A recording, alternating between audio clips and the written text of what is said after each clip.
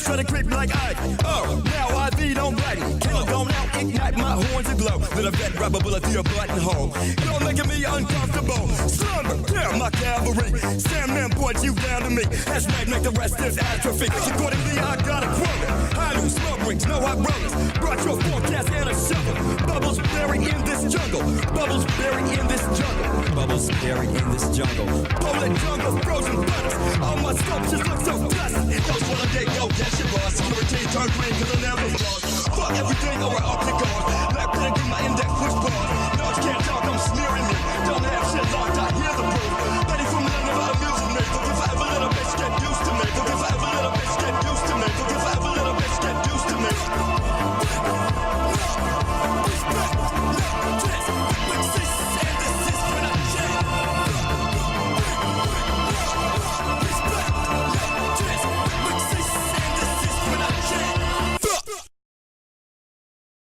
What's going on, everybody? I hope everyone's having a fantastic evening, fantastic afternoon, fantastic pre-noon, no matter where you are in the world. I'm Hasan Piker, and this is the Hasan broadcast coming to you live from sunny California, Los Angeles, folks. We're live and alive, and I hope all the boys, girls, and MBs are having a fantastic one because today's a beautiful day. Today's a wonderful day. Today is Thursday, folks. It's Thursday, and it's 101 degrees here in sunny California, Los Angeles, and I'm live and alive, and I hope all the boys, girls, and MBs are having a fantastic one because it is September 5th.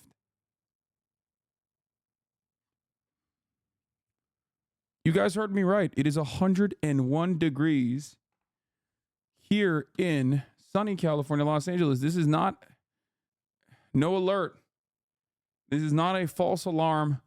It is hot as a motherfucker out here, dude. Hasan, I'm a cis man and lactating. What's wrong with me? I think you might be real horny. It's gonna go up even more, it seems, here in sunny California, Los Angeles. Weather that we've never actually experienced before. Can you please say, well, get well to Megaphonics? He has COVID. How the fuck did you get COVID, Megaphonics? Oh my God, he went to another DNC event, didn't he? Anyway, get well soon, Megaphonics. All right, so, folks, this is the part of the broadcast where I tell you a little bit about my personal news about what's going on in the world of Hasan. I'm a Piker in between the time period where I press the stop streaming button and press the start streaming button. Let me tell you, a lot has happened. Kind of tacky to show those guns on stream after the shooting. Well, you know, this is a right to bear arms state, baby. Well, everything is a right to bear arms state because Second Amendment. I got to have these arms, the arms of a bear. So yeah. Save me from Space Marine 2 spoilers, King. Internet says it's only 93 fucking degrees, you liar. Bro, look at the left corner. What does this say? Well, you can't see it now because an image, a sub noti has come up, but received your merch in France and so got complimented for it at the gym. By the way, I lost 10 kilograms since April, big part of it. Thanks to you, my man, Angie Nippard, Mr. Pussine. Congratulations to my friend. Good job. Very good, Mr. Pussine. All right, anyway.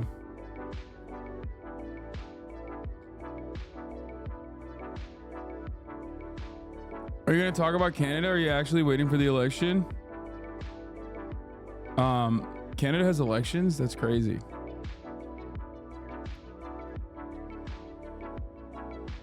Can you play your Lockdown Protocol, please? It even brings the views. Yeah, I want to. Eventually I will, but I'm going to finish Wukong first. Okay. Anyway, folks, personal news-wise, I ended the broadcast last night after 9 hours. Another half day. You already know what it is. Another half day. It is what it is, you know.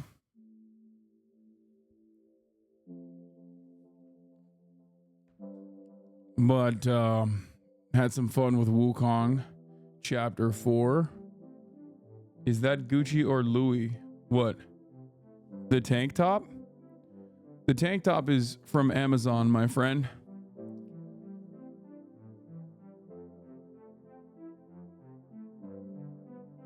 I don't really wear Louis Vuitton, but I do sometimes wear the Gucci shirt that I own. Tim Pool clip on CNN having a meltdown. I love that. I'm so excited for that. Oh my God. This is going to be a lot of Tim Pool combos today.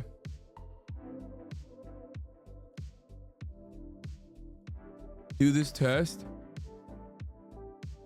Megan Thee Stallion tests her anime knowledge with Billboard. Yeah, we'll do this. Pillowcase ass tank top. I really like these because they're tight. Like they're form fitting. They're tight. They don't get like weird. Like they stretch, but they stay on. You know what I mean? Whereas like the normal Calvin Klein tanks that I used to get, also from Amazon, would get like so floofy by the end of the day. These are stretchy. I like it.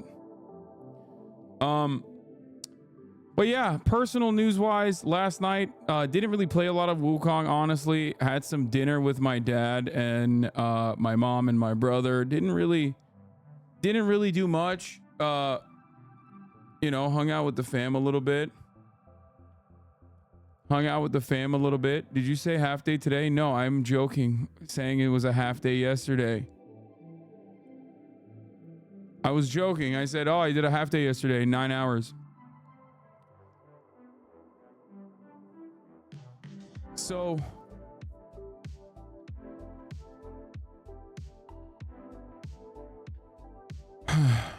yeah, we'll talk about Tim Walz's family as well. We'll talk about Tim Walz's family saying that they're voting for Donald Trump. Turns out they're just fucking distant cousins, but not invited. Crash Dummy shouted you out. Oh yeah, I saw that. Beautiful. Love those guys. Damn, the one time you respond to my chat, it's me admitting to lactating. Yeah, dude, of course, if you fucking tell me you're lactating, I'm gonna talk about it, you know? Washington Facebook content vice president. Washington Facebook content? What's FB?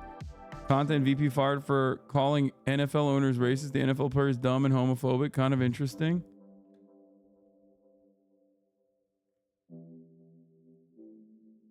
Those podcast Nazis made a big effort post. Ooh, I love that.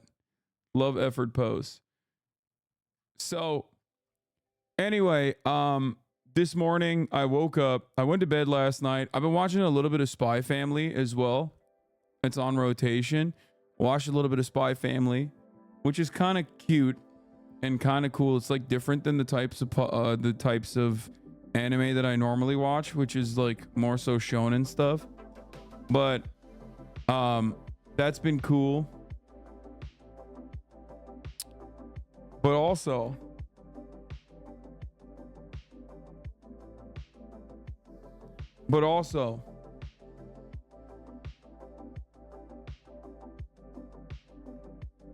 I've heard through the grapevine that a lot of NFL players are homophobic. Yeah, no shit, dude. What do you mean?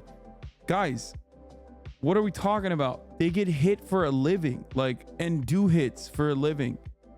Like, hey, guess what, dude? Hey, I've heard it through the grapevine that a lot of UFC players are homophobic. Like a lot of UFC fighters are homophobic. It's like, dog, if you went to high school or college in the United States of America, do you remember them being nice? Like, do you remember the jocks at your school being open-minded? Maybe some of them, but that would probably be a fucking rarity. Now imagine how much worse they got over time as they kept getting hit in the head. You know? That's what I'm saying. Like, there are really kind and awesome jocks out there, obviously. I mean, Crash Dummies podcast is a great example of this. Like, they played college football, you know? The guy who said that black people in the NFL are homophobic. Yeah, okay, that's a little... Okay, well, that's racist as hell then. Because it's... Especially with the NFL, saying that about just the black people in the NFL is such a funny fucking thing to say. Because It's like, have you seen the white dudes in the NFL? Did they ever strike you as like more woke at all? You know? Like, this doesn't mean that like all football players are like this, by the way. I'm just saying that I'm sure there are a lot. He said it about the white guys as well. Oh, the guy said the players are homophobic. Just FYI, this league is Project Veritas. Okay, I don't really care about this league at all. This is so stupid. NFL owners are racist. It's correct. And I'm sure there's plenty of fucking NFL players who are homophobic. Everyone's got weird fucking weird hangups.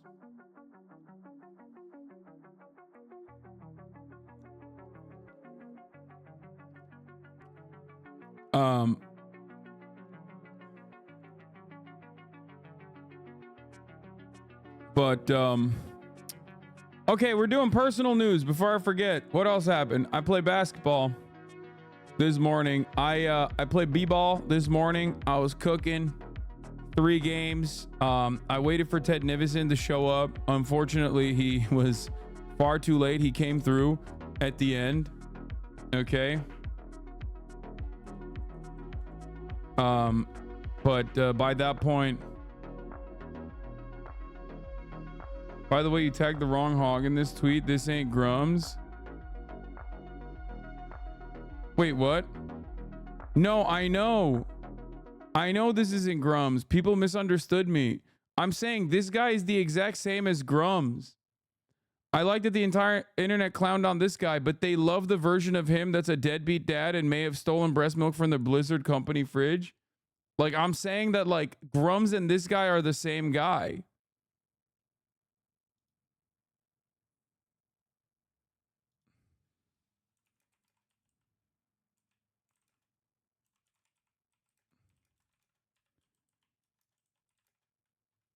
Type of guy.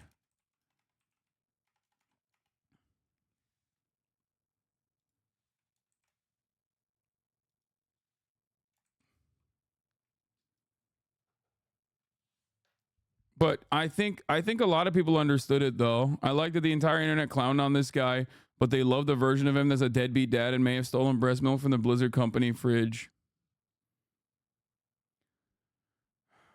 Anyway, Hasan doesn't eat breakfast. Wait, what is this? Love how loud stands up for when your worker accuses her of prostitution. Did the jocks bully you, Hasan? You ate cereal? What you have for brekkie breakfast?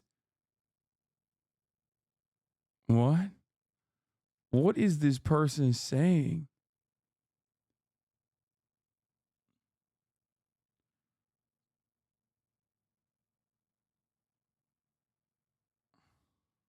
I just chat. Love how loud stands up for when her. Oh, it is about Spy Family. Oh my God. It fucking bricked my brain. I was like, what the fuck? It's Lloyd and your. Yo, that's crazy. That's crazy the way you wrote that out. Okay. You said an entirely different damn thing. Okay. God damn, it made me think like you're.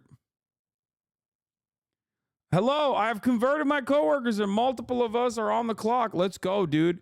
That's my favorite activity is stealing dimes from the company. Okay. Watching the Hasan broadcast on the company time, dude. That's my shit. Okay. Love that. Love that.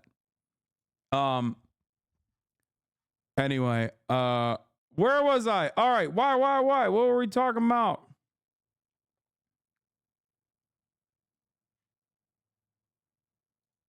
So,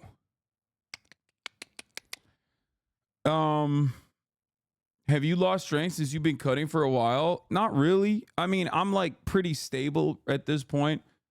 I sometimes go up in strength and other times go down. But honestly, what matters is ball. Ball is life. I'm actually low key not that far off from dunking like consistently, you know, or not consistently, but at least like dunking it all. So that's exciting news. Anyway, I balled this morning. I balled this morning, and that's pretty much it. There's like not really anything else going on in my life. I had a little business call. I'm gonna be on a hashtag ad. You'll find out about it when the ad comes out, but that's it. And let's blast off. There's a lot to talk about today. We got a lot going on. What the fuck? Melania Trump, my story, my perspective, my truth. Okay, anyway.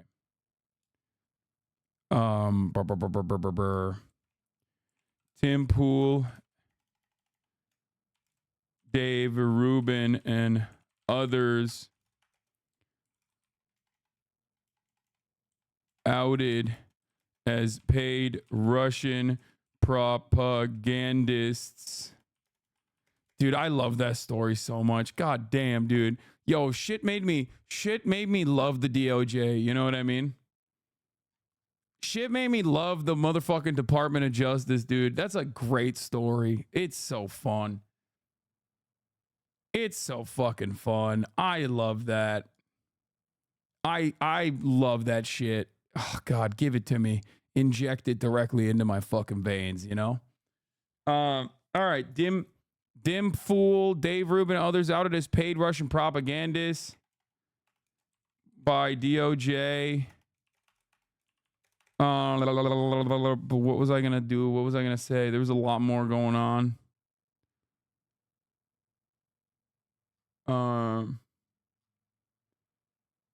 Been boned up for 2 days now. What does boned up mean? Another opt down. RIP Bozo Pagwatch. Yeah.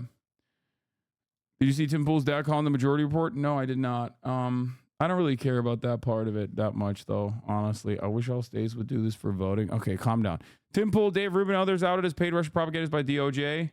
Kamala reveals new policies. Looking at polls.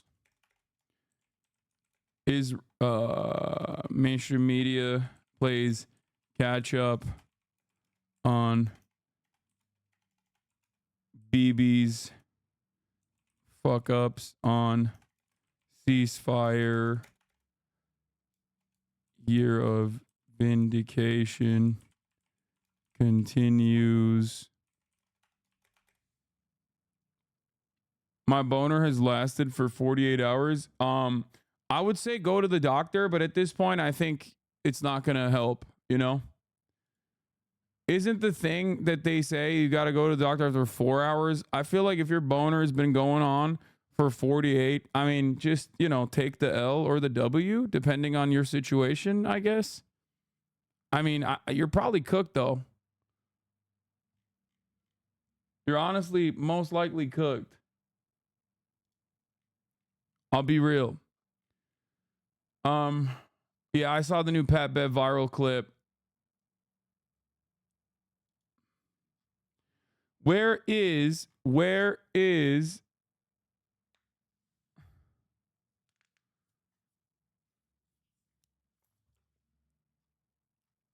we have a blast off meme? Macron named the traditional right wing not far right. Oh, Barnier becomes new French PM and bids end to turmoil. Great. Thank you, Macron. Very nice. Fucking piece of shit. Give me a goddamn blast off meme, dude. Come on. Melon got ambushed and serenaded too.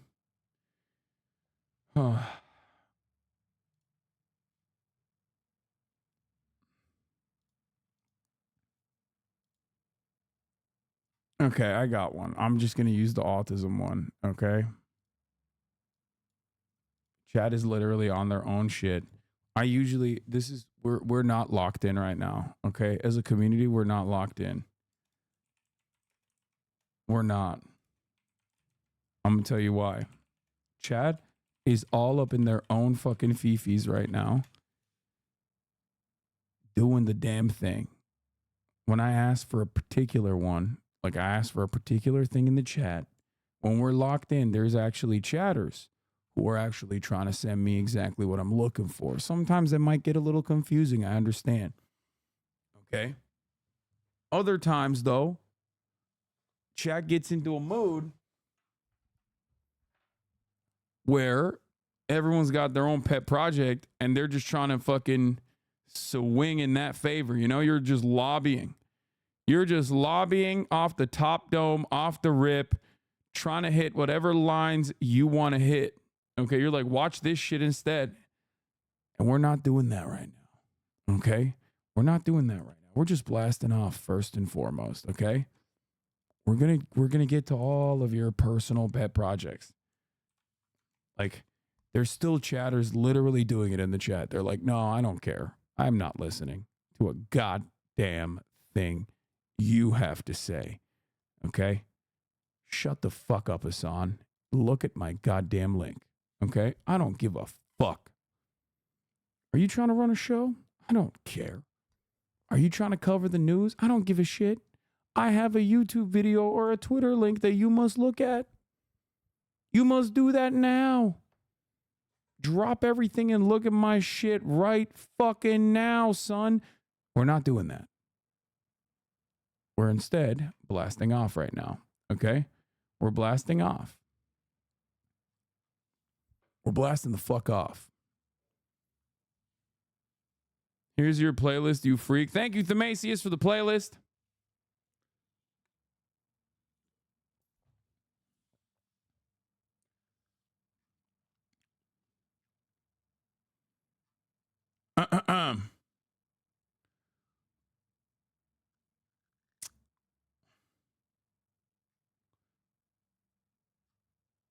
You cost me all my points yesterday. I mean, I'm not gonna lie, I cooked a lot yesterday, so that's kind of on you for not believing in the right times.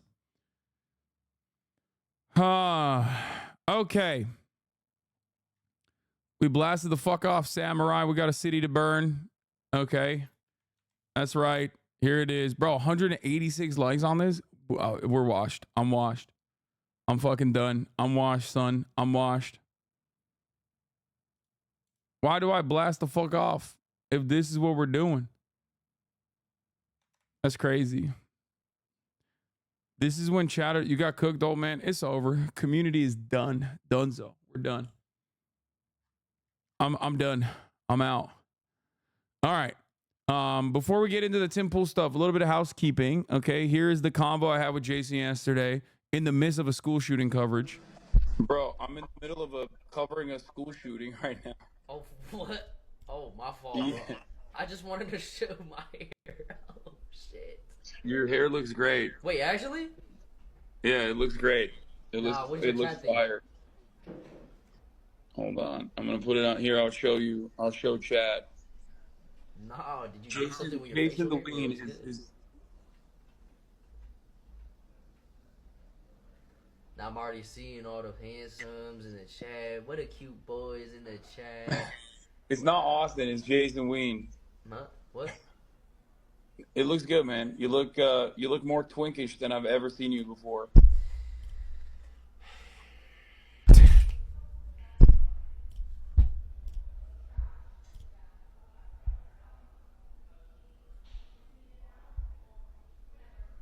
Why is this guy forced on us so much?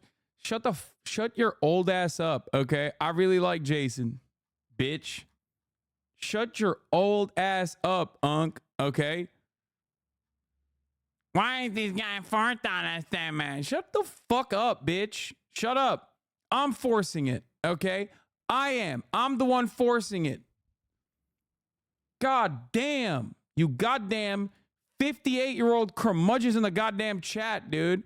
Holy shit.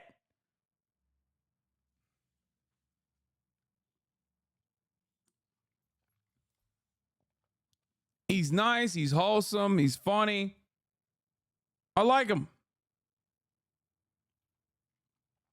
He is ass. Stop acting like a Zoomer. Lazan. You just wrote Lazan, bitch. Shut the fuck up. Gross ass fucking 38 month subscribers in the chat. Getting fucking insanely annoying. Okay. Get it immediately. We have deviated away from political commentary. Can we get back to that, please? Anyway, here's the Crash Dummies podcast defending my honor. So it's like y'all really did a podcast. I used to like y'all. Y'all did a podcast with Hasan. Yeah. I always forget that he's really popular, so he has a lot of like haters too. Yeah, whoever said that, die slow. But man, He said, whoever said that, die slow. Hasan can do no wrong in my eyes. Whatever he say, I said it too. Fuck it. You diss Hasan, you diss me. But yeah, we'd definitely be back out there to do some more collabs and stuff like that. Yeah, definitely. So it's like, yeah. I think Jason's hair looks nice, by the way. I wasn't even joking about that. We will break out those precios on. Yeah, they were great.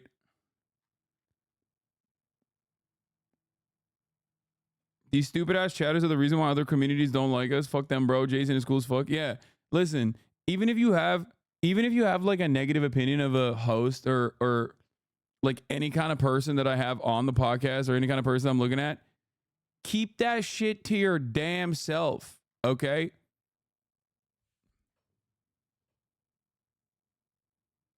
How about that? Here's advice, okay? Shutting the fuck up is $0. You know, it's cheap, it's free. You don't have to be annoying all the time, you know? You can let people enjoy shit.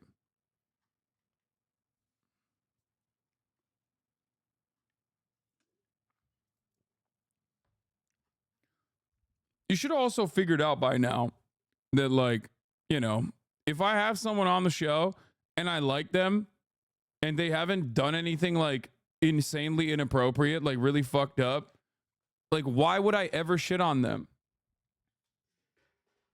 Like, as a content creator myself, I understand the bar for content creation is like a content creator having like a good community is incredibly difficult. You know what I mean? Most people just lean into not doing that. So as soon as I see someone like doing, like taking the initiative to ensure that they have like a nice, wholesome community overall, like I'm gonna fucking respect that. You know? It's funny because it's the same chatters that get upset when chats from other streamers get aggro on you. I know.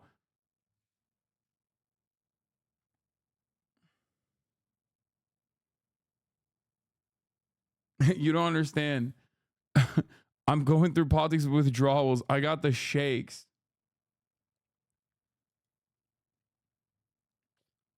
JVP Free Palestine says that right after that Pew poll, 70% of Jewish Israelis say it should be forbidden to express on social media platforms any sympathy for civilians in Gaza. Nice. Good stuff, man.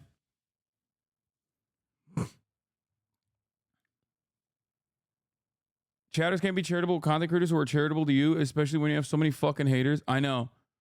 Chatters trying to make this community weirdly exclusive and it hurts the community. I know.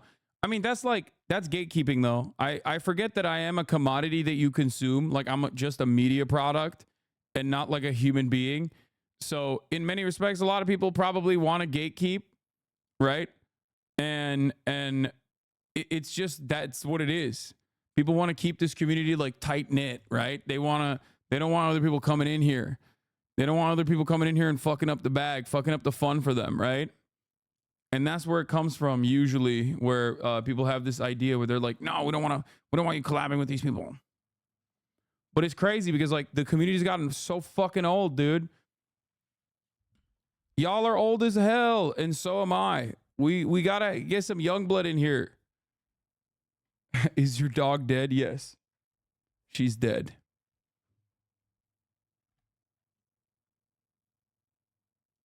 Dude, no, fuck that. That's such a shit perspective. You're not a commodity. There's no need to gatekeep. Yeah, that's what I'm saying. My entire goal is to like have a massive community of like-minded individuals who are understanding and open-minded. Thank you, Majority Report, for the raid. Hope you had a good stream. The Majority Report. And you know, for that, like you gotta get like you gotta get people on board.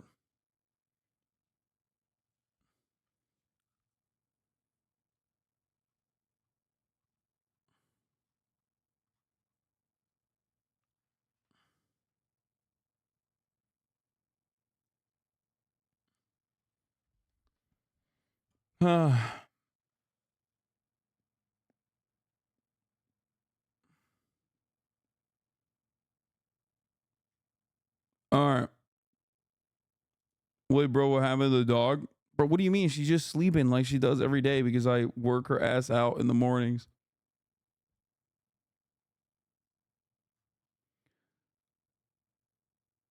I've never watched a streamer that is so involved with chat that has 20K constant viewers. Yes, I care about my community a lot. That's why I yell a lot at my community, which can be a little jarring for a lot of people who are uninitiated and not used to this sort of thing. And they go, what the fuck? How is this happening?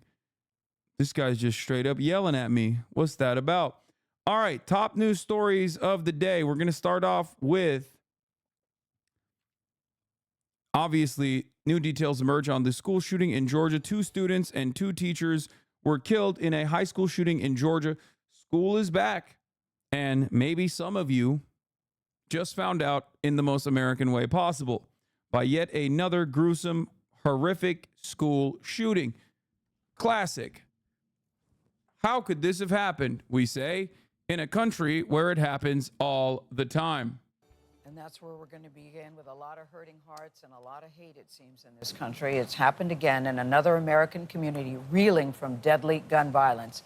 Here's what we know so far. It happened at Appalachia High School, that's in Barrow County, Georgia, about 45 miles east of Atlanta.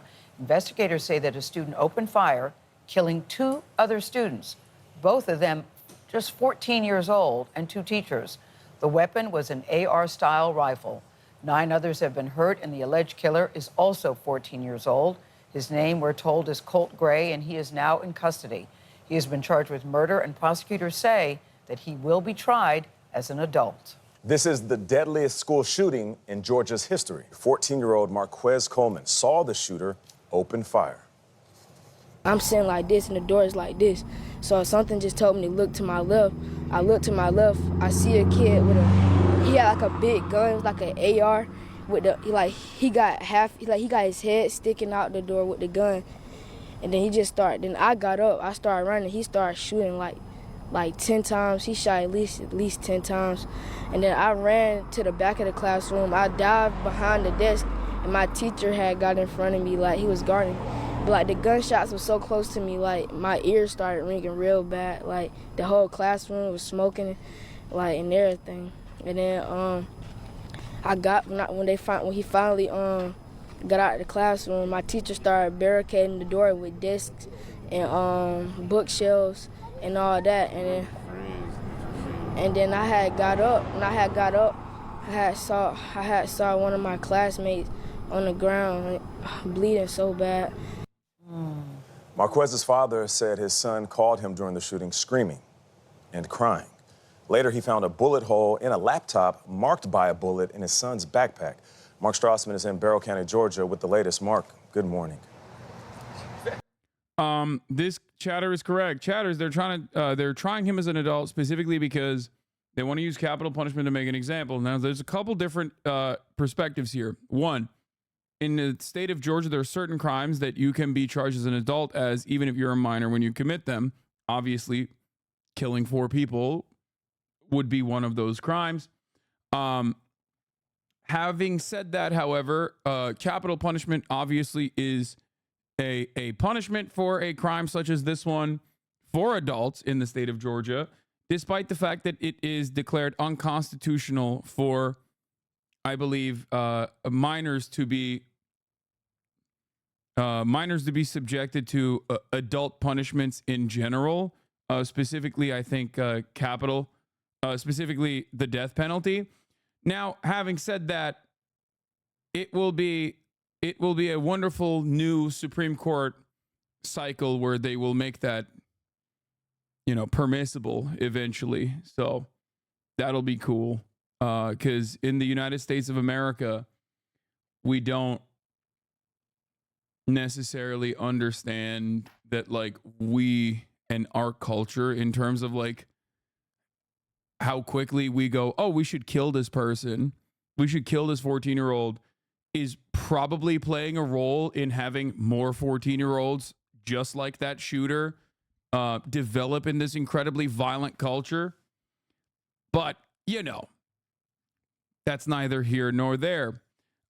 It's additionally insane to have this conversation because The reason why you do the death penalty, like the arguments for the death penalty, which I am against, by the way, unconditionally, is it's a deterrence. Except the overwhelming majority of mass shootings already end with the death penalty right there, because most of those people either want to die with a suicide by cop or just kill themselves after they're done killing a bunch of people. So,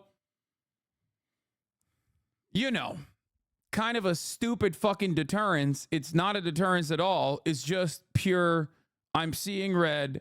I want to act like I'm doing something. I'm satiating the masses that have a thirst for blood. I'm quenching their thirst by killing this 14-year-old, that is now in the custody of the state. That's basically it.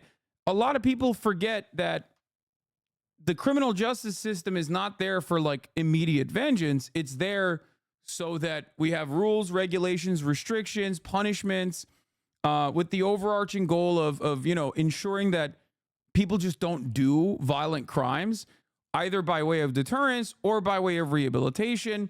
And we've completely lost sight of that. I think the average American genuinely, I think about this a lot. The average American, I think, genuinely looks at the criminal justice system as like a vehicle to do harm to people who have done harm to others. And that's literally not the point. Like, that's not the point at all. That has never been the point. That's not, like, we are not medieval peasants, okay? What the fuck are you thinking? What are you saying? And yet it is such a commonly held belief, commonly held attitude, even in a very progressive community such as this one. It's actually one of those issues. It's actually one of those issues that I talk about quite a bit, because I'm obviously in favor of prisoners having more rights, more liberties, and our criminal justice system completely being revamped to focus on rehabilitation rather than incarceration in an effort to reduce recidivism in this country, which are pretty fucking high. But whenever this conversation comes up, and it doesn't have to come up in the midst of like a very obviously emotional mass shooting that happens all the fucking time, right? Even if I'm talking about it offhanded, just generally talking about like the horrifying conditions in our prisons or whatever, people literally will come in and be like, what if a super serial rapist pedophile, like, killed your mom and then your entire family, like, what then? And it's like, this does not change the analysis. Like, in that immediate moment, your retaliation and the things that you want to do to this fucking horrifying murderer does not change the reality that, like, that's not how the criminal justice system is supposed to work, okay? That's why you're not the judge, okay? There is an supposedly impartial third party that is supposed to be looking at the situation and analyzing it evenly. That's why you're not sitting on the fucking jury, dumbass, And thank God for that, because a lot of people get falsely fucking implicated in crimes and shit. And you don't want people that are falsely implicated in crimes to go to prison permanently or even killed.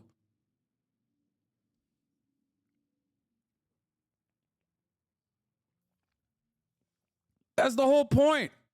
It's like, oh, what if your mother was killed? What would you want in that situation? It's like, yeah, I know. I would probably also be emotional in that circumstance, but that's precisely why you're not the fucking jury, nor the executioner, nor the judge.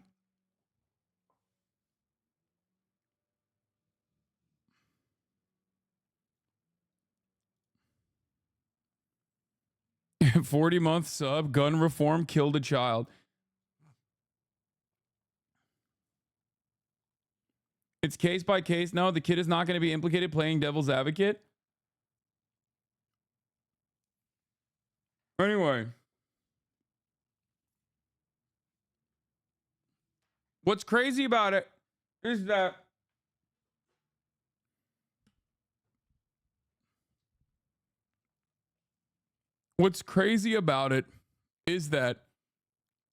in terms of this story, there are a lot of parties that are responsible for this death and destruction.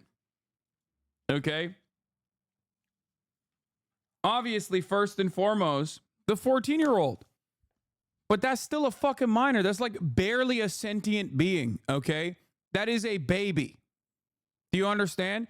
So we have to immediately look at the situation and go, how the fuck did a 14-year-old get to this goddamn point? Okay, there's a reason why we analyze minors and adults differently, okay? Because if you have this energy for a 14-year-old, okay, what's going to happen when you got a fucking 10-year-old that does this shit next time? You know what I mean? And by the way, that is a thing that has happened before in the United States of America. I forget how old the youngest school shooter is, but I think it was like literally a kindergartner before who like tried to shoot her fucking teacher. Luckily, he failed. Or was it a 6-year-old? Yeah, it was something like that. It was like something insane, which is the most American story of all time. So, like, using the capital punishment as a deterrence strategy in this conversation is additionally stupid because like that's not how mass shooters work. You know what I mean? Mass shooters more often than not have no care or consideration for their fucking lives. You understand? So you're not even doing deterrence in this situation. You're not even like technically pointing to like a theoretical deterrence. Okay? It's pretty crazy.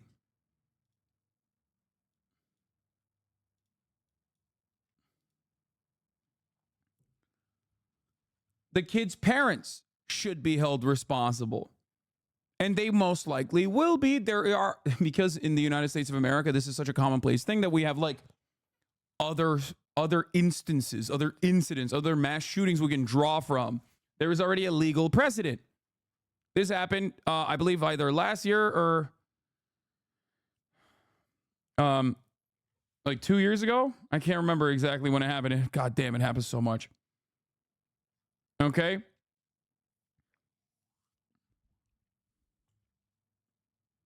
What about a maniac, genocidal mass murder like Netanyahu, rehab, or capital punishment? What about medical experimentation as a punishment? Dude, again, you're talking about vengeance and not justice, okay?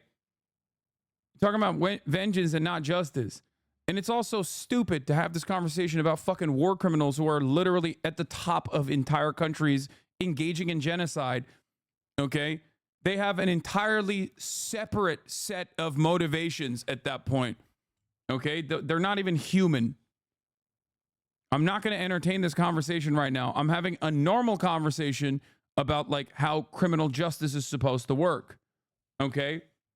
And yeah, Puyi is a good answer for the Netanyahu answer, obviously, but that's besides the point. You know, send him to the motherfucking work camps. But we'll get that. We'll get there in a second. Okay? Yeah, send him to the work camps, have him fucking rehabilitate, have him come out of that a new man, you know?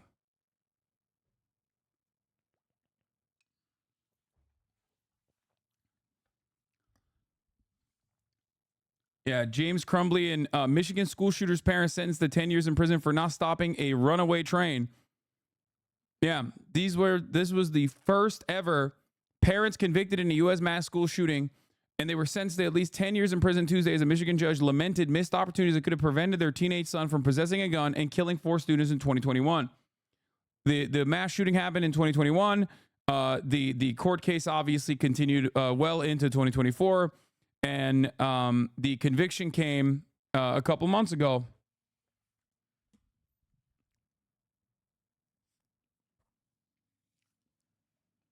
So there's a couple things that I want to talk about here with respect to like the additional details and the FBI's involvement, which are fucking it's crazy. What is this? Then why did you stream yourself shooting automatic weapons for content? What? Because I like shooting guns. But I'm not a fucking dumbass who thinks that we shouldn't have any restrictions whatsoever. We should have all of the restrictions.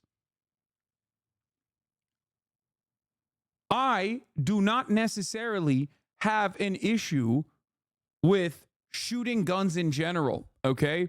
But I also understand what guns are for, okay? Guns are for killing. That's it. That's the one purpose of a weapon. You can't use it for anything else. You can't use it to fucking, cook your food. You can't use it for travel, transportation. There's no other utility for a gun. It's just, a lethal machine, a machine of murder. Okay? And hunting is still lethal. Okay? You're proving the point that I'm making. You can't use a gun as a fucking paperweight, The primary purpose of a gun is to kill. And therefore, if that is the case, then we should probably have severe restrictions on who can get it, how they can get it, and ensure that it's not as simple as just walking into a goddamn Walmart and then being able to open carry it out of there. Do you understand?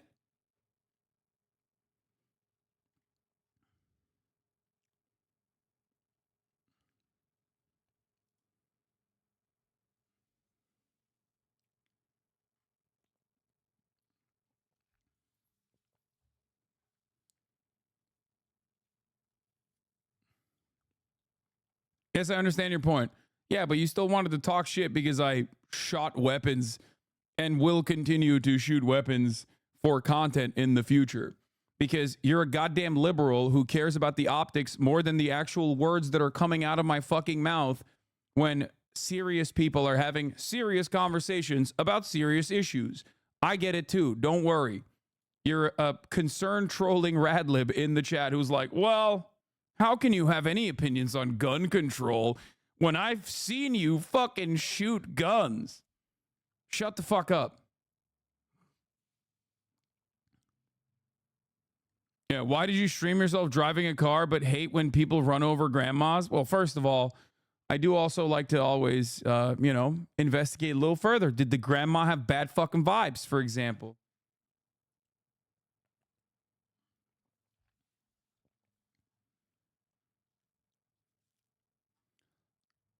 Anyway, I just learned that as of 2022, our civilian gun ownership rates are the highest in the world, higher than places like Serbia and Yemen. Yes, Yemen is the number 2. You're missing an important function of guns. Bud Light cans aren't going to blast themselves. Listen, until a gun like this one can serve a 3-minute ad break at the top of the hour, I will forever tell you that the only purpose for these things is murder. Okay? That's it. At the top of the hour, I serve you the 3-minute ad break, not the gun.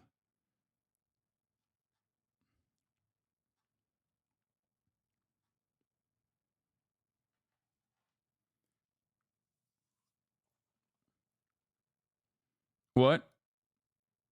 So you advocating for eliminating any elements of retribution and justice? I mean, that's like the entire point of delegating punishment to the state. Like everyone want to make their matter in their own hands, but that will just cause chaos for society. So the government inherits the responsibility. I believe that rehabilitation and retribution can go hand in hand. No, dude. It's not retribution. What the fuck are you talking about? That is not justice at all. The fuck do you mean retribution? Who the fuck are you? Are you an anime villain? What do you mean? This is villain speak, dog. Like every fucking popular media that uses that terminology is usually a villain. You understand that, right? Retribution. Like, shut the fuck up. That's not the purpose of the fucking criminal justice system, dumbass. Also, I never said shit is sweet. It's not like restricting someone's freedoms is going to be a fun process, okay? Try it out. Let me lock you in a fucking cage for an extended period of time and tell you when to fucking wake up and when to go to sleep and what you can and can't do, that you can't see your loved ones. And then you can tell me if that's not like punishment, okay? Of course, prison isn't sweet anyway. The problem is the way we analyze it is retribution because you're an American and every American has that Sephiroth in their fucking minds. You know what I mean? Jesus Christ. What's your take on guns don't kill people? People kill people? Yeah, people do kill people. It's just guns make it a lot easier to kill a lot of people, especially assault weapons. And yes, that is a distinction, okay?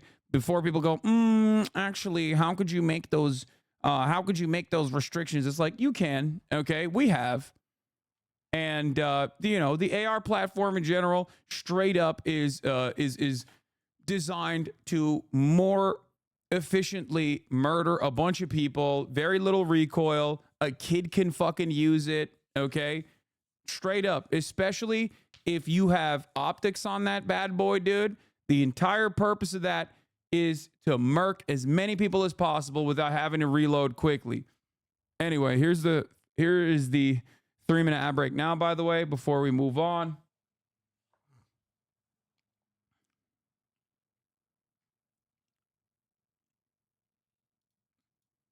Yeah, research shows more guns equals more death. Therefore, if you can isolate the variable and the variable results in more death, then it's the guns doing it, not the people. Yes. Do you think California's assault weapons classifications are valid? I think half of the items on that list are pointless. Yeah, there's a lot of stupid fucking loophole laws. There's a lot of patchwork laws that they have, okay? In the state of California, you can't have a pistol grip on an AR style weapon, okay? You can't have a pistol grip on it. It's fucking annoying, all right? The real problems, in my opinion, come from, like, giving anyone and everyone a fucking gun, okay? Like, there are reasonable, common sense gun safety measures, okay, that other countries where there are guns that people can go out and purchase that need to be implemented here, okay? You need to get a psychiatric evaluation before you get a gun. You need to have multiple people offer like a personality witness or whatever the fuck it's called before you should be able to get a gun, okay? And those people could be held legally liable if you do something crazy with that gun. We have the absolute dumbest fucking gun laws. We have no gun laws at all. Dog, we have, I think this was in Georgia, actually, but we literally have ammunition automatic vending machines. Like there was a company that was trying to do a startup for ammo vending machines, man. What the fuck are you talking about, dude? Texas. Yeah. Character witness is the term I was forgetting.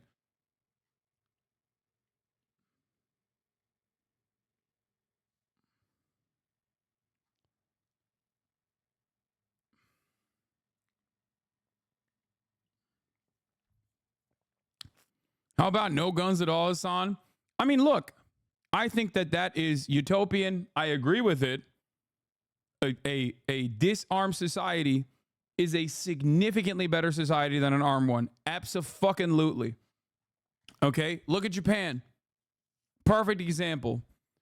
It's just that in the United States of America, when there are currently more guns in circulation than there are people, that is impossible.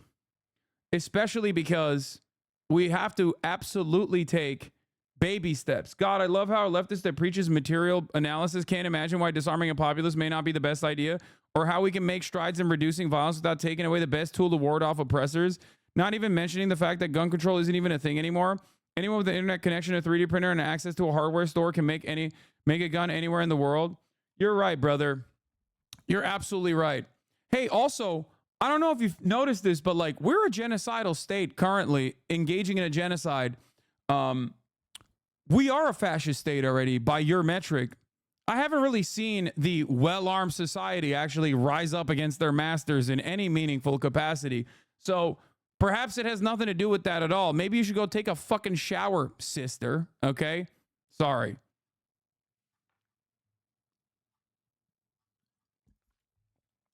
Goddamn anarchist, dude. Fantasizing about a fucking revolution that will come.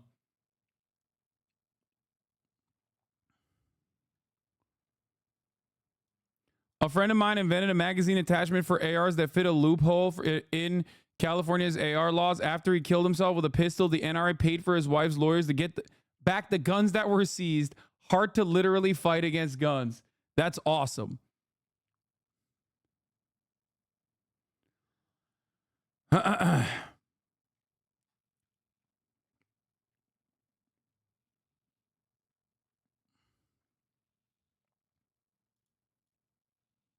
I think Jace Orange Tail took the political power comes out of the barrel of a gun bit too literally. I know.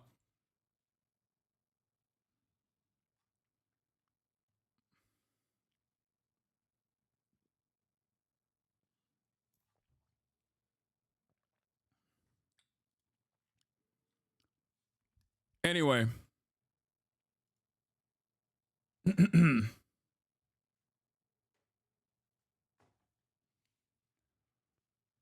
It's such a stupid fucking conversation to be had, dude.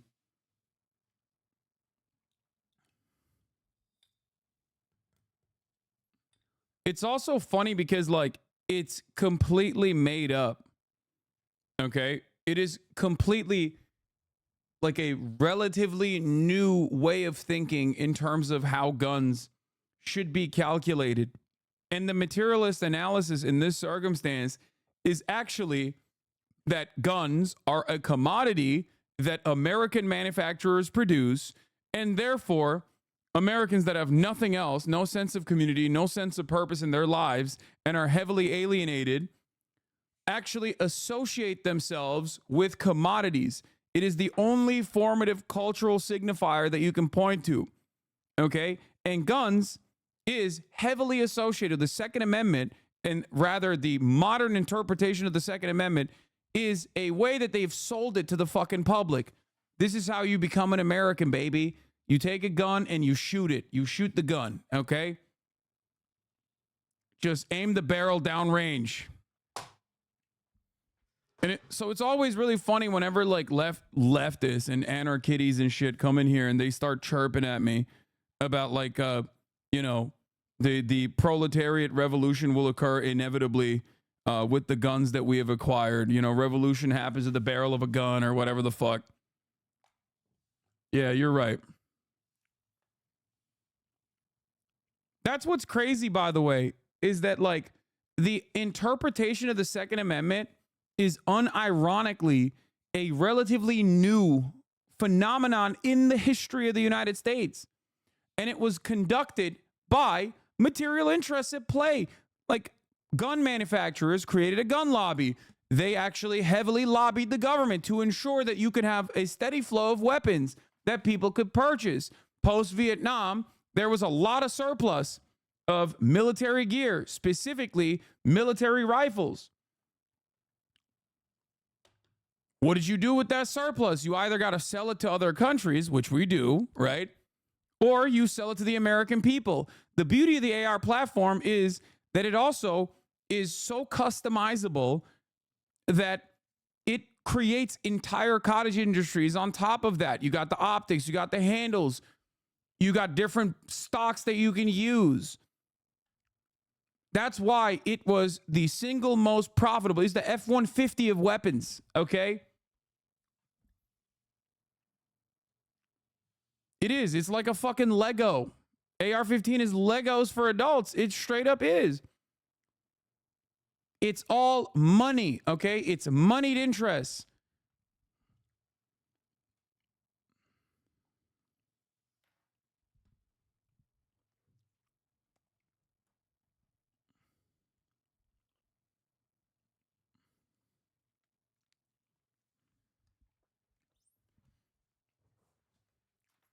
But you will never understand that until you live in the United States of America, okay?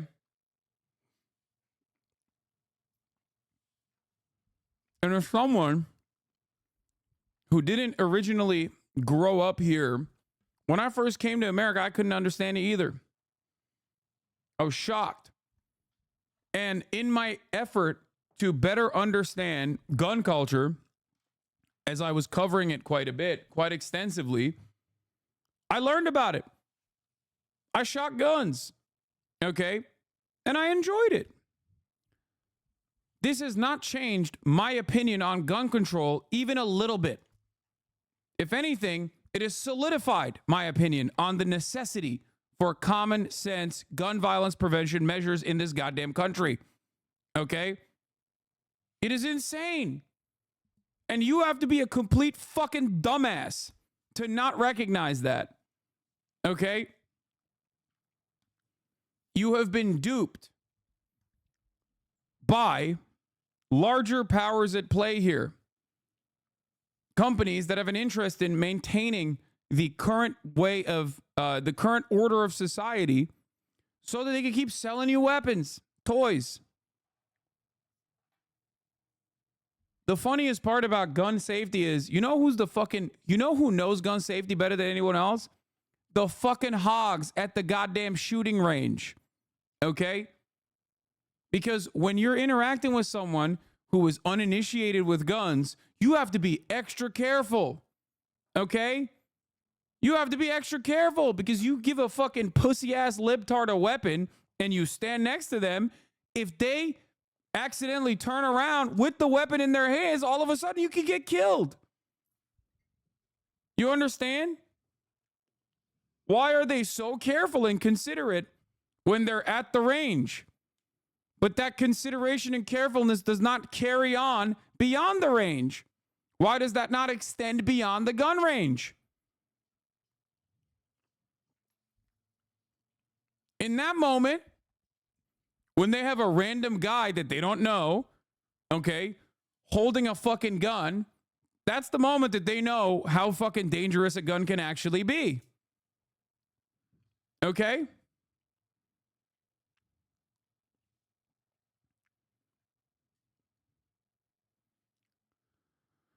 Huh.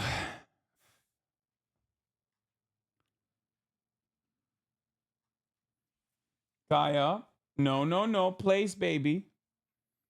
Good girl. They consider it a personal responsibility. I don't agree, just saying. Yeah.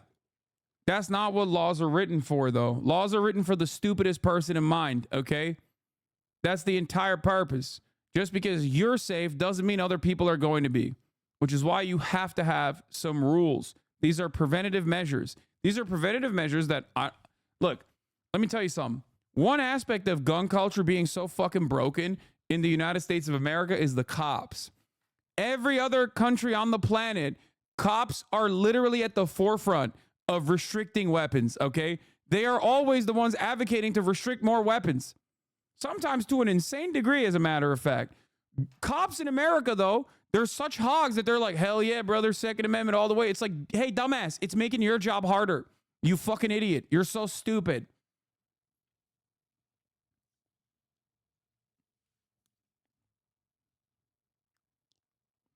It's so dumb. And before you say, Hasan, you want cops to be the only people with fucking weapons? No, I want to demilitarize the police as well. You cannot have gun control without also demilitarizing the police. The American police force is insanely gunned up. Okay? Like the average fucking cop that pulls you over shouldn't have a goddamn arsenal in their tank, okay? Because when you're a hammer, everything looks like a fucking nail.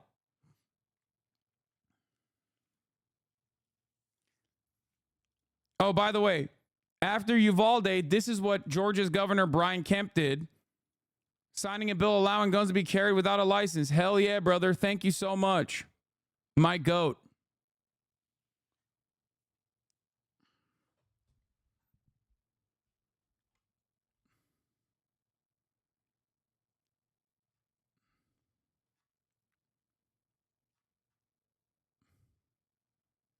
But yeah, let's get back to this story. Good morning, Nate. The FBI now says that local deputies questioned the suspect and his father last year. The reason at the time, online threats to carry out a school shooting by the suspect, who was 13 years old at the time. But the father told deputies that his son had no access to guns in the house. The suspect denied making those threats at the time. And so there were no arrests until yesterday. First responders rushed to Appalachia High School around 10:20 Wednesday morning after getting reports of an active shooter. Investigators say 2 school resource officers quickly encountered a 14-year-old student with an AR platform-style weapon inside the school. They say he quickly surrendered. By the way, you want to know something so evil about this shit? Here's a fun little fact. It's not so fun. It's pretty grim, but, you know, I'll say fun regardless.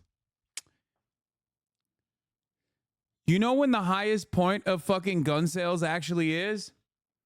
Democratic leadership after a school shooting. Gun sales go up. People go out right after a mass shooting and purchase the weapons. So even this kind of coverage where they single out the AR platform, right? That actually plays well. That actually plays to the interest of the NRA. Now, let me explain something about the NRA to you, by the way, before we continue on with this story. If gun-free zones did not fucking work, why don't the Republicans at the RNC allow everyone to open carry? Why doesn't the NRA, when they do their conventions, allow people to open carry? I don't get it. It seems so strange to me that these guys say guns make people more safe, and yet the least safe place on the planet is the NRA convention.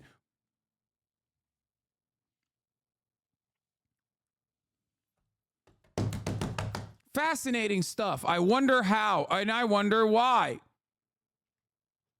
The least safe place by the NRA's metric of safety is an NRA convention because ain't nobody's got guns. Ain't nobody got guns there. Woke as hell.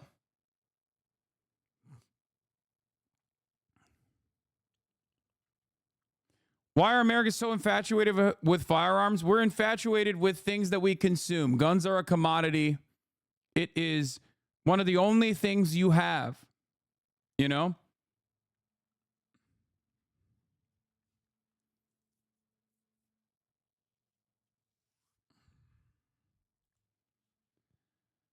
It's no different than a Funko Pop. It's no different than like a handbag. You know what I mean? It comes with a sense of a community, a shared purpose, shared goals, a commodity that you're consuming.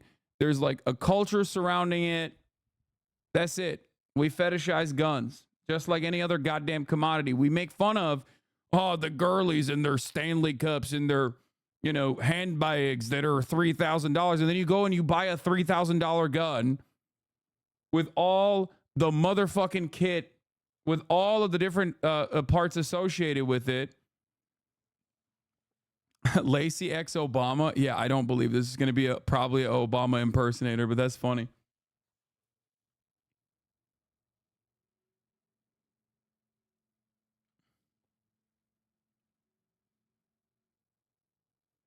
Not going to lie, you guys are kind of weird. I know, dude. I know.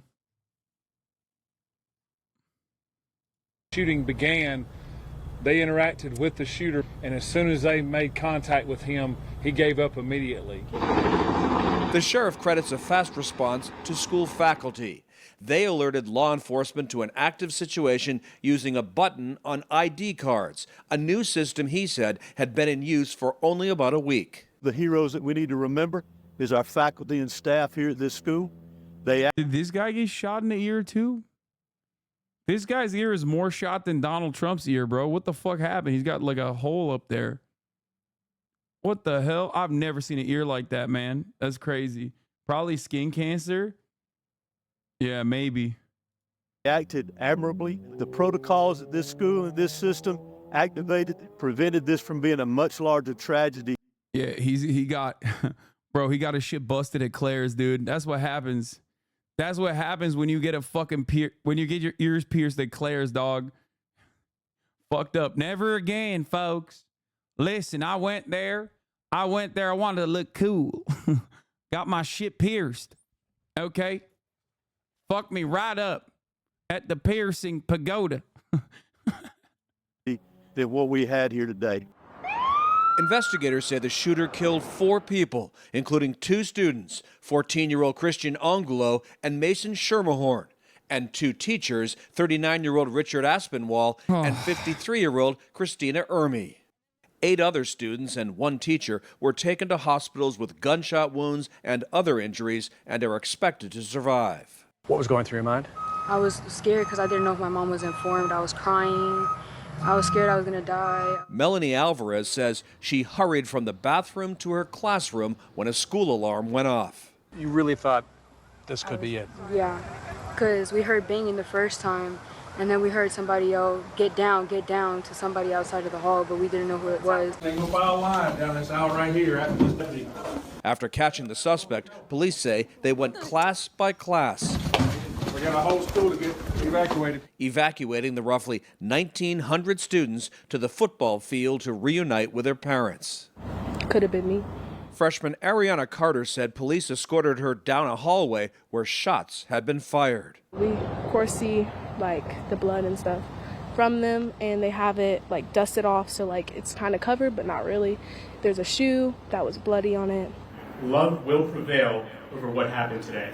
Wednesday night, hundreds came together for a vigil. I just felt like I needed to be here. Samantha Huff graduated from Appalachia High School 2 years ago, but came home to Winder after hearing about the shooting. You just have the sense that many people here are just shattered. It's quite literally shattered. Like, it's just, I don't even think I fully comprehended it. It's just like thinking about it, it's just never going to be the same again. Like, our little small town is always going to have this hurt in our heart because of this. Suspect Colt Gray is being held at a regional youth detention facility. The sheriff says he is cooperating, but so far the motive remains unclear. Gail, so sad. It's beyond sad. I can't wait to hear what he says. Nothing he says will make this all right, but I hope we can get some insight into his thinking. A short time ago, we spoke to another student. His name is Isaac Sanguma. He was walking back to his class at the time of the shooting. Isaac, thank you so much for joining us. First, let me say I'm so sorry that this has happened yet again in this country. I'm so sorry that we have to talk to you under these circumstances. You know, when the school received a phone threat earlier that morning, multiple law enforcement officials told CNN. Yeah, that's the other part of the story that I don't understand, where it's like, I feel like these guys in law enforcement, they just, I don't know what it is, but they just get off on it, you know? Like, it does unironically seem like law enforcement loves being like, yeah, dude, we actually do suck. Like, we do. We suck so bad. We are the absolute worst. Like, nobody was pointing the finger of blame at law enforcement until law enforcement comes out and is like, no, dude, the FBI's like, he was on our radar. And then local cops are like, oh, they told us actually. He told us ahead of time how he was going to do the shooting. Now, obviously, they wanted to keep his record clean so we could apply to the academy. Yeah.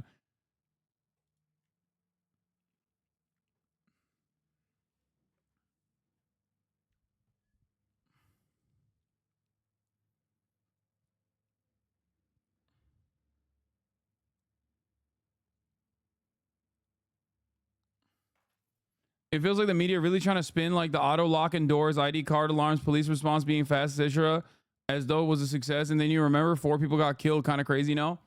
Yeah, no, it is spin. It's the spin factory for sure. Like last year, they would make fun of those protocols. Now those protocols are implemented, so they have to be like, see, those protocols actually work. It could have been much worse. It's like, bro, 4 people died. Like, what do you mean? 8 people were fucking wounded, you know? 9 people were shot, 4 are dead. The fuck do you mean? How is that a W? We're 2 days into the fucking school year, man. We're 2 days into the goddamn semester, man. What the fuck? Year over year, every single day,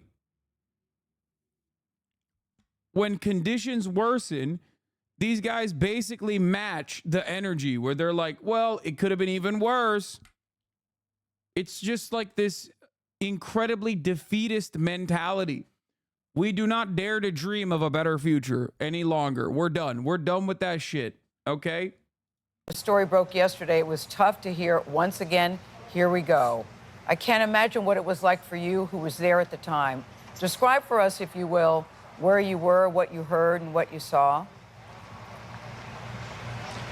So basically, it was like around 10:20, and I hate to be a hysterical weirdo on this one, but when I see 14-year-olds with access to AR-15s, I tend to think the parents should be charged as well. No, you're not hysterical for that. What are you talking about? The fucking The kid's 14. Of course the parents should be fucking charged. Are you kidding me? Absolutely. What do you mean? It's a minor. That is not a hot take. It is the coldest take. I asked my teacher to go use the restroom, and I was going to the restroom. I went to go see AP. So I went to go see an AP, and she said she was dealing with something very important. So as I'm walking around, I go to the atrium, and I see 3 cops. And as I'm walking by, I'm walking back. I go to the restroom, and I don't know. I think I heard like a boom, boom, but at first it wasn't like a gunshot. Like it didn't come to my mind as it was a gunshot. My instincts was just to run back to class. Plus I seen like red sirens, red lights in the ceiling and stuff like that. So I just ran back to class, and I seen my teacher and other teachers getting their students that were drinking water and in the bathroom, getting their kids to get in the classroom. And it didn't feel real. You know, so we have heard that we have lost 2 teachers and 2 students. Did you know any of the people who were no longer with us? Yes, one of the teachers was my algebra teacher. She was my 4th period teacher. That same morning, she walked up to me, and I had threw up yesterday, so she asked me if I was okay. And she was asking me to come to class on time because, you know, my class is like right across the whole school, so I'd be coming to class late. She was begging me to come to class on time today. And I didn't know that was gonna be my last time seeing her and talking to her. I know, Isaac. So how are you processing this? It don't feel real. I just can't believe my teacher, somebody that I see every day. You know, it just don't feel real. Before you go, Isaac, tell us what she was like. What was her name? What was she like? Miss Army, Miss Army, when I first came into class, Miss Army, she be telling corny jokes. And at the time, it's just like, you know, when you were a student, you're just like, what is she talking about? But now it's just like, dang, like, you know. And Miss Army, she was real nice. I'm not gonna lie, my freshman year, I didn't pass algebra, so I'm retaking algebra my junior year. And she never made me feel ashamed about it. She never made me feel dumb. You could get a question wrong on the board, and she's not gonna make you feel dumb. She really make you, you know, she'll make you feel welcome. And all she do is just tell random jokes, and, you know, she really make you feel welcome, and she'll help you out. I'm not really good at math, but I just got the understanding of math just this year, being 3 weeks of school. Some of the most underfunded workers in American society, okay, who straight up do not do this to get a bag or anything like that. Public school teachers. We are gutting their fucking labor protections in the form of teachers' unions. We're consistently underfunding them. Every single teacher in this goddamn country, especially public school teachers, are literally just doing it because they love the next generation. They want to fucking help the next generation. I know that, like, if you're a child, when you're going to school, you're like, well, I got some good teachers, I got some bad teachers. Ultimately, it doesn't matter. Every single one of them is not doing this because they want to make the bag. They're doing this because they care. And then they're destined with this fucking fate. It's incredible stuff. It's just so, we are such a cruel goddamn country, dude. We are such a cruel society, so fucking violent, so vile, so seeped in ignorance, constantly in a fucking death spiral. Isaac, really I know nice. this. I know this. You will never forget Miss Ermy. You will never forget the day yesterday. I'm glad you're okay. I think you still have a lot of processing to do. I'm very sorry this has happened to you. Thank you for your time. Okay. Thank you. Thank you for having me. Not only that, but also in the state of Georgia, apparently since 2014, they've had like a arming the teachers process. According to Libs of TikTok.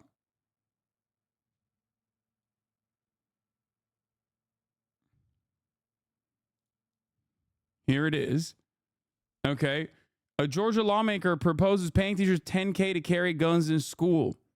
A proposal at the State House would pay teachers to carry guns in school. Supporters say it'll make classrooms safer. However, critics worry it could make tense situations even more dangerous.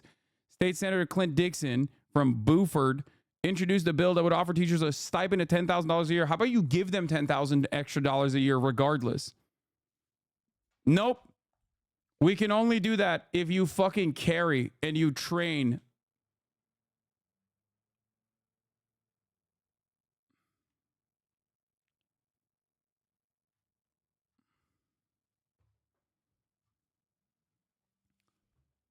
That's this right here. This title right here is a perfect demonstration of how unimaginably fucked our priorities are. Okay? Like, think about that, dude. Teachers are some of the most underpaid, underserved, especially public school teachers, are some of the most underpaid people, underpaid workers in this goddamn country. Okay? They have to pay out of pocket for school supplies. Okay? They do not even get reimbursements for that shit. And these red states that are some of the worst states for in terms of like removing any kind of labor protections that they might have, that also have a bunch of fucking psychopaths calling them like groomer pedophiles and whatnot on a regular basis. Okay? The only time they got money in the fucking banana stand for the teachers is if they carry, which of course is going to only worsen the problem. Okay? If you have a gun in your house, the likelihood that you will have an accident obviously is infinitely higher, okay? Versus not having a gun in the house. Whether it be your child shooting you in the fucking leg, shooting you in the head and killing you, whether it be you actually accidentally firing the gun and killing your child or yourself. Assuming that a home invasion is happening and then shooting your fucking neighbor knocking on your door. Assuming that a home invasion is happening and shooting a random black teenager that is knocking on your door seeking out help. This has happened as well. Incredibly high suicide rates in this country, specifically for men who have a higher likelihood of using a gun when they are committing suicide. It's in every aspect of American culture, and it reflects itself in every bad fucking stat point. More guns equals more gun violence. It is the most basic fucking fact, okay? Other countries have comparable rates of mental illness, you know, mental health complications, and yet they don't have mass shootings. They don't have school shootings. They don't have gun violence to that same degree. Why? Because they don't have guns. That's it. So when people say it's a mental health problem, it's like, yeah, you're not wrong. We're not doing anything to solve that either, by the way. We're just using another problem in an effort to win the argument in that moment. But other countries have that issue too. People say knife crime. America has an issue with knife crime as well.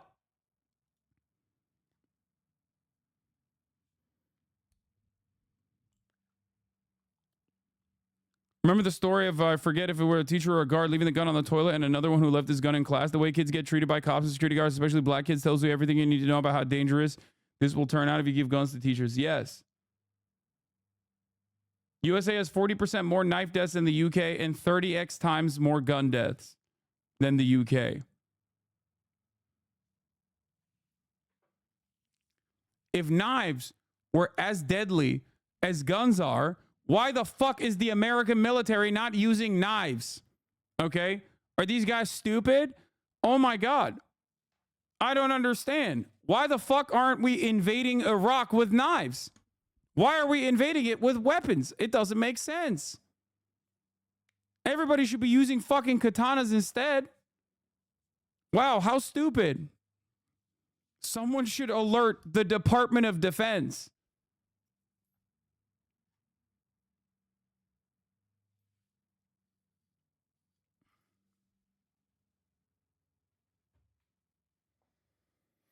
Oh.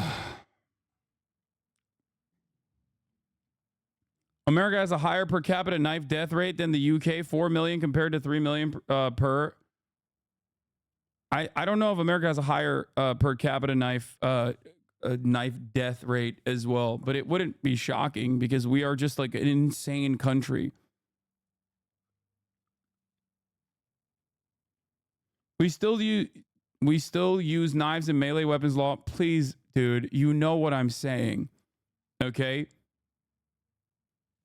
Please. You know exactly what I'm fucking saying. Okay?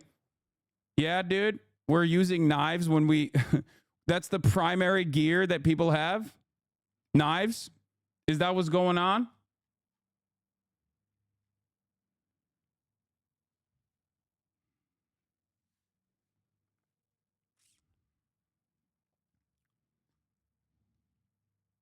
I love being intentionally obtuse. I'm very smart, by the way. Yeah.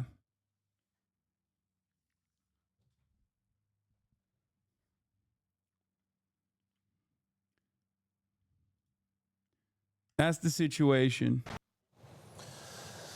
I know. I think we're all still processing. You know, the crawl came on the screen. I just keep thinking, we all think this. How many more stories do we have to report like this? I don't want us ever to become desensitized to it. Right.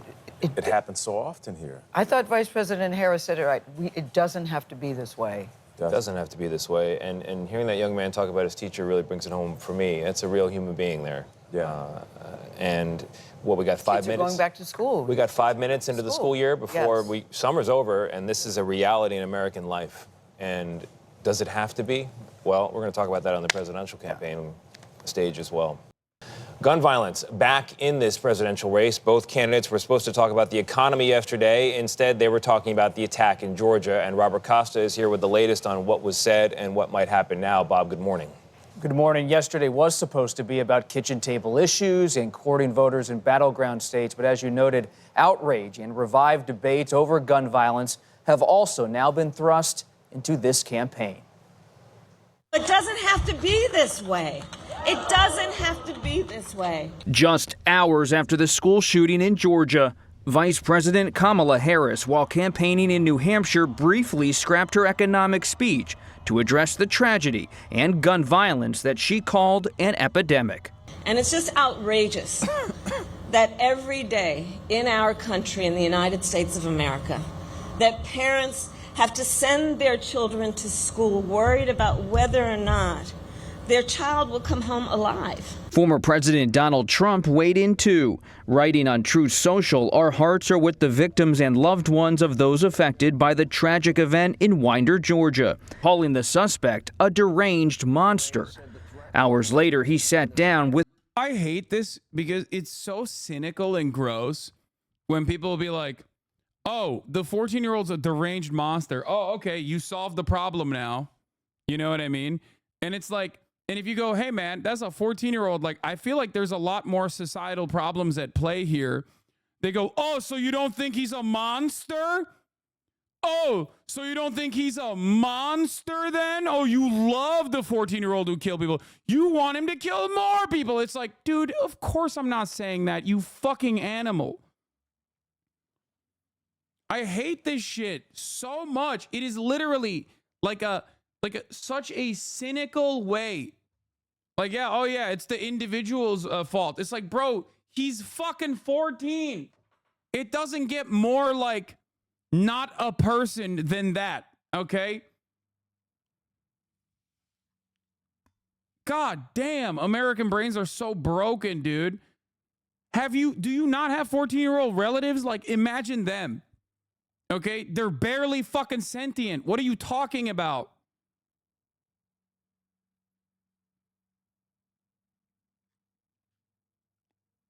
Lazy has Obama on a stream? No, he doesn't. There's no way. Yeah, okay, good one, chat. Yeah, there you go. Okay. With the dream of becoming a famous influencer, he lost 80 pounds and moved to LA just 2 months ago. But he didn't lose the weight on Ozempic like Kelly Clarkson and Elon Musk and Teddy Swims.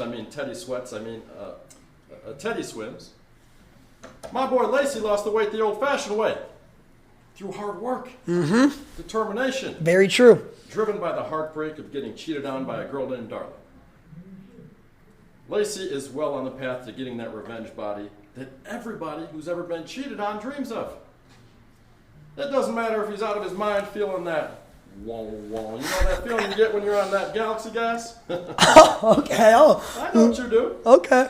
Or if you're tweaking on Ozempic. I'm not. Yeah, I know. Well, we're going to run a test on that. Okay. Lacey is here for you, folks, to entertain you, doing his lifestyle streams and all that other dumb stuff. Now, folks, let's talk about America. As we speak, the state of our union is strong. The real estate market's recovering. Foreclosures are down, and today it's easier than ever for Gen Zers to move back in with their folks. Now, people still talk badly about Obamacare, but, you know, the program's doing really well.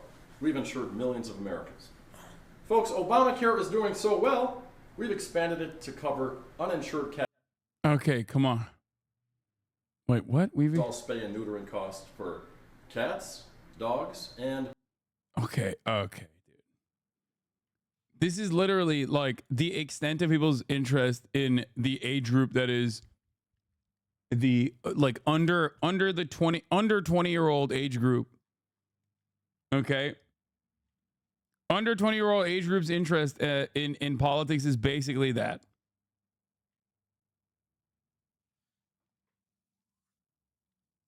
All right, let's get back to the actual news in my old ass community, okay? With Sean Hannity for a town hall in the battleground state of Pennsylvania. I don't have an issue with that, by the way. I think it's funny. It's a sick and angry world for a lot of reasons. And we're going to make it better. We're going to heal our world. A recent CBS News poll shows 58% of likely voters consider gun policy a major factor. The economy, 83%. And that is why candidates quickly pivoted back to the issue again on Wednesday. I believe America's small businesses are an essential foundation to our entire economy. Harris and Trump are trying hard to convince voters that they'll do more for them and for businesses in America. So I gave you the biggest tax cuts in the history of our country. During the town hall, Trump leaned in on the economy and attacked Harris on her economic policies. This country will end up in a depression if she becomes president, like 1929. While in New Hampshire on Wednesday, Harris rolled out proposed incentives for small businesses, including tax relief for startups. Part of my plan is we will expand the tax deduction for startups to $50,000. Oh, hell yeah, dude. I love that. That seems like a great policy. This is dumb as fuck. Every single thing that they've done since the Waltz announcement has been literally the exact opposite of the early two key moments that they had. Every single thing. Okay? It is a race to the goddamn bottom. It is a race to the goddamn bottom. And I told y'all that this was going to cut away at the momentum and make this a close fucking race. I went to the DNC. I told you these guys are doing victory laps like they fucking got 10 points on Trump in Pennsylvania or some shit. They do not. The reality is dire. Okay? The reality is fucking dire. And for some weird, I guess, expected reason, the Democrats went back to their old ways, dude. They love trying to lose. Okay? Snatching defeat from the jaws of victory. Oh my Lord, dude. What a fucking stupid ass way to campaign. I'm losing my fucking mind. Oh, we're going to give $50,000 in tax credits to fucking underserved communities that start a startup. Sick. I've met so many Americans that are like, hell yeah, that's my shit, dude. No, I haven't. Okay? I have not. And I live in the fucking startup capital. Okay? This is such a stupid fucking way to campaign. Hammer universal programs. She is supposed to have a care economy focused policy measure. Barely talks about it. Doesn't talk about it at all. We still don't know. She's supposed to talk about paid family leave. Doesn't talk about that at all. That is actually shit that Americans would care about. Okay? That is actually stuff that would help every American. What the fuck are you doing? Oh my God. Who's advising her? The exact same people that were advising Biden, okay? That's the problem. Except even worse, because the Biden campaign was at least a little bit more progressive and outwardly progressive in the way that they were communicating a lot of the fucking policies that Biden wanted to implement. The problem is, it was Biden doing it. It was good message, bad messenger. Now, this is a worse message with supposedly a better messenger. Am I delusional, or does your take seem like common sense? I don't get why they don't do that. Oh my God.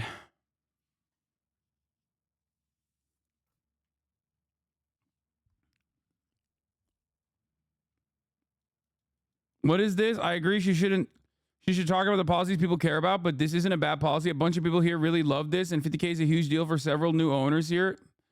No. No, the fuck it's not. Okay? We're going to give $50,000 in tax credits to like new founded startups is such a hyper-focused, focus-tested, idiotic way to fucking campaign. Okay? I'm sorry. I love your feedback on this, I dish dirt, because, you know, I don't really get to see a lot of libbed up people over the age of 40. I don't get to directly tap into this community of voters. But I'm telling you right now, this is the classic lasering in on a small fucking percentage of people because you don't want to make bold, large, radical, like broad sweeping legislative changes because you're terrified that they're going to pick it apart.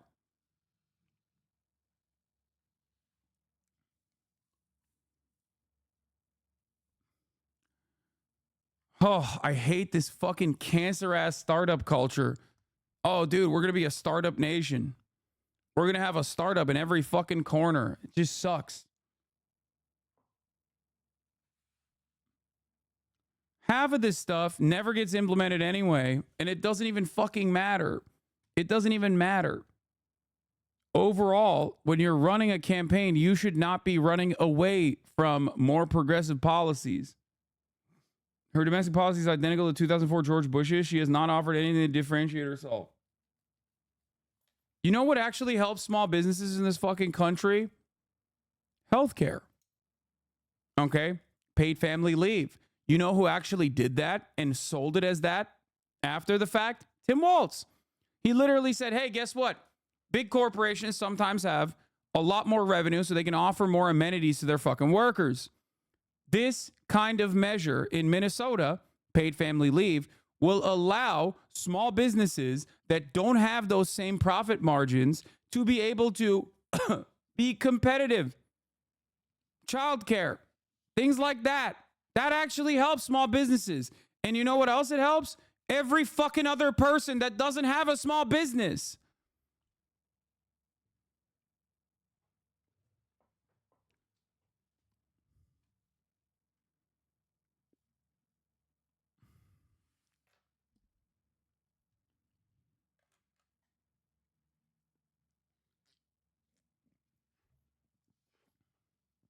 She just might be someone who isn't a bold policymaker. Why are you expecting her to be progressive? What do you want me to do? Fucking sit here and act like this is a good idea? Sit here and act like this is good policy and good politics when it's both shitty policy in general and really terrible politics in general?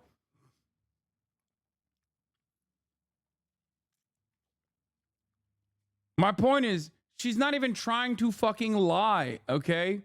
She's not even trying to lie. She's not even trying to lie to win. That's what's crazy about it.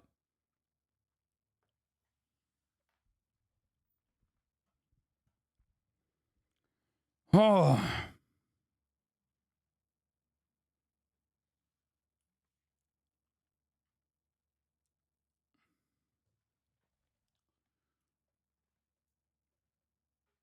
What the fuck was the point of bringing on Tim Walz if you're just not even going to do any of that shit?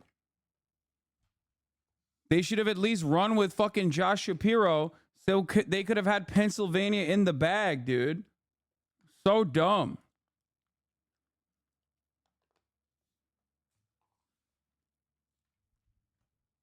Like, actually, they should have just straight up had Josh Shapiro. If they're going to run this fucking campaign, at least Pennsylvania will be locked down. Honestly.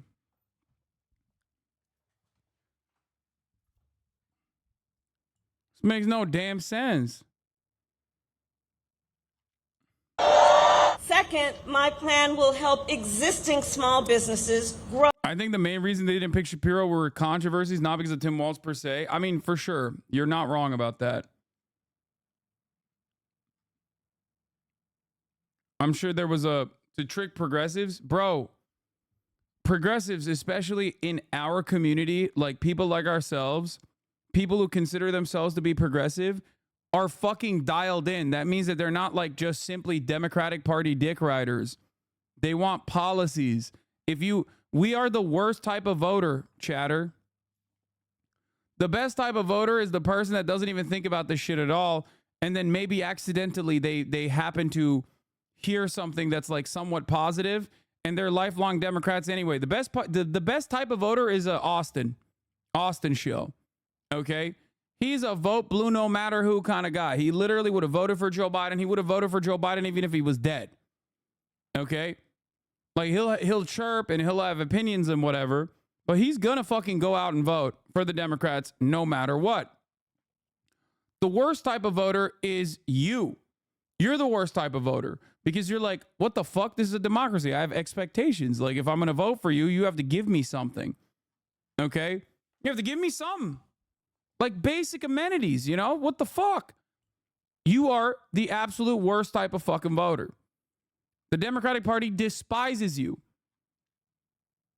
They would rather have Trump Republicans who have voted MAGA every fucking election cycle, okay, including in the goddamn midterms, they would rather have 3 of those guys come and vote for the Democratic Party than 10,000 of you vote for the Democratic Party because you have expectations with your vote. Okay, they want fucking zombies. Okay, they want zombies. That's what they want. They want NPCs.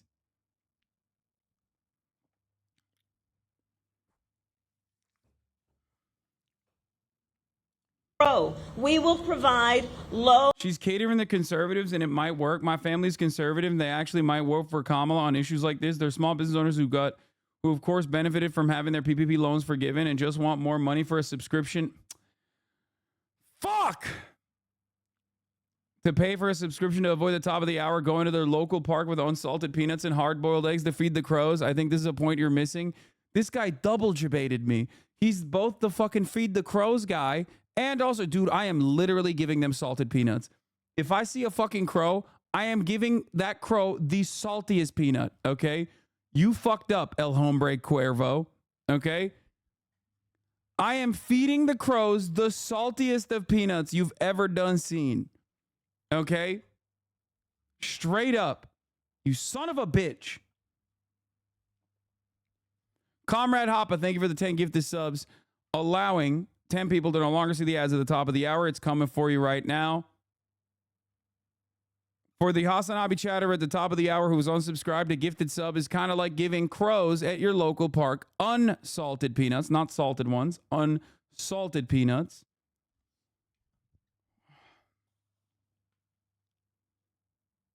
That's the crow chatter. He changed this fucking name. He's Spanish now. He's the crow guy in Spanish. And he cooked me.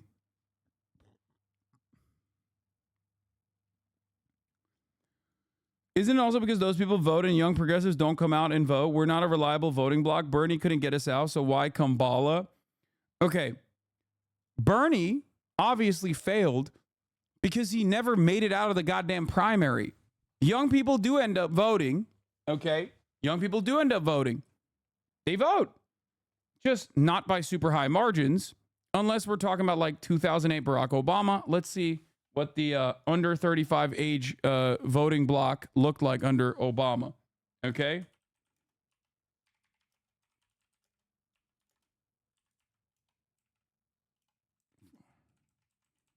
Because even then, it's probably not great.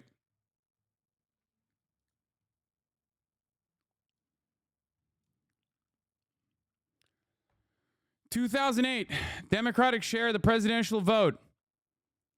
18 to 29, 66% voted for Barack Obama in the 18 to 39 demographic.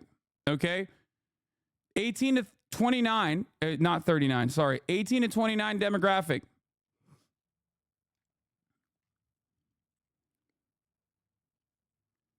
Obama would have lost Indiana and North Carolina, but carried other key states such as Ohio and Florida, as well as the national vote. But young people provided not only their votes, but many enthusiastic campaign volunteers. While Obama captured 66% of the youth vote, voters age 30 and older divided roughly between the two candidates.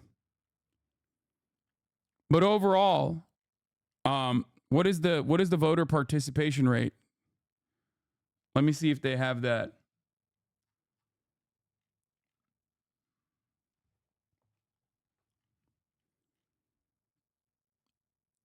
All voters, 53% went to no. What percentage of the 18 to 29 voters actually participated? Let's see.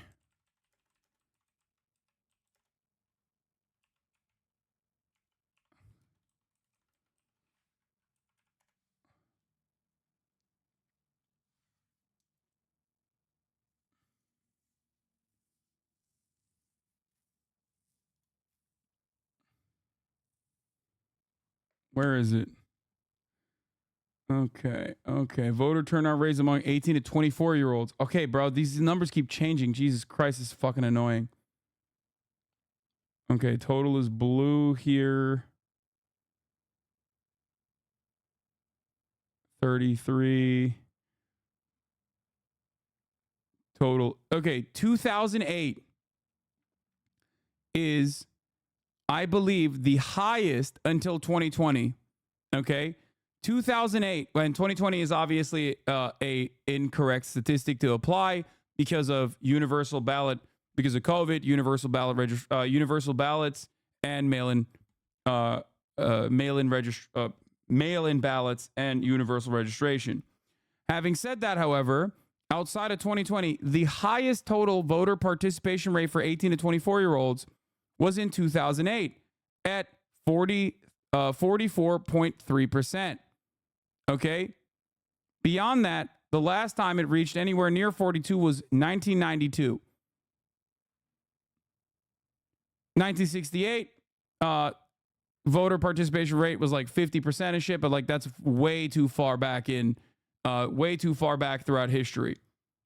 But in the last 3 decades, the highest voter participation rate for the 18 to 24-year-old demographic from like 2000 onward is 2008. From the 90s onward is still 2008. The only exception being 2020. Okay? The voter participation rate for younger voters went from 41.9% to 44.3% between 2004 and 2008. Before that, in the 2000 election, it was 32%. Okay? Here, I'll show you these numbers now. In 2008, it reached its peak at 44.3%. In 2012, it went down because Obama in 2012 obviously was running a way different campaign. In 2016, it went up by a little bit, 39.4%, and in 2020, it skyrocketed to 48%, reaching its peak once again. Having said that, however, 2020 obviously was the COVID year.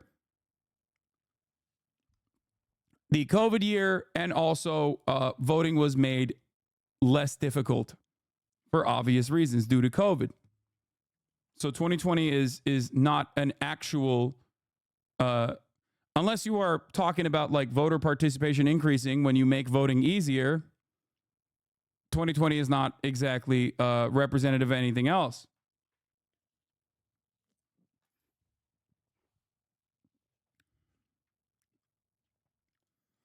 Old people vote so they get treats. We don't vote as much, so no politician is bidding for our votes. You're wrong. The reason why I'm talking about this is because Barack Obama did appeal to younger voters. Okay? And when you do actually have a more progressive campaign, you do actually turn out younger voters. That's my point. And if Kamala Harris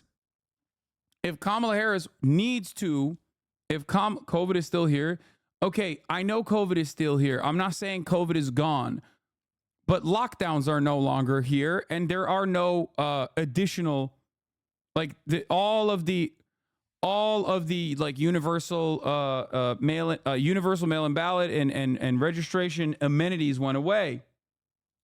Okay?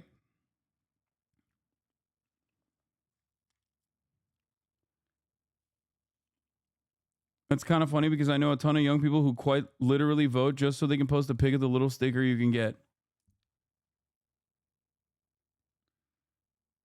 My point is, we have never really had, with the exception of 2020, we've never really had like an actual overtly progressive campaign that singles out younger voters. But when you do that, you clearly, demonstrably end up turning them out at higher percentages. When you actually end up turning them out in higher percentages, you fucking win. You also, in 2008 in Barack Obama, the 2008 Barack Obama Hope and Change campaign is a pretty solid example that you don't actually lose on other demographics when you actually have a bold progressive agenda. Okay? Do you get it? Kamala Harris, on the other hand, is currently relying on Brad Summer to carry her across the fucking finish line. It's not going to work.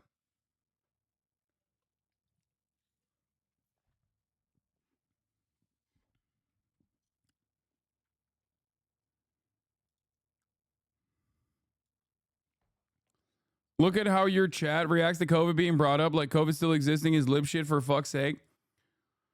Oh my God, dude. Please stop. Please. I beg you, okay? Please stop. I'm not saying COVID doesn't exist. It very much still exists. Please. You're looking at one of the only communities remaining on the fucking planet that isn't directly just about COVID still existing and talking just about COVID, that recognizes that COVID is still very much at play. I am not going to have a fucking COVID discourse right now in the midst of this, okay? Literally changing the topic because he can't defend himself? Who? Oh, the chatter? Because I'm not. I'm trying to...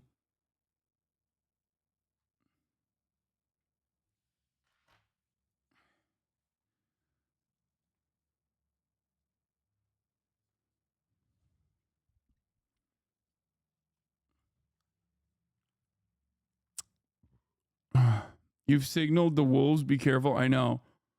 It's hyperfixation. That's what it is for the most part. It's a hyperfixation, and it's no different than people being like, well, you're not talking about my issue right now, so you must deny that it exists at all. Okay?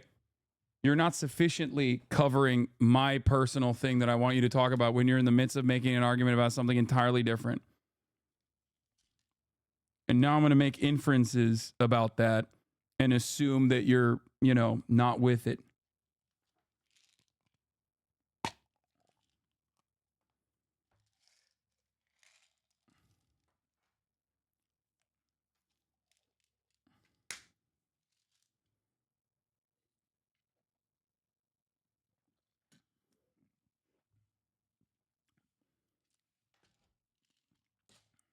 Okay.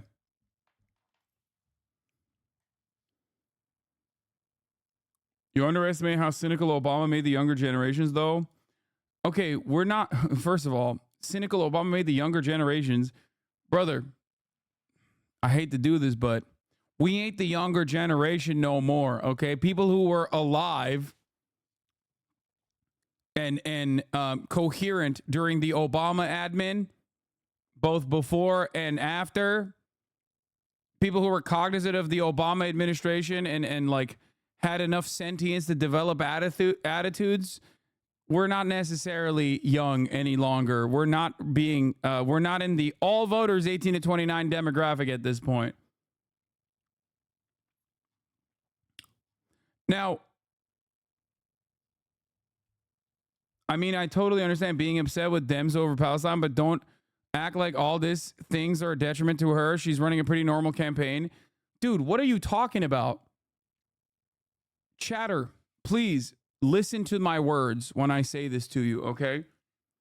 This is the exact same style of campaign that Democrats have run every single election cycle.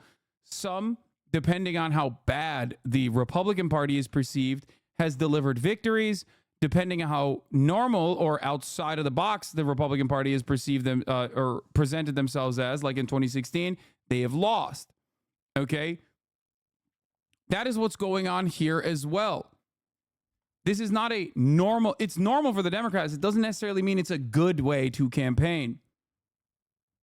Okay? It's actually the abnormal shit that the Democratic Party did that actually created a lot of enthusiasm for the Democratic ticket out of nowhere. And instead of leaning into that momentum and the enthusiasm, Kamala Harris turned around and did the exact same old strategy.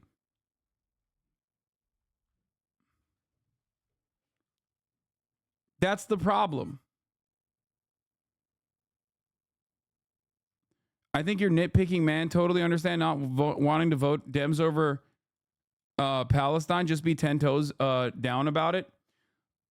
I think you and others who have this kind of attitude that you have in a fucking Twitch streamers chat where I very openly tell you exactly what I think are looking for a cynical reason. You think I'm sheltering my secret perspective here when I am so honest, so brutally honest usually, that I say shit that pisses people off all the fucking time. Okay? It is so fucking stupid that you think that I have some cynical purpose where I'm actually couching my criticism of the Kamala Harris campaign, even though my actual criticisms simply are on Palestine. Okay? No, that is something that I have a moral issue with. And it's also something that I have an issue with in terms of the electoral calculus here as well. But beyond the issue of Gaza and the ongoing facilitation of genocide, I'm talking about domestic policies. Okay? If you personally legitimately think that presenting a campaign, presenting economic policies in your campaign that is like, oh, we're going to give tax credits, like tax cuts to small businesses in key sectors, and that's really going to fucking move the needle for a lot of people, you are just as delusional as every other Democrat. The issue here, however, is that acıktım. The issue here, however, is that you're not being paid by the Democratic Party. I agree with you, says Colonel Disappoint Man. Yeah. Hasan, who has said America deserved 9/11, is actually not being honest here. He just has like a secret purpose to hide his opinion, even though he talks about Palestine pretty much every fucking day and how upset he is on that front as well. I must be cynically hiding my actual opinions. Why would I do that? Search within your own mind. Try to think like, what are the reasons why I would do that? Okay? What is it? What could be the reasons? Am I being honest with you? Or am I secretly sheltering the truth, even though I do talk about all the other stuff that that you think I'm not talking about somehow?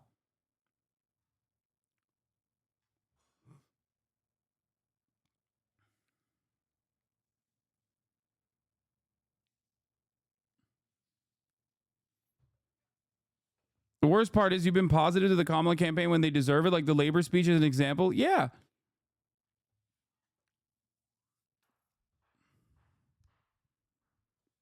He answered, by the way. No, it's not showing up. I don't know why.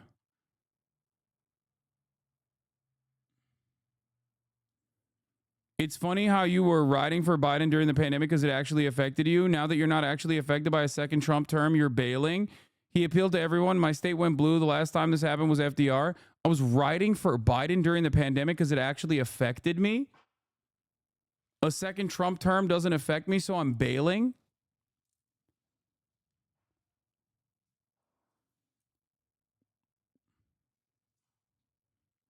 If liberalism sucks, why do you live where it has the most impact on any state? Bro called Schumer a Palestinian man. What's up with these Asmongold ass takes? This is just a liberal chatter who thinks I'm cynically and secretly actually criticizing the Kamala Harris campaign, not because I think that making bold policy declarations would be genuinely positive for her in terms of her electoral calculus, but I'm actually personally a secret operative who was in the tank for Donald Trump. Liberals have one fucking speed, dude. They cannot imagine a world where, like, I could personally demand more from the Democratic Party, which is the only other option out there in our duopoly. Okay? Why is it that you always ascribe bad faith to others? Perhaps it's because you're in here with bad faith in mind.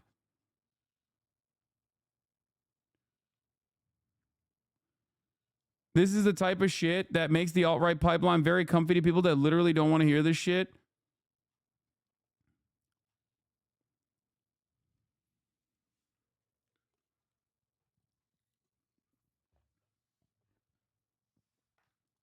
So you're admitting you're a fucking liberal, labor, arista, KKK rat who 24/7 discusses the potential domestic policies of the evil bitch who's literally doing a Holocaust right now and promises Holocaust will continue no matter what. Yes, that's what I am. I'm riding with Kamala Harris.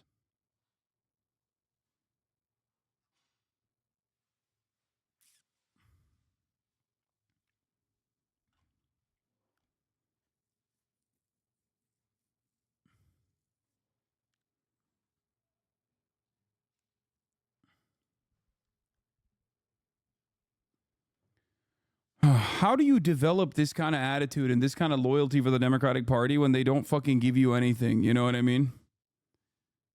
I just don't get it. I genuinely don't understand it. Like, I don't, like, are you just like mainlining fucking MSNBC? Is that what it is? He's not responding, moving on. I know. He got called out, so now he's just like,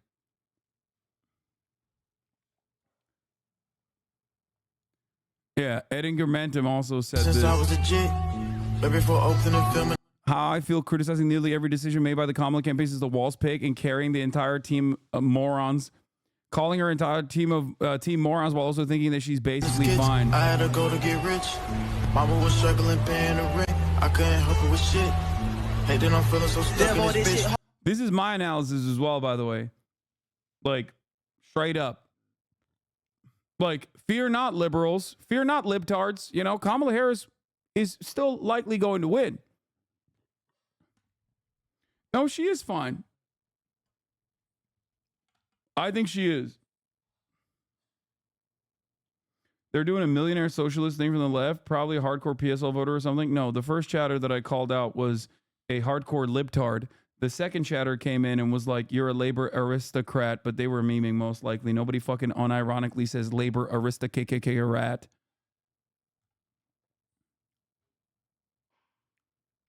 Is she likely going to win? It seems 50-50 still. I think Kamala Harris is, all things considered, they weren't memeing. Wait, they were being for real? Oh, that's awesome. Wait, I hope you didn't ban that guy. The one that used Maoist standard English in the chat, unironically. Wait, what the fuck? Why did he get suspended? No, it wasn't Schmo. You might think that you're not, but that's what you are. Oh, dude, he is actually like this. For chatters who also say, Hasan, why don't you fucking deal with guys like this and talk about liberals? There are millions of people who have the attitude that that one liberal had that I'm addressing, and there's like some collective total of like 13 people who have this attitude. So it's not necessarily worthwhile to discuss or talk about. Their heart's in the right place, ultimately. Okay?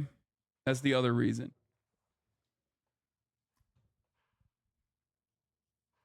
Like, they're both idiots. One means well. The other one is actually... Wait, what the fuck? He did get clapped. No. You guys are writing the wrong username. I don't think it's him. Yeah, no, this is the right username, and he's not clapped from Twitter. Why would he get banned from Twitch? He didn't say anything crazy. Anyway, as long as she's regularly finding leads in Georgia, a state with reliable polls that she doesn't even need to win, I'm not going to be losing sleep over her odds anytime soon. I appreciate the discourse, though, because I get to take shots at popularists. Anyways.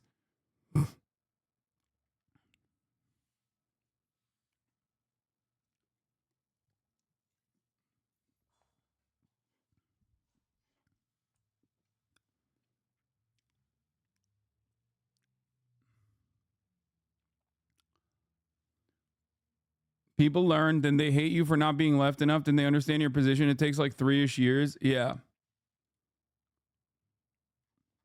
If I were a rich Democratic donor and wanted to maximize Kamala's chance of winning, I'd pay $10 million of bounty to lure ex-Biden staffers away from the campaign and replace them with fresher, better people. Give them a nice job consulting on the Luxembourg parliamentary election, etc. Yeah.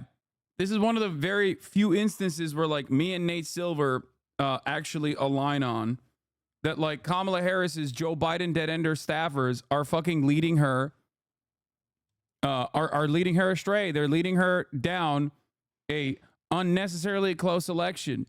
There's no fucking reason for it. It's just so stupid. Nate also personally thinks Trump is going to win because Kamala seemingly has no strategy for Pennsylvania.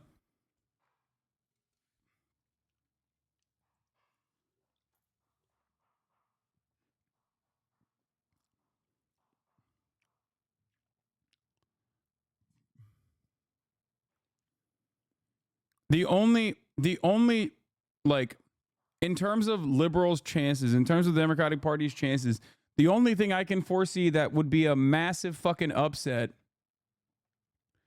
the only thing I can foresee that could potentially lead to a massive upset, okay,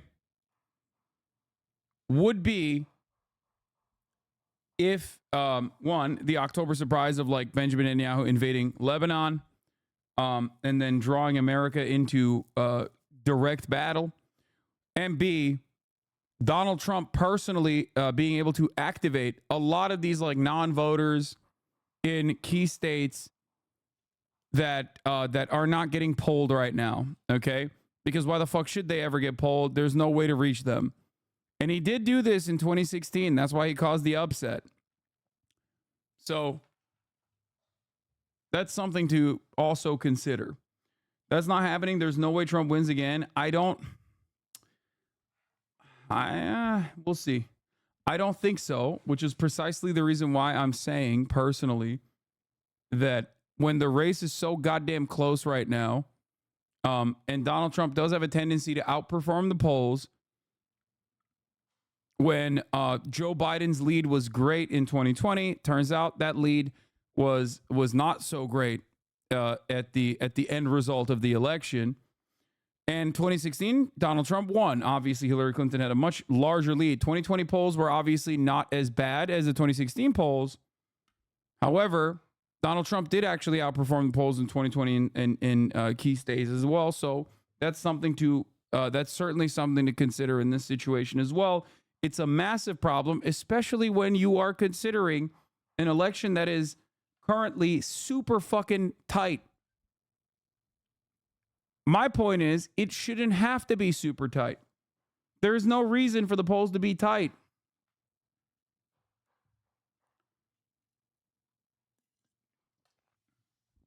On the other hand,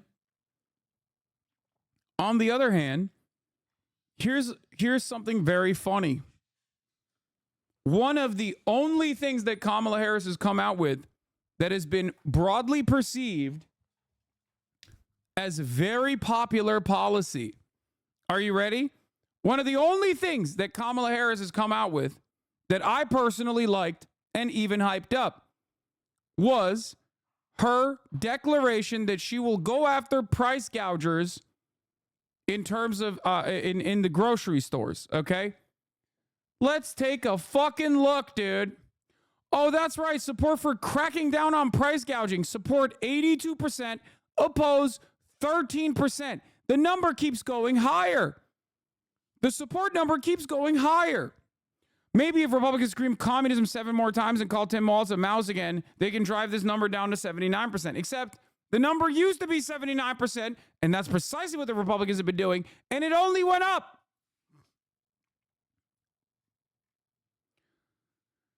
That's crazy, man. It seems so strange to me that we have deluded ourselves, and Republicans do legitimately believe this, by the way. This is not a joke. Republicans and liberals both absolutely believe in their fucking hearts, that progressive policies are scary. Okay? They do. They literally believe it. It's wrong. It is objectively incorrect. But they actually believe it. That's why so many Republicans were like, oh, Tim Walz seems like a massive L. Remember, they kept saying that over and over again. Once Tim Walz was announced as the VP candidate, Donald Trump and so many other Republicans, Fox News, across the board were like, Tim Walz, oh, you just lost the race. You just done lost the race, dumbass. Hold this fucking L. And I told you at the time, they're coping. Okay? They're wrong. They're both wrong, and they're fucking coping. Turns out, I was right and they were wrong.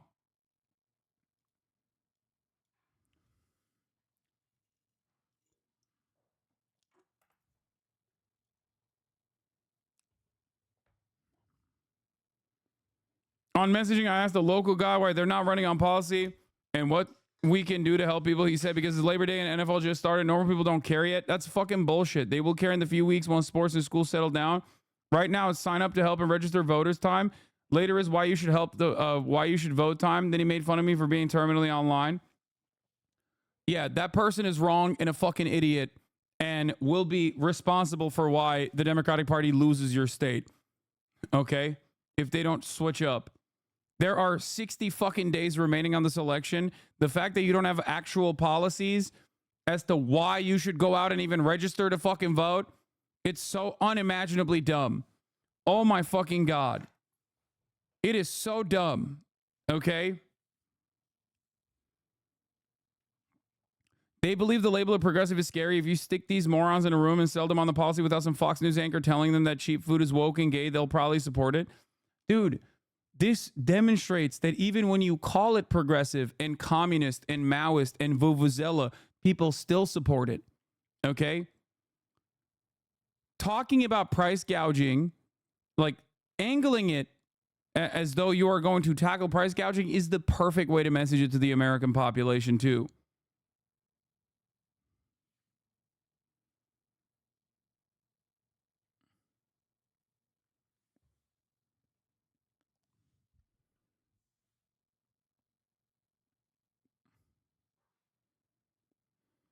Huh.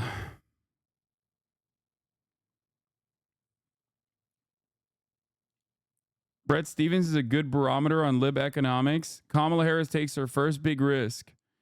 I don't want to read fucking Brett Stevens. Brett, we spent a long time agreeing about stuff thanks to our shared loathing of Donald Trump, but now we're back to our great divide, economics.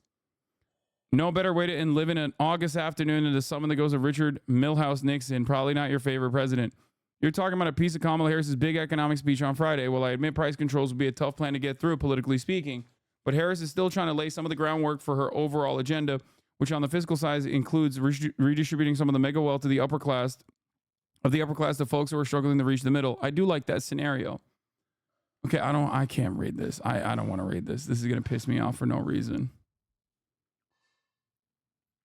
My Libber's dad says this anti-progressive shit about the new immigration right to push from the Dems, like we need to appease first to have an honest discussion. Yeah, it's liberals are the ones who actually end up fucking falling in line. They say Republicans fall in line, liberals fall in love. But it's actually the opposite. I have never fucking heard a Republican unironically talk as though they are a goddamn RNC wonk or paid by the fucking Republican Party in the same way that like active liberals who are politically active and very online, the way that those liberals talk about politics is like, bro, you act like you are working for the campaign. You act like you're defending the bad decisions that you made. You don't even have a paycheck from the Democratic Party.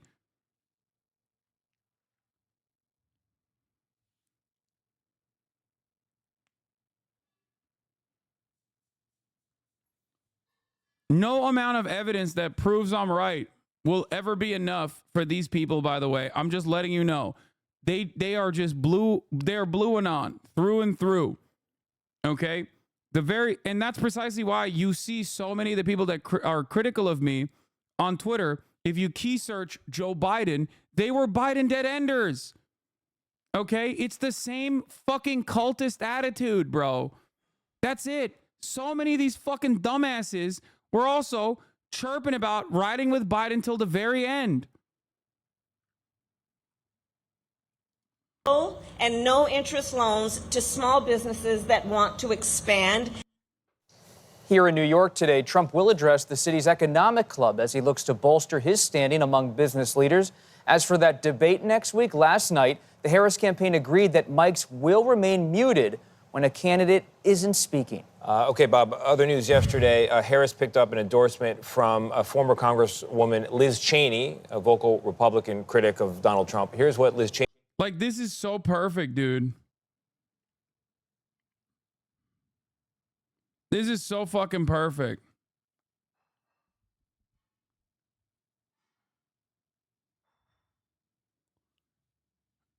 Like, oh man, Liz Cheney. Wow, we got John McCain's son and Liz Cheney endorse Kamala Harris. Oh, wow.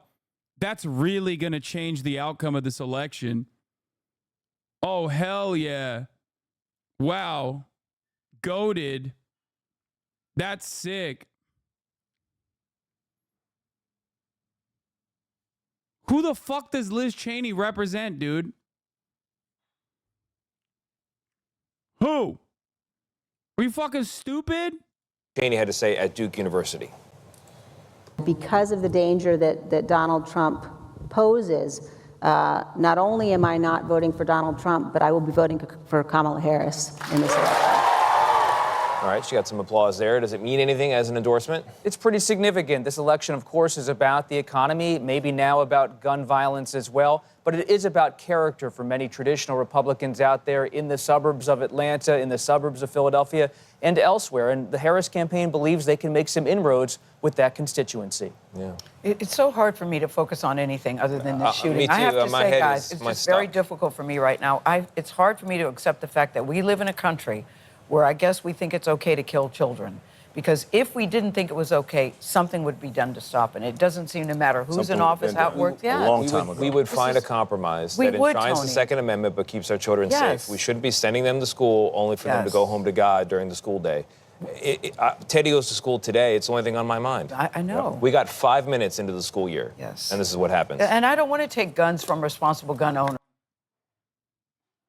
If Harris loses, get ready for members of the media to suddenly insist she lost because Biden wasn't on the ticket.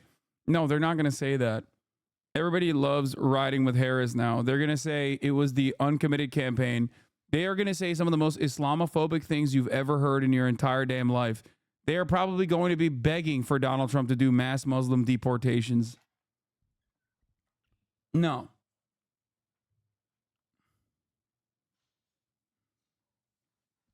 They already are saying it. They literally keep saying, have fun when Trump deports your bitch ass. That's what they're going to say. It's not about that. But what we're doing now ain't working. Yeah. Congress is just so divided, Gail. Yes, I know, Bob. I know. It's hard. Bob, thank you very much.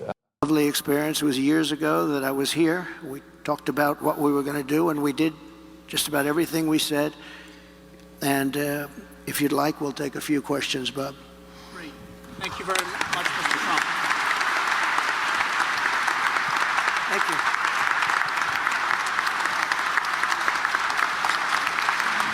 Thank you very much.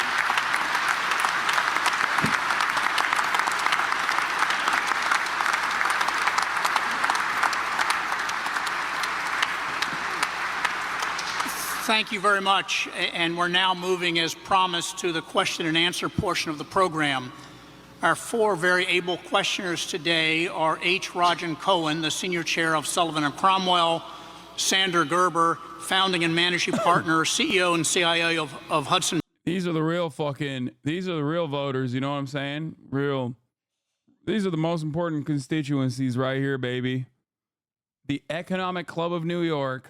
Fuck me. Bay Capital. I gotta pee. Mr. John Paulson, founder of Paulson & Company, and Rashma Sanjani, founder and CEO of Girls Who Code and Real America, you know?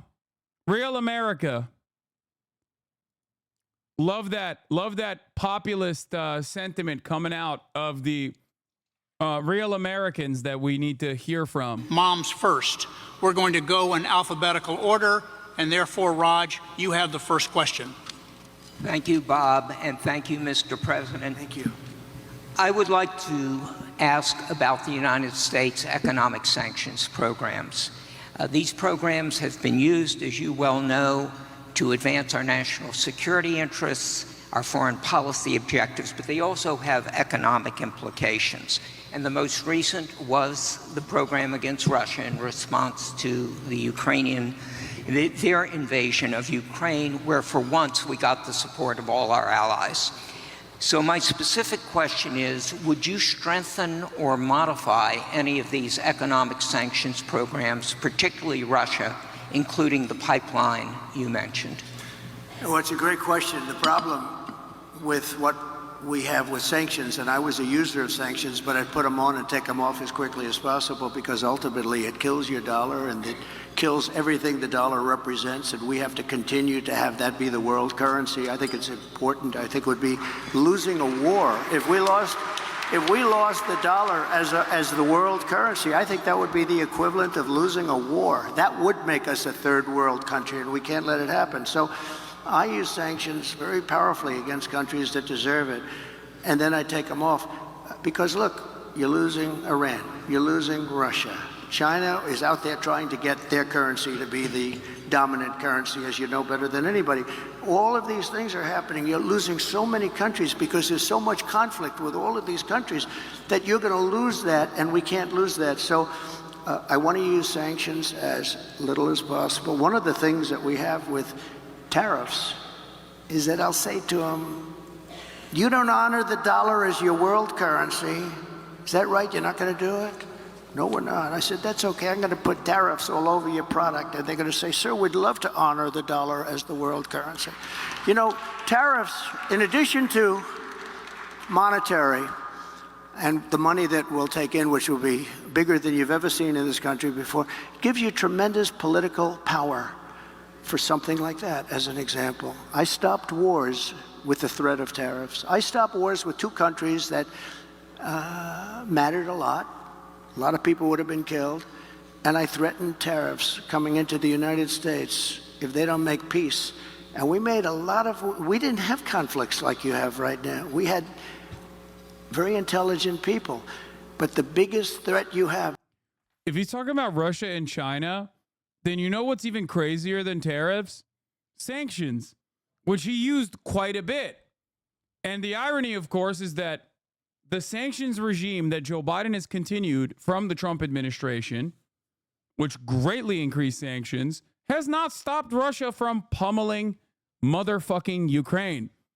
So, nah. Sanctions are even fucking crazier than tariffs overall. He said he hates sanctions. Yeah, that's bullshit, by the way. He loves sanctions. What do you mean? He fucking cooked Venezuela with the sanctions. He was the sanctions chief, dude. Look at Venezuela. Why do you think there's so many Venezuelans coming into the United States of America? Where'd they come from? Why are they escaping Venezuela?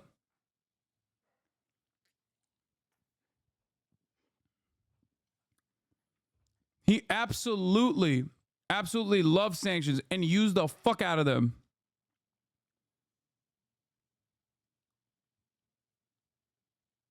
You missed the question. The guy's mad about sanctions hurting his dollar. I mean, I get why some people at the Economic Club of New York might be upset about it.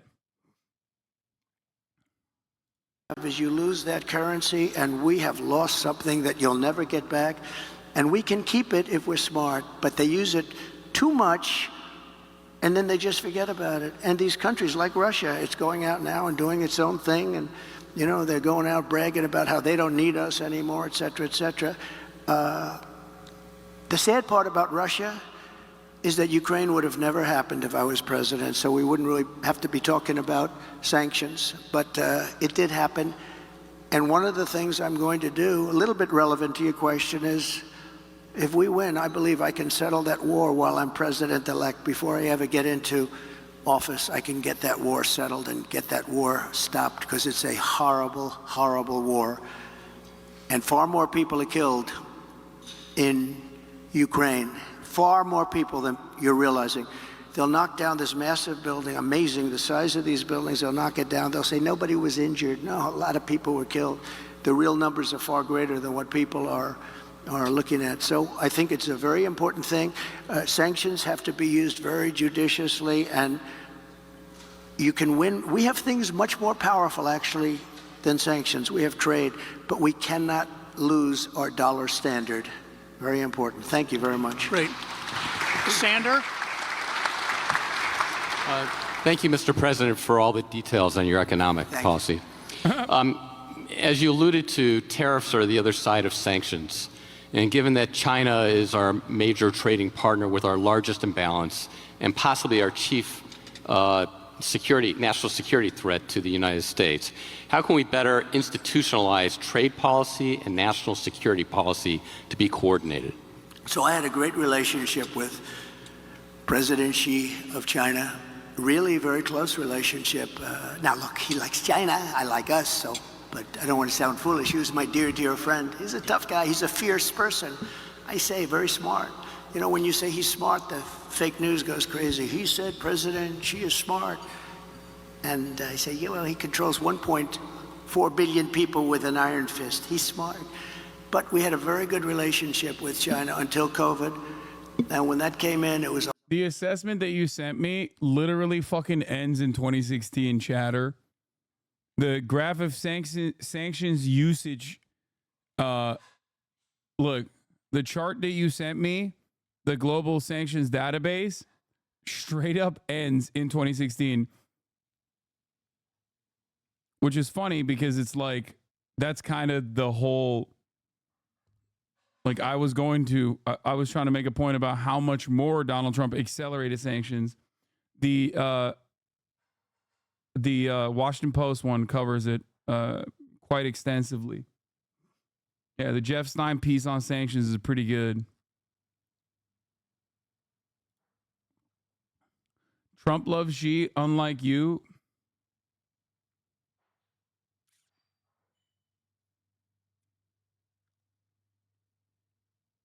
Isn't it better for America to compete more directly with its larger rivals? Competition makes everyone better. Wait, what? I mean, sanctions are not that. I don't know why you're bringing that up now.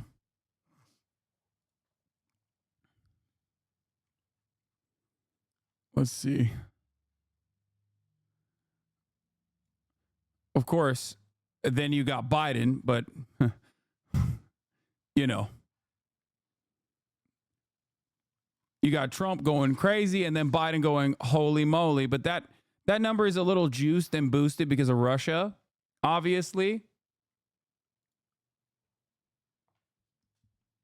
That's why it explodes. But the jump off overall from Obama to Trump is pretty fucking significant.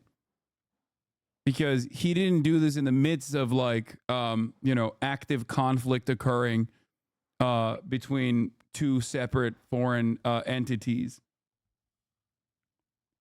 Biden has also been fucking god-awful on sanctions, though. Make no mistake, I'm not defending Biden's record on this at all. Just so you understand. I think it's dog shit. Defend it now. Only... better chance than the Biden admin, defend it now. You have to be literally the fucking most delusional donkey on the planet if you think that I would ever in a million years defend the Biden administration's sanctions. There are some who are somewhat understandable.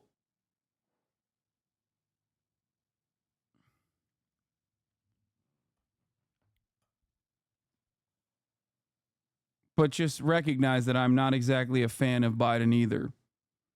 Libs be defending other liberal failures? Yeah, you might have thought that like I'm a libtard who defends the liberal administrations all the time or some shit. I was talking about Trump having a chance to stop the war before the Biden admin. Wait, what? I don't think Trump has a chance to stop the war before the Biden administration at all. I don't know what you're talking about. The only thing Trump will do that is different than the Biden administration for sure, if we're being really real, is he'll probably offer infinitely more favorable terms to Russia. And yes, there is a higher likelihood of Russia no longer pummeling Ukraine in the same way. But that same principle exists for Israel as well, even though I don't think you can actually have more favorable terms than Biden has given. Benjamin Netanyahu just simply likes Trump more and will most likely be able to permanently annex the West Bank under the Trump administration. So I guess that's one aspect that could cause a temporary halt in hostilities to make it seem like Donald Trump ended the war in Gaza, ended the genocide in Gaza, while simultaneously, once again, just like the Trump administration did, greatly accelerate the likelihood of a permanent annexation, permanent occupation worsening for the people of Palestine under the Trump leadership. No, Kamala would do the same. Considering that genocide is the worst thing you can do to an entire population, there is not really much of a distinction here. But no, I don't think that Kamala Harris would... I don't think that Kamala Harris would be an advocate for the permanent annexation of the West Bank, whereas Trump, I do believe, would be.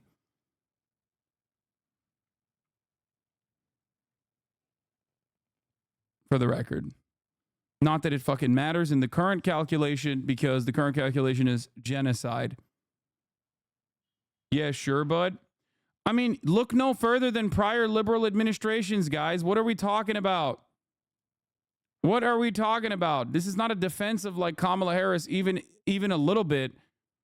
My analysis is never going to my analysis is not going to be different here. Okay, I'm always going to be honest with you. I'm even coming to the recognition here that like in order to like facilitate an immediate ceasefire, Benjamin Netanyahu might play ball with Donald Trump, with all of the extra amenities that Trump will offer Benjamin Netanyahu down the line, potentially over Kamala Harris. Joe Biden is unique in terms of like how much of a dick rider he has been for Israel in terms of former liberal administrations. If you're going to look at this seriously, Barack Obama was technically less favorable to Israel than even other liberal administrations overall.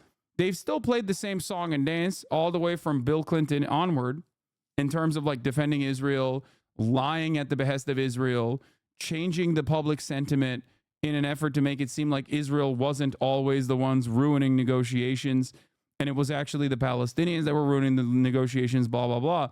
But overall, there are certain things that that no liberal nor prior Republican administrations ever did.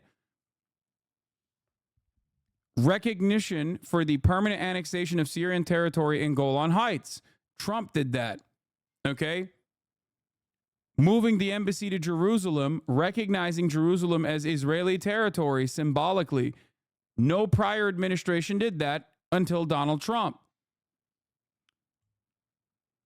There has not been a single comment from the administration regarding Israel sieging the West Bank except from John Kirby and Matt Miller. Yes, I'm telling you that Joseph Robinette Brandon, San Marino won a competitive game. What? Why are two... what the fuck is a San Marino? What?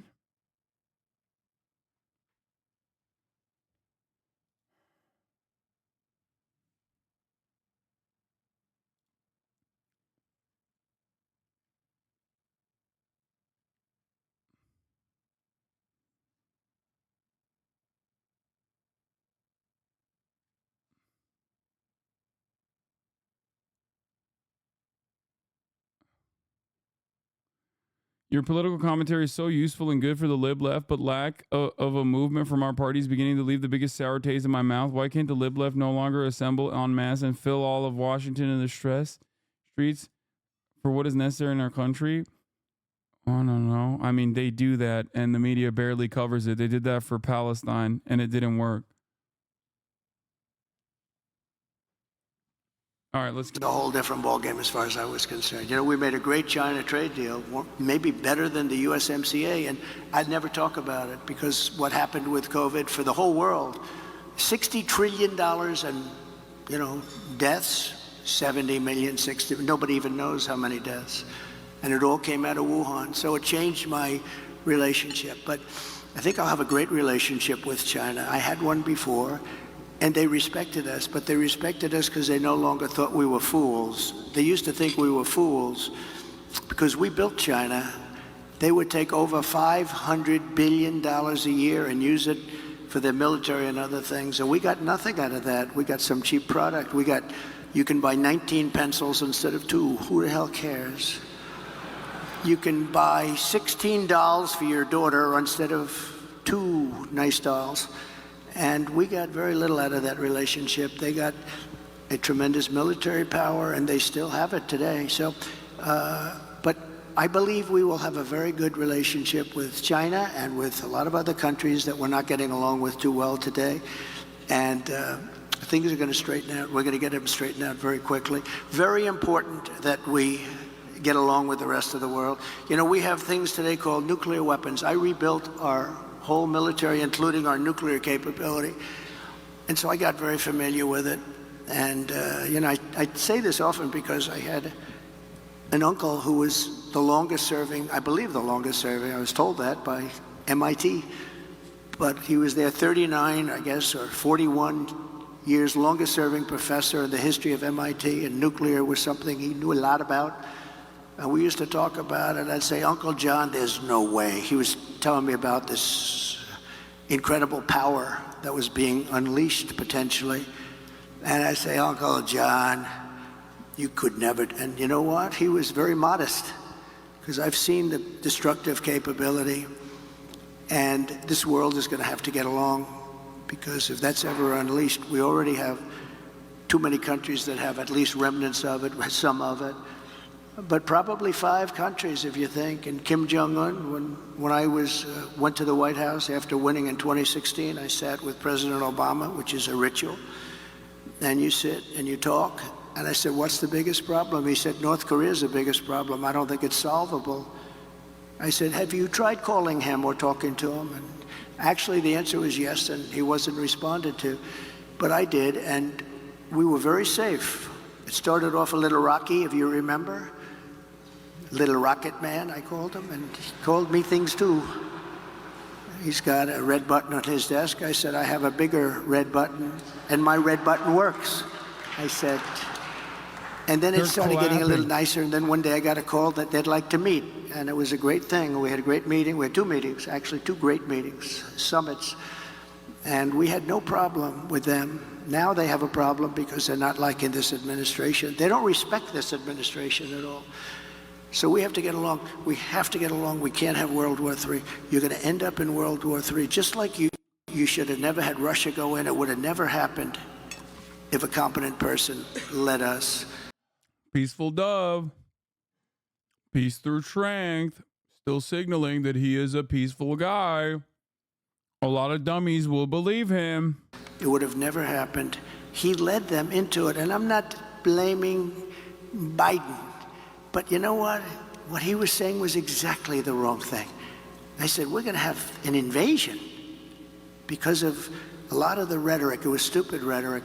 But it would have never happened, not only for that reason. Oil was down low.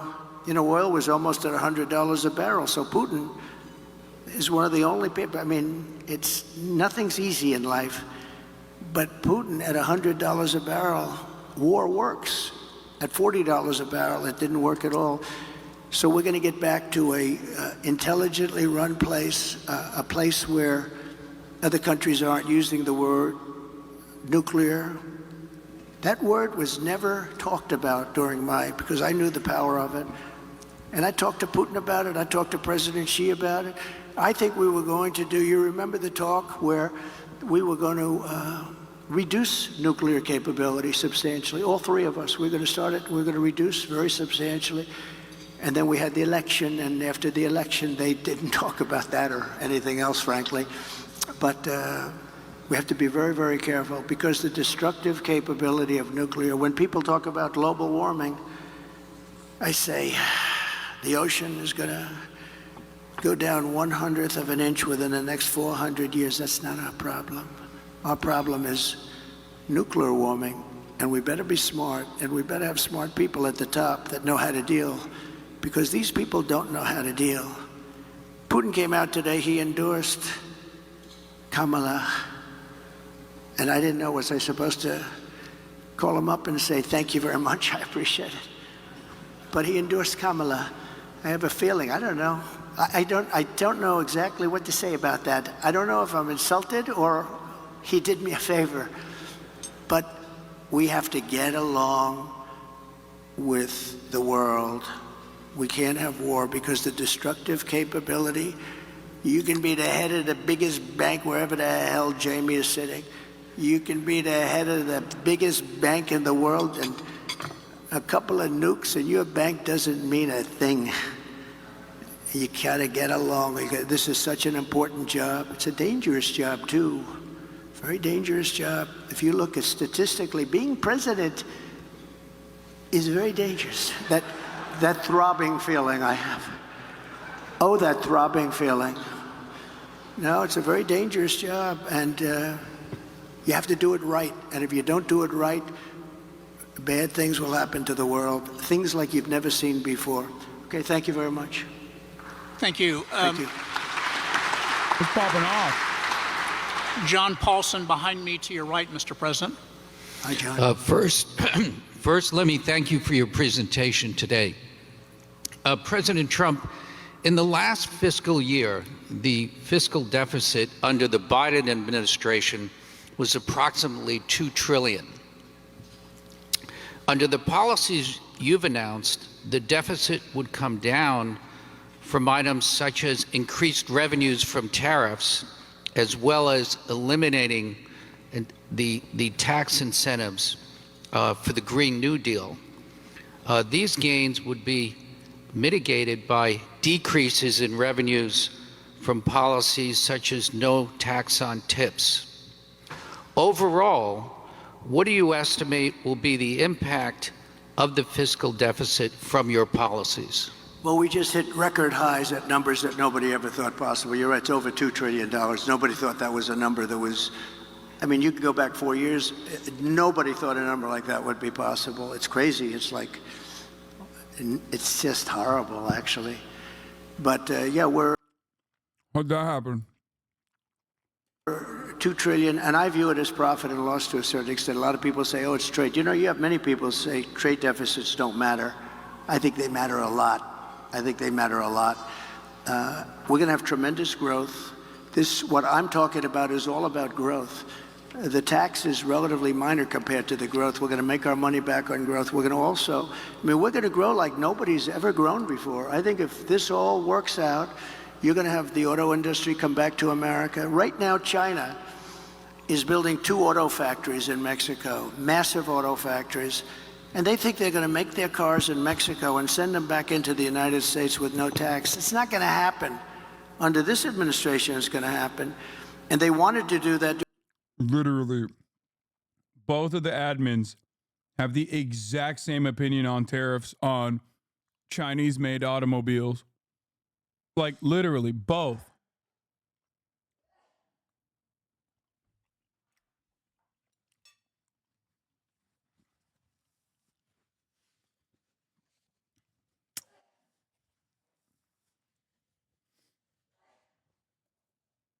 Straight up. China consents, Mexico consents. Is there someone you forgot to ask? No, I mean, you will, if I get a BYD, will you sign it? Yes. You will never get the Yangwang, and neither will I. And I want it really bad. I want the Yangwang U9 supercar, but I will not be able to get it. because of both Joseph Robinette Brandon and Donald Trump. What is this? During my administration, I said, if you do it, we're going to put a 200% tariff on every car, and you'll never be able to see it. There will never be one car coming across our border. And if I would have let them do it, we would have had these two factories. Well, now they're building massive factories, more than two, and they're going to kill Detroit. And the head of the union, the United Auto Workers in Detroit, has done a terrible, terrible job, just a terrible job. But we're going to bring tremendous growth back. And remember, we're also taking in a certain percentage. I won't name the percentage today, but it'll be a certain tariff percentage, which will be higher than people had heard in the past. And we will be bringing in billions and billions of dollars, which will directly reduce our deficits. Okay? Thank you very much. Good job you've done, by the way. Very good. Thank you. And the final question, Resma, is to you. Thank you. President Trump, you talked about how the increase in the price of food, gas, and rent is hurting families. But the real cost that's breaking families' backs and preventing women from participating in the workforce is childcare. Childcare is now more expensive than rent for working families and is costing the economy more than $122 billion a year, making it one of the most urgent economic issues that is facing our country. In fact, the cost of childcare is outpacing the cost of inflation, with the majority of American families of young children spending more than 20% of their income on childcare. One thing that Democrats and Republicans have in common is that both parties talk a lot about what they're going to do to address the childcare crisis, but neither party has delivered meaningful change. If you win in November, can you commit to prioritizing? Why does no one ever ask who pays the tariffs? The answer is consumers. And that's not a fun conversation to have for any administration, whether it be the Biden administration or whether it be the Trump administration. A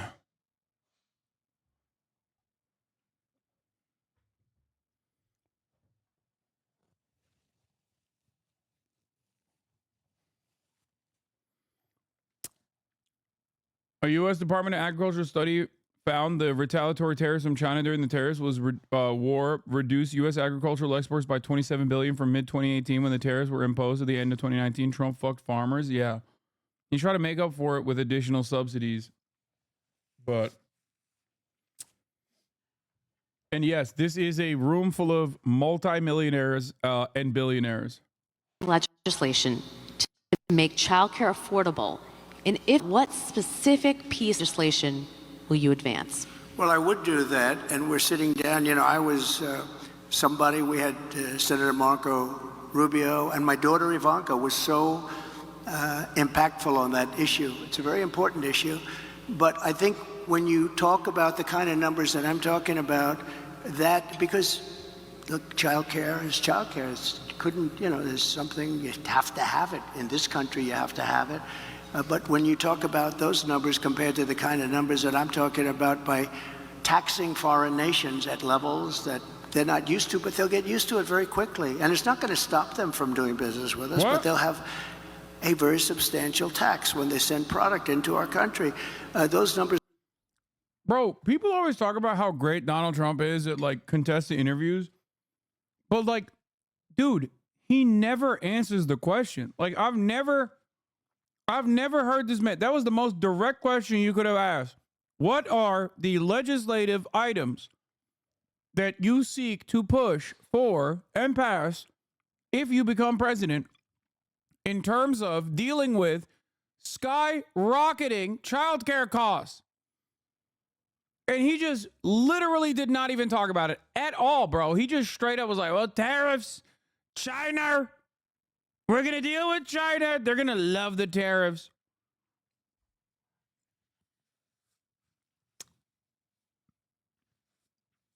He never fucking does this shit. He never responds ever.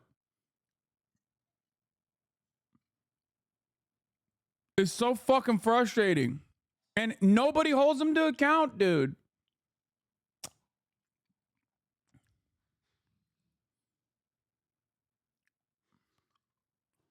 This is a puppet show, buddy. Presidents are not elected to people to protect people's interests. Yes, I know that better than anybody else. Okay, I know that as well as I know that there's a 3-minute ad break coming for you right now. And if you want to change that reality for yourself, you need to subscribe for $6 or for free with a Twitch Prime.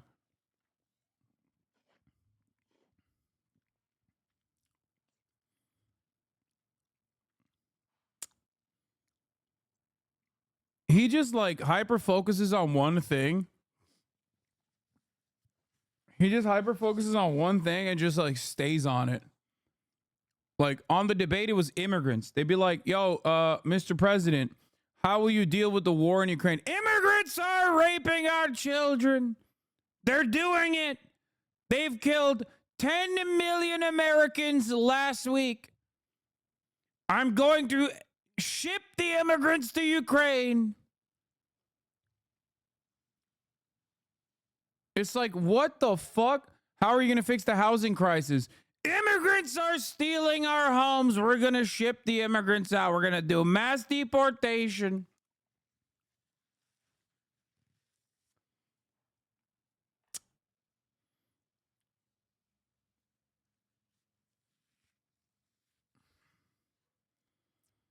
Numbers are so much bigger than any numbers that we're talking about, including childcare, that it's going to take care. We're going to have, I look forward to having no deficits within a fairly short period of time, coupled with the reductions that I told you about on waste and fraud and all of the other things that are going on in our country, because I have to stay with childcare. I want to stay with childcare, but those numbers are small relative to the kind of economic numbers that I'm talking about, including growth, but growth also headed up by what the plan is. It's so funny because he's a room reader and he knows what room he's in. He's like, he basically told her to shut up, bitch. I'm in the fucking economic club of New York. Ain't nobody give a fuck about childcare in here. Shut your dumb ass up. It's time to talk about tariffs against China again. He like literally, he's just like, I'm not going to answer that question. What are you, fucking stupid? Nobody here has an issue with what you're talking about. Yeah, talk to me again when I'm in fucking Ohio or some shit, okay? These people don't want to hear about me spending dollars on the working poor. Is that I just told you about. We're going to be getting in trillions of dollars, and as much as child care is talked about as being expensive, it's relatively speaking not very expensive compared to the kind of numbers we'll be taking in. We're going to make this into an incredible country that can afford to take care of its people, and then we'll worry about the rest of the world. Let's help other people, but we're going to take care of our country first. This is about America first. It's about make America great again. We have to do it because right now we're a failing nation. So we'll take care of it. Thank you. Very good question. Thank you. Thank you, Ben. Thank you very much, Mr. Trump. It's great that you accepted our invitation to be with us today. Thank you, Raj, Sander, John, and Reshma, for your questions. The president is now going to be leaving the building, and so we want to all stay seated while he and his team leave. But as he leaves, let's all say thank you one more time for him accepting our invitation to be here today. Thank you, Brett. Thank you. Thank you. That's a gift, by the way. Childcare is not that expensive. What a wonderful gift. I wonder if the Democrats will use it. Please. I mean, this is what I always say. Like, I watch the Democratic Party and the way they move, and I talk about how bad they are. And then all it takes is for me to see like 3.5 seconds of Donald Trump talking to immediately remind every single person that is in the chat that is constantly like, oh, you say Kamala Harris is going to win. Like, how do you say that? This is why. These guys are so fucking, they are so far up their own assholes, okay? I don't think personally that there are enough like conspiratorial weirdos out there that will vote for Donald Trump, even though he's president, for the past 4 years, or not for the past 4 years. Well, he was too. He was still my president. But I don't think there is enough like non-voters he can activate with the crank vote that will come out in droves in swing states and fucking vote for him because of the RFK Tulsi Gabbard, crank vote, the crank allegiance. When he's saying shit like this, and a lot of normal voters will go, what the fuck do you mean you don't think childcare is expensive? Let's see what the better answer is. Let's see what the better answer is. Lowering the cost of daycare. Hayden, obviously a working family, and it's very hard for working families to get by. How will we lower the cost of daycare? Yeah, such an important question, Charlie. And I think one of the things that we can do is make it easier. Remember, this is the well-read guy who's like buttoned up. He's supposed to like fix the silly arguments that Trump makes. Let's hear how he answered for this. Family models to choose, or for families to choose whatever model they want, right? So one of the ways that you might be able to relieve a little bit of pressure on people who are paying so much for daycare is make it so that maybe like grandma or grandpa wants to help out a little bit more, or maybe there's an aunt or uncle that wants to help out a little bit more. If that happens, you relieve some of the pressure on all the resources that we're spending in daycare. Now, you talk about just daycare. Let's say you don't have somebody who can provide that extra set of hands. What we've got to do is actually empower people to get trained in the skills that they need for the 21st century. We've got a lot of people who love kids, who would love to take care of kids, but they can't, either because they don't have access to the education that they need, or maybe more importantly, because the state government says you're not allowed to take care of children. Oh my God. He said we need to deregulate childcare so that we can get sex offenders to be fucking in charge of childcare, okay? There's a lot of these people that are being held back by the nanny state that want to take care of your children, but they can't because the nanny state tells them no. Obviously, he's not talking about sex offenders there. I'm joking, but am I joking, really? Because, that's one of the regulatory mechanisms in action here. Maybe he'll deregulate that too. Folks, you know what I want to do? You know the random adults that you leave your fucking child with for 12 hours out of the day when you're at work slaving away? I want to make sure that those guys have less regulation.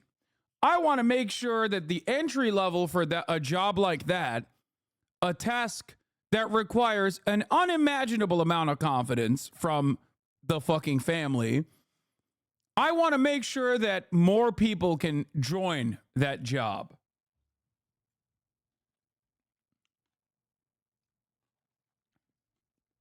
Because right now,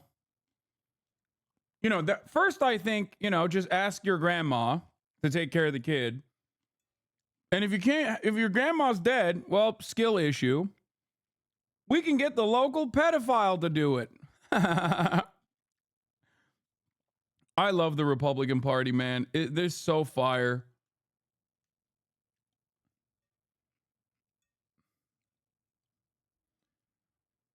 What do you mean? This guy just wanted to fuck a 16-year-old. Is that even an issue? Now he can take care of your child,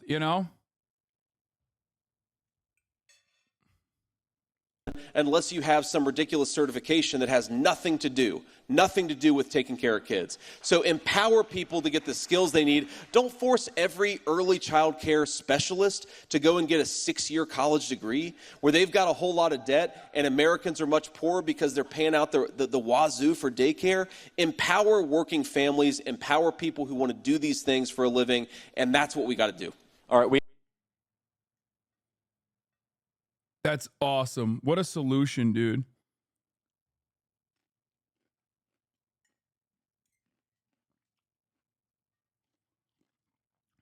Deregulating the childcare industry will certainly have no unforeseeable consequences.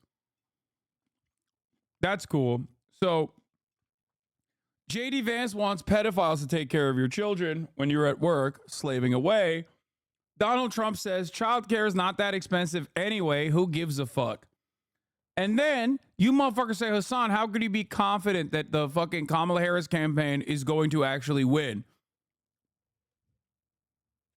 Literally, do you hear what they are saying? Okay? And it's not necessarily like the out-of-touch idiocy that you hear from this campaign. And it's more so what that out-of-touch idiocy represents. If this is the forward thinkers in your party, then it shows me that your instincts are bunk, okay? Just like I say the exact same shit, you are expert at twisting their words. I'm an expert at twisting their words. Donald Trump literally said, childcare is nothing in comparison to the tariffs and the money we're going to make from the tariffs. That's number one. Number two, this guy literally did say, get grandma to take care of the kid. And if grandma's not around, then, you know, we need to fucking deregulate childcare. He said those words. What do you hear when he says those words?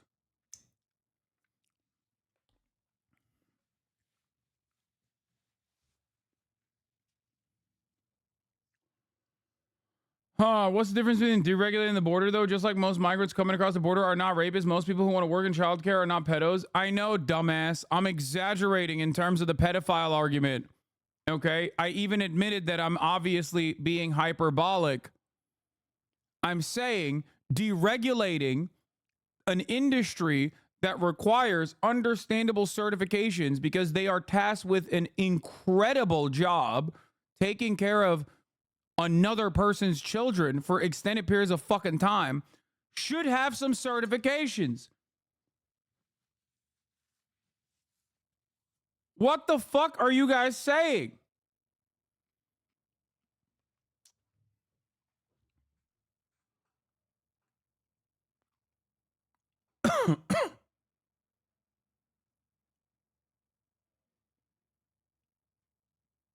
How do you guys not hear that and go, oh my God, that sounds like an insane thing to say? If you can't understand it for childcare because you yourself are probably a child or have not considered this at all, like what kind of confidence is required to leave your fucking children with a goddamn adult? If you can't imagine that, then you should probably, I don't know, apply that exact same ideological principle of deregulation to something that you do know about. Maybe your workplace, for example. Maybe you can understand it that way. It's a really cool way to understand things that you cannot personally comprehend.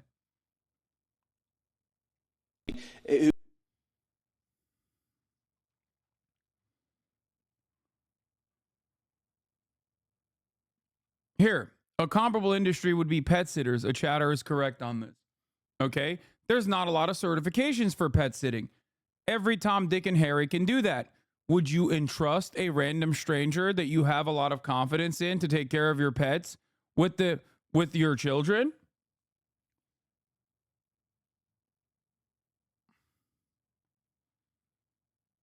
Who can... I mentioned we had this terrible shooting in Georgia. Right. Our prayers are with our friends in Georgia. And I've been doing town halls and interviews in public with you for all these years since you got into the political arena. And I told this audience, never before have restrictions been so tight, obviously after the assassination attempt as well.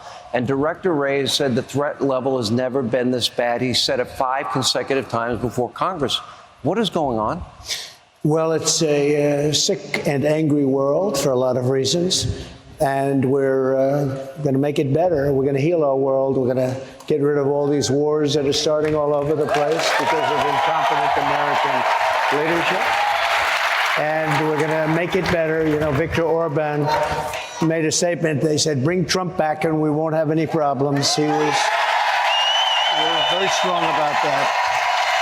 So we're going to hopefully do very well. We have an election coming up, and actually, you know, they keep saying 60, but it starts in Delaware and North Carolina and other places a lot sooner than that. So we're going to be, I think we're going to be very well set up to do a great job. And do we love Pennsylvania? Do we love it? I will never get over the Viktor Orban mention. Like, dude, it's such a funny thing to say. It's his version of like, we did NATO. Like, I know that like the Republican Party through its like media apparatus has done a shit ton to hype up Viktor Orban. Right? Like, he's a known entity. He's not like some rando. But even then, incredibly funny to just be like there is no, like, the equivalent would be, like I said, Joe Biden talking about like fucking the leadership of Estonia. Like, who gives a fuck about Viktor Orban, man? You are benefiting him more than you are benefiting your campaign every time you fucking mention him. Viktor Orban said I'm great. Let me ask you.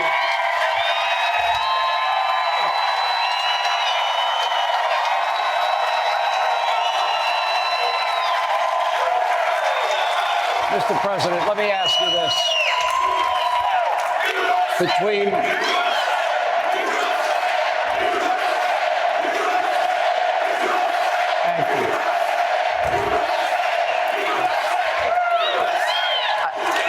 This is a very tough interview.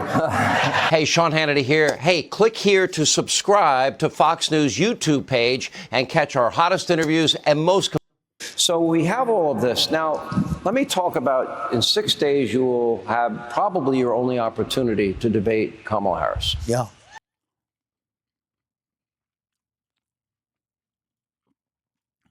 Chatter. Shut the fuck up. I already ran the ad break.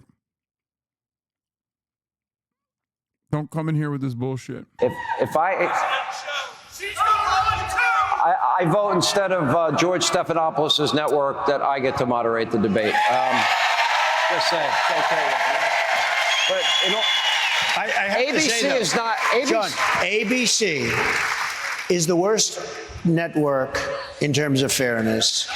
They had a poll where I was 17 points down a couple of days prior to the election.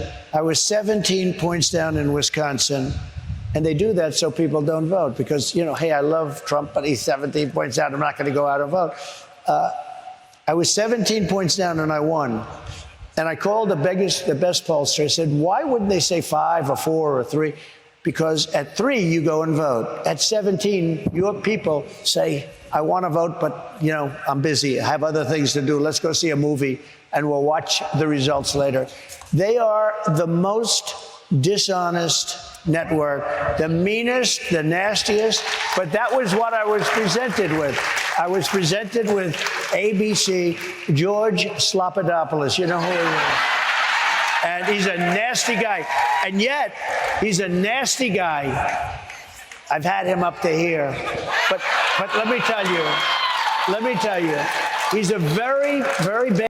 Dude, the Barbussies are quaking right now. I'm sorry. He's got every Deborah in the building so goddamn wet. I just heard them. They're fucking going feral. Look. Yet, he's a nasty guy. I've had him up to here. But let me tell you, he's a... I love you, Mr. President. I want you to fucking... I want you to carve out my Barbussie.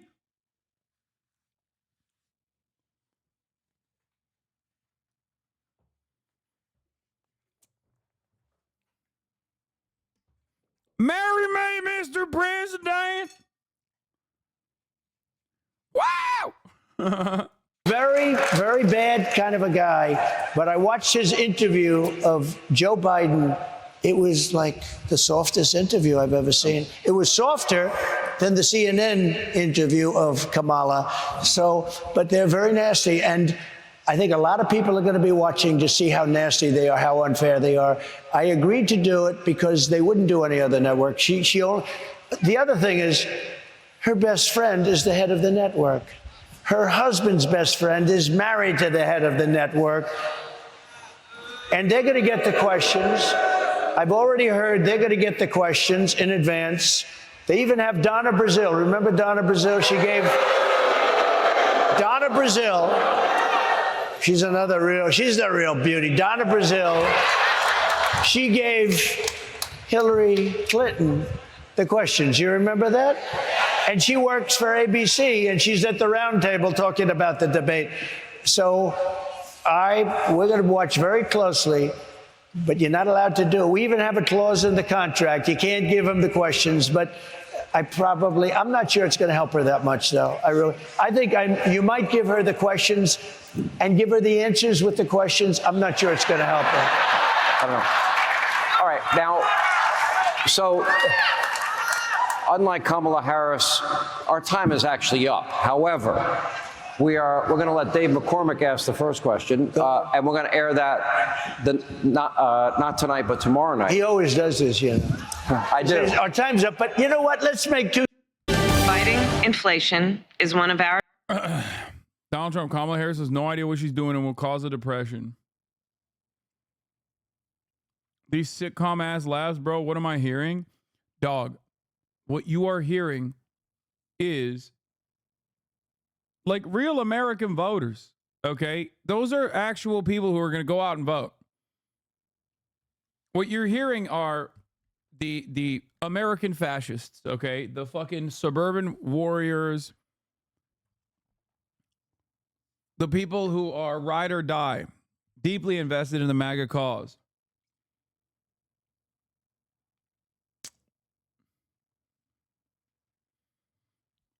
YouTube comments. I mean, those are ironically the people who write the YouTube comments.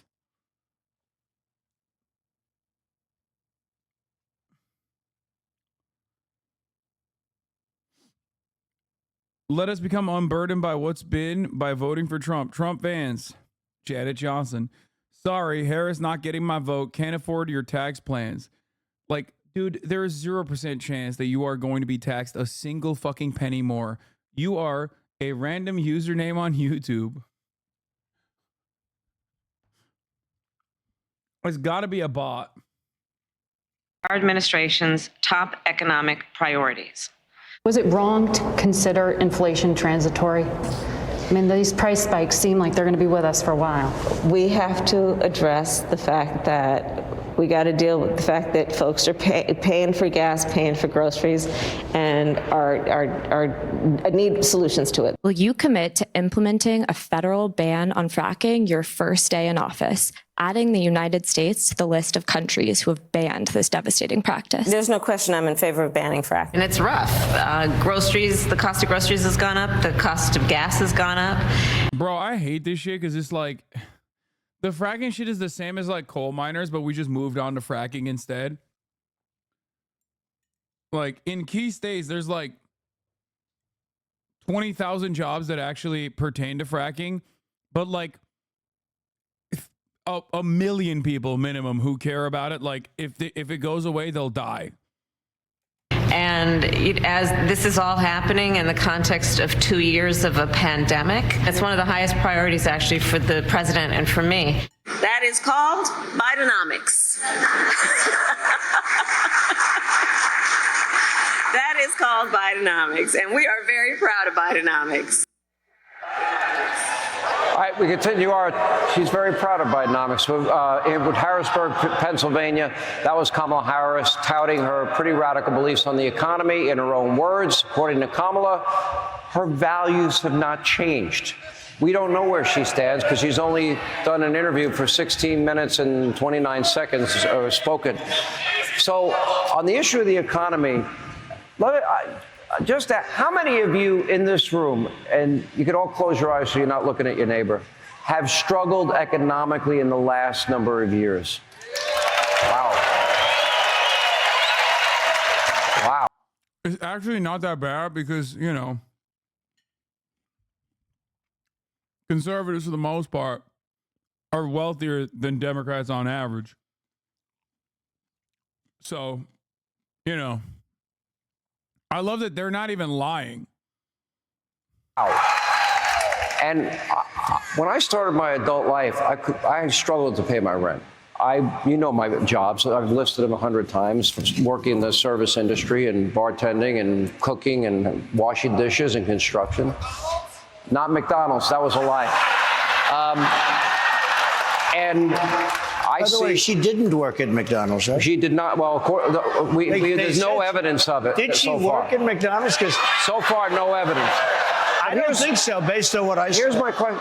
She wants to raise corporate taxes. She wants to raise small business taxes, capital gain taxes, estate taxes, the international corporate minimum tax, to the point where America won't be competitive anymore. And your tax cuts are about to.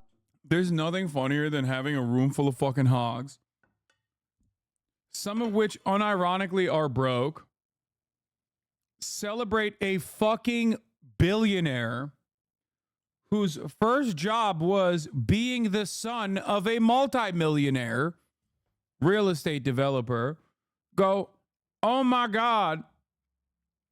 Oh, hell yeah, brother, you're right. She's fucking fake. She's a phony. It's like, bro, listen, she was a cop. Not the best job, okay? Not a big fan.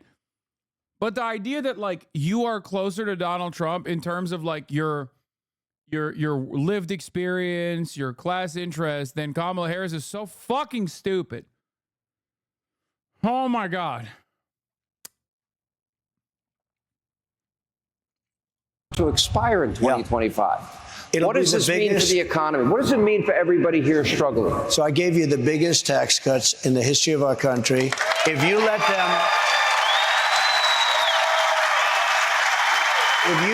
the Trump tax cuts expire, which she wants to do, she wants to terminate them.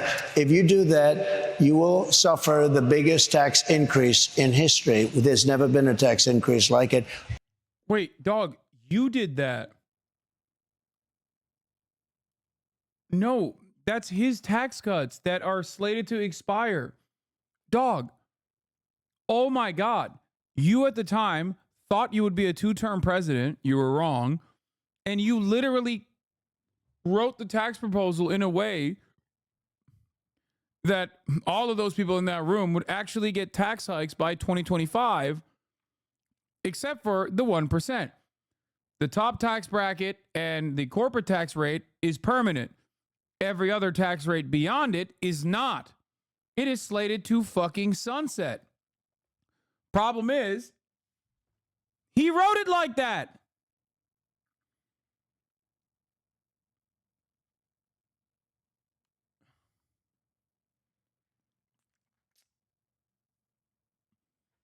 God, I fucking hate how stupid Americans are. I get really mad about the Democrats in general because, like, they're so fucking close in their policies, in the hurt that they contribute to the Republican Party. But god damn, the moment that I see a fucking room full of hogs, I literally turn into a JD Pond for permanent first world genocider, dude.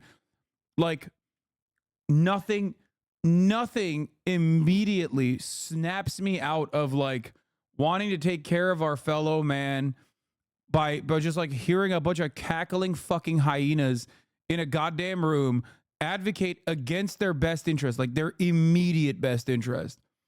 It makes me so fucking mad, dude.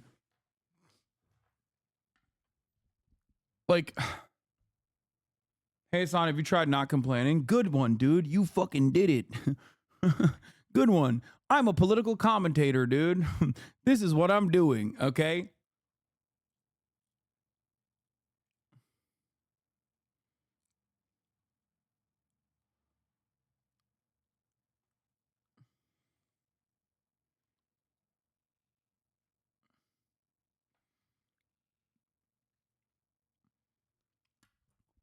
I'm serious. Like, it just, all of the complaints does not equal commentary. What?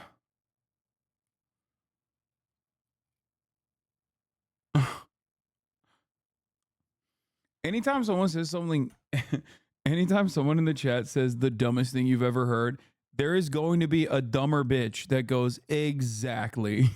That guy is right. No matter what.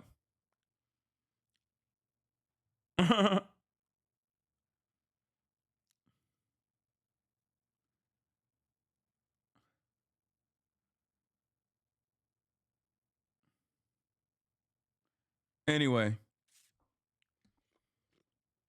So, very, very frustrating stuff to see like a bunch of modern American fascists just sitting around in a room and being like, hell yeah, Mr. President, I don't want my taxes to be increases. Like, it did. Okay, it did. My first chat, he calls me out, typical cringe. Yeah, well, don't say something cringe then, the good man Jack. Fuck you mean? On top of which, she wants to add a lot of tax. This country will end up, and I've said this a lot, and I mean it. This country will end up in a depression if she becomes president, like 1929. This will be a 1929 depression. She has no idea what the hell she's doing. What if unrealized capital gains taxes were implemented? What Well, would she that wants do? to do that. This is where you have something, you don't even know what the value is. I tell you what, if that's going to happen, go out and open an appraisal company because you're going to make a fortune. That's about the only group that's going to make it, and accountants. It is the craziest idea. And remember this, very rich people and big international corporations, they don't have to stay in the United States. And they will be forced to leave for other countries. They can't afford to do a thing like that. They may have great wealth and no cash, and they're going to have to pay cash. Where are they going to get the cash? If they do that, the unrealized capital gain, it's you know, it's been talked about for a few years by ultra-left Marxists only. Like her father's a Marxist. Her father's a Marxist teacher of economics. Can you believe this? But if that happened, this country, and I think forgetting about that particular, she's got a lot of things that are just as bad. If she gets in, I think we will have a depression, 1929 style depression. That's what I think will happen to our country. Already they've set us on a path. What about price gauging, as she calls it, or gouging? Well, she called it gauging. And what if they implement that and then price controls? Yeah. That's been tried in many times. The former Soviet Union, Venezuela, even in this country in the 70s. It was a disaster. Yeah. Every time it's been tried, no matter over hundreds of years, not just over hundreds of years, price controls, you end up with no product, you end up with massive inflation, and you end up with the destruction of a country. How does this impact? How do high interest rates impact? How does inflation?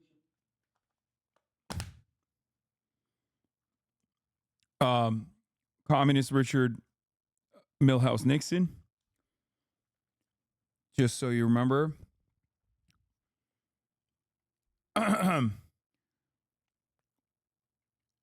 Okay.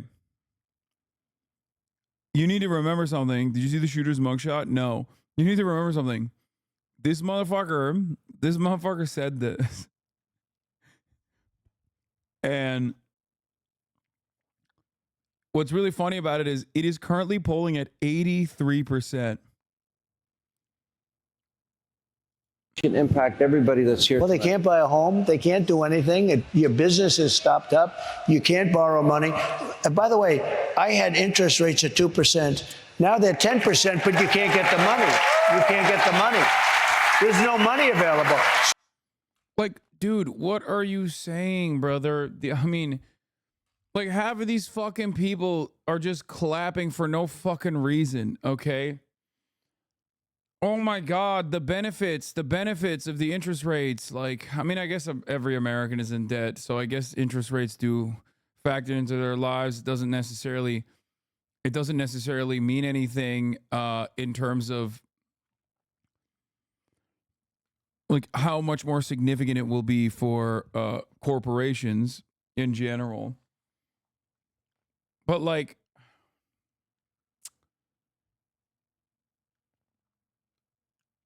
How do you respond to the claims that price control doesn't work? I don't know. I mean, just say it does. It's not even price control. We already have price control. I hate this conversation. The United States of America has price control, okay? Anybody that says it doesn't does not know how agribusiness works. Oh. We literally have price control in the form of subsidies, and it still doesn't fucking matter. Like they still farm it out regardless.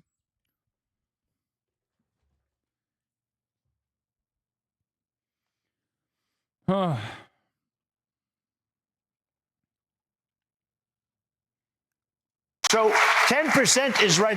You know, if you can't get the money, 10% is not the right number. It's got to be much more than that. You can't borrow money to buy a house now. Hey, Sean Hannity here. Hey, click here to subscribe. No. We did a good campaign, but the next time we had something special. We could talk about what we did, but we never could imagine we'd have borders where 20 million people have poured into our country. Many criminals from all over the world are coming into our country. They're coming from jails, from not just South America. I understand why corporations can't leave the U.S., but why can't super wealthy individuals with their money? I don't know if you know this, but we're the goddamn United States of America. You do realize there's a shit ton of things that the American government could do that just refuses to do it outright. Okay? And I'm not talking about like the tax havens that already exist within the United States of America. I'm talking like, oh, I'm sorry. Are you taking your money away? Are you taking your assets away, dude? They saying on X that Al Jazeera was paying you on the low. Next time, watch out before you come for the Beanie Club. Al Jazeera was paying me on the low. I fucking wish, dude. I freaking wish, dog. What the fuck? I don't know if these guys understand this or not, but no, I'm not being paid by Al Jazeera. I wish I was. And I would stand by that fucking decision regardless, because they do phenomenal fucking work in terms of covering the genocide in Gaza. Anyway, let's get back to it. America from all over the world. They're coming in at levels that no. He's joking. No, I know. I did work for a company that turned into Al Jazeera. I mean, Al Gore literally sold current media to Al Jazeera, like the TV channel. And a lot of the employees, many of which were my coworkers, then ended up working for Al Jazeera Plus and AJ America. It's also a very good company in general. I'm a straight up fan. Nobody's ever seen. They're coming. Just don't ask him about, Qatar related politics. From prisons. They're allowing prisoners to come out of all countries.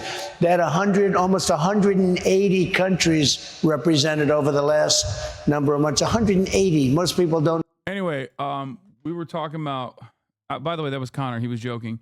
But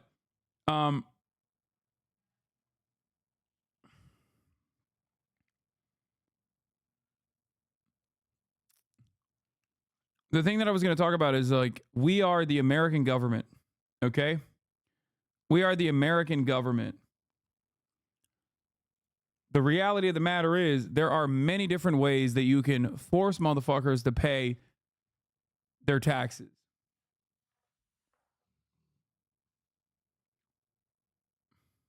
Okay? Strip them of their assets, seize it, arrest them for tax evasion. No.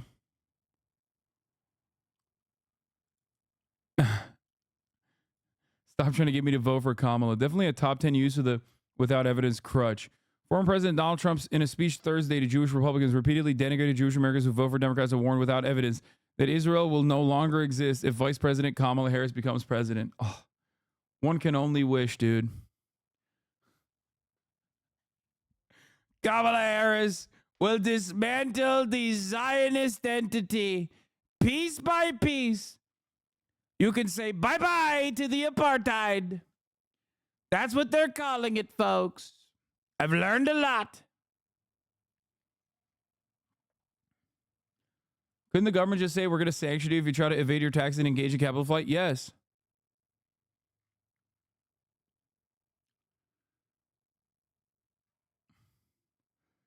You said you would get a tour bus to door knock for Harris, right? I did say that, except Kamala Harris did not say that. If she did, I would. I don't know that you have that many countries. They're emptying out their prisons and jails. They're emptying out their mental institutions and insane asylums. They're emptying out the sickest people, and they're emptying all into the United States. And you said it better than anybody. More terrorists have come into the United States in the last 3 years than I think probably 50 years. There's never been anything like it. These people are so bad. They're so dangerous. What they've done to our country is they're destroying our country, and we can't let this happen. If they won, you'd have not 20 million, you'll have 100 million people. You won't have Social Security. You won't have Medicare. You won't have anything already.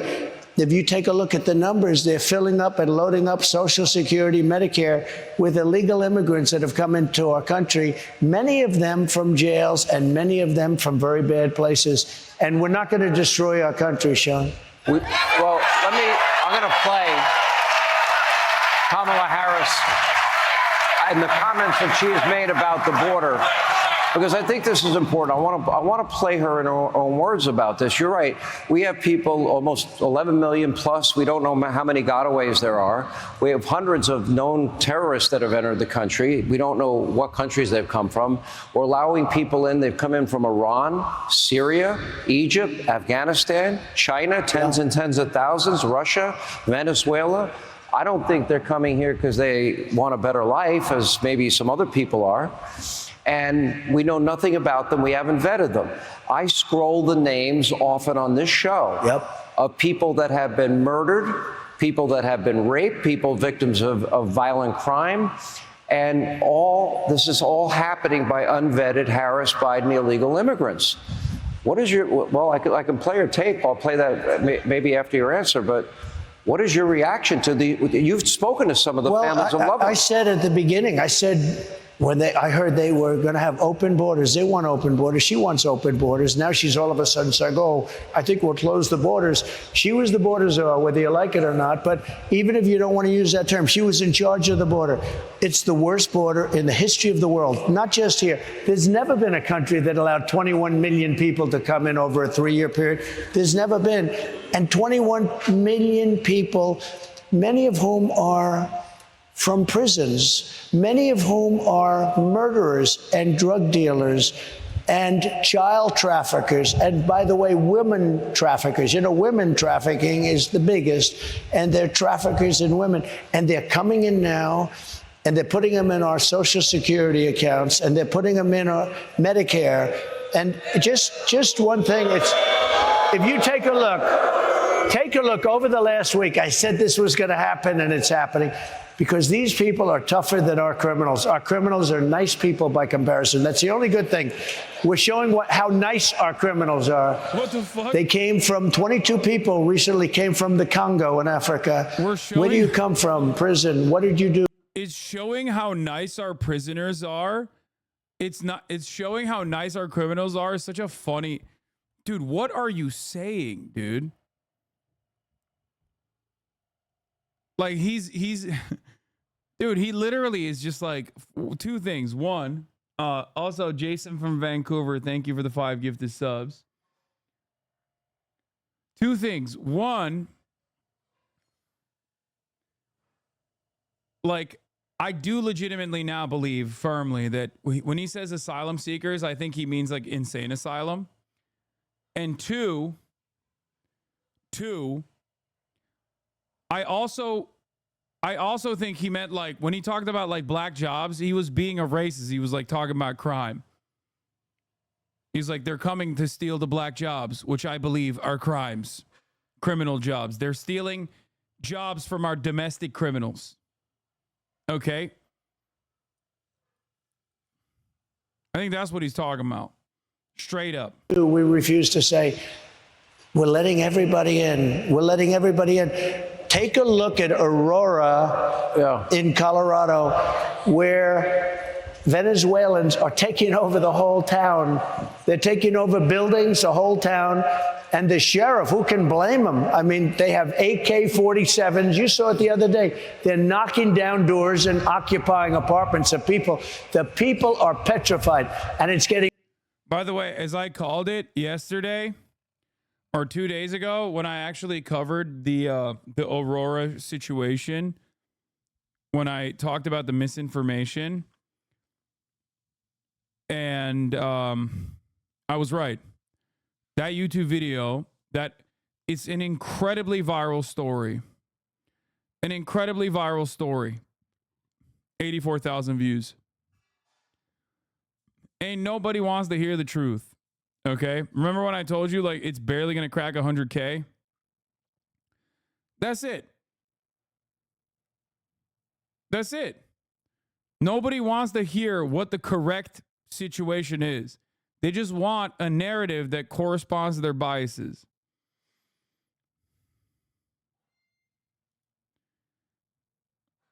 So the Venezuelan gangs taking over Colorado apartment buildings. Story appears to have been fabricated by a slumlord trying to wiggle out of a building court with the help of a crisis PR agency specializing in cancel culture. Can't make this stuff up. Yeah, I mean, we covered this, yes.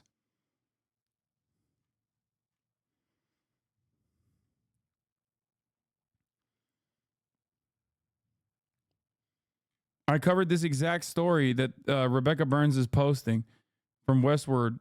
Four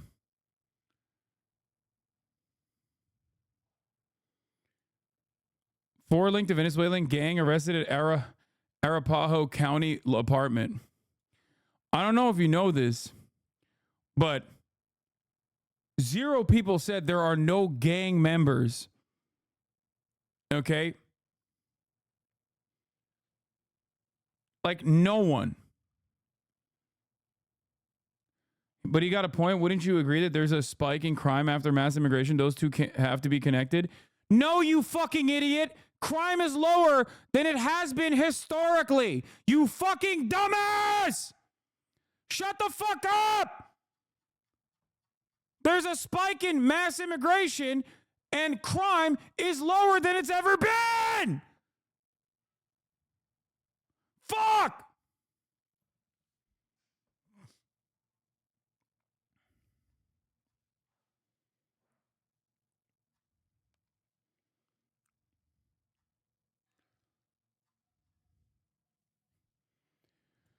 Oh! My grandma asked about the Venezuela story the other day. I was able to sift through all the misinfo she heard because of your coverage. Yep. That's why I do what I do. Can you chill out? No, man, I can't. Because it's like dealing with fucking flat earthers, dude.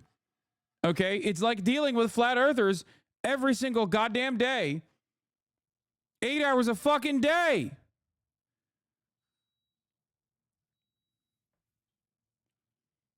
Getting worse and worse. You look at New York, Chicago, Los Angeles, and now you look at all over the place. You take a look at Iowa, Idaho, places that never. Colorado law firm reports Venezuelan gang is a stranglehold on apartments. Takeover began in 2023. It's weird because the fucking criminal prosecution from the municipality came in 2020. So I guess the criminal takeover came after. The court process extends all the way back to 2020, though. So are the Venezuelan migrants fucking time travelers? Is that what they did? Do they have a time traveling gun? Fuck.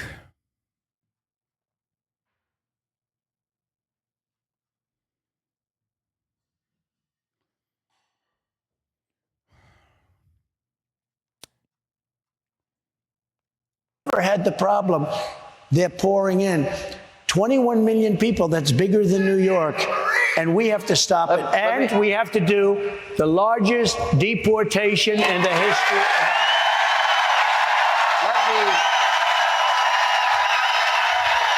Hey, Sean Hannity here. Hey, click here. Now, you just...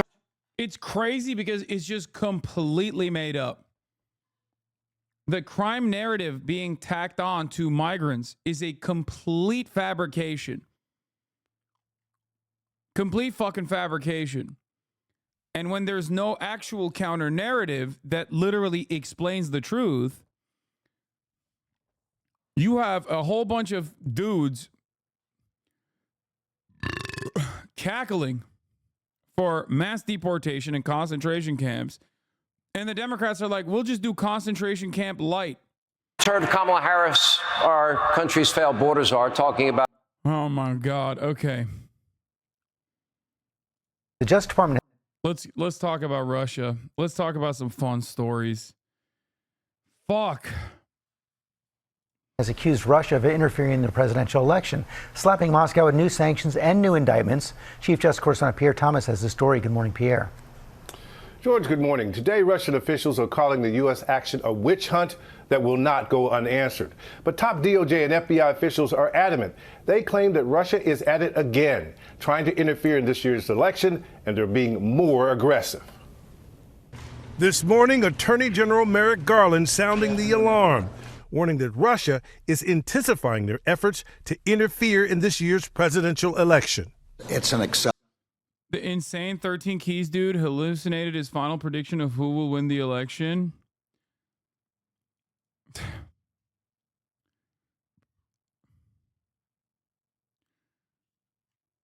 I'm not talking about this dude anymore, okay? I don't care. Acceleration of, and it's an increased sophistication. According to a newly unsealed indictment. Chat, send me some fucking links. I want to see all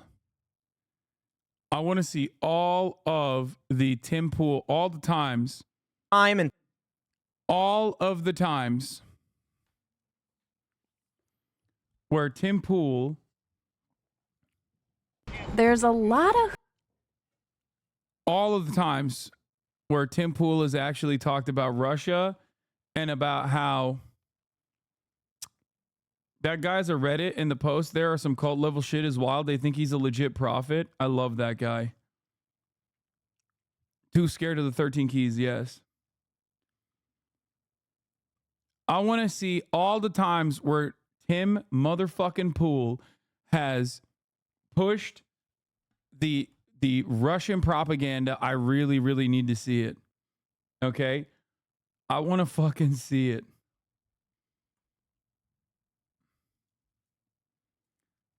This is one of those moments. It's so good. There's so many of them.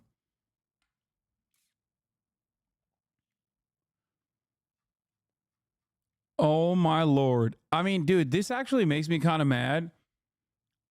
Because, like, motherfuckers said I was pro-Russia and I didn't get the bag. Like, for years, they still say I'm pro-Russia and I didn't even get the bag, dude. Bro, there is no way you just linked a fucking Destiny clip.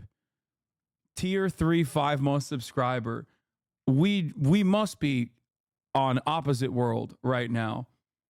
Are you all right, chatter?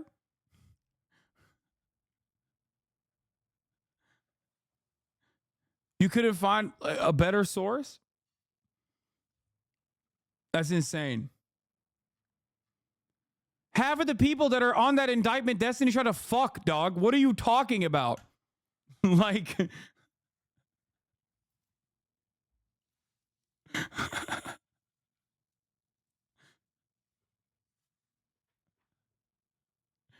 The fuck do you mean? Oh, Jesus Christ. All right, let's keep going. Imagine being pro-Russian for free. Yo, that's what I'm saying, dude. What has all of my pro-Russian sentiment got me? They called me gay and said I'm gay and woke for fucking painting my fingernails. They use me as a juxtaposition to how hard dick their military boys are. Okay? And on top of that, I ain't got a zero. I didn't get the bag at all. I didn't get the bag at all, dude. This shit sucks. Easiest bag of my fucking life it would have been.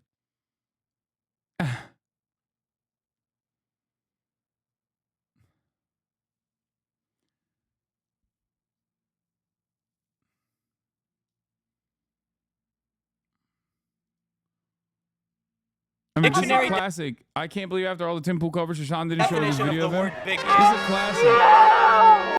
Oh my God. Oh my God. It's a top of the hour ad break debate.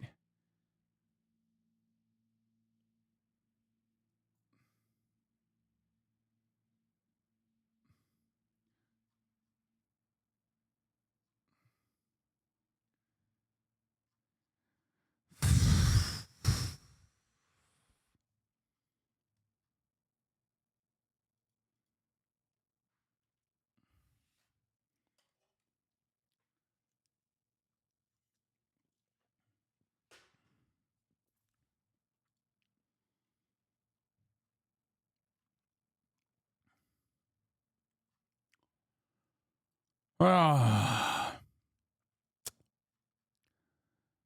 ain't got nothing. I mean, the 3-minute ad break is here. Calm like a Tom. Thank you for the 10 tier 1 gifted.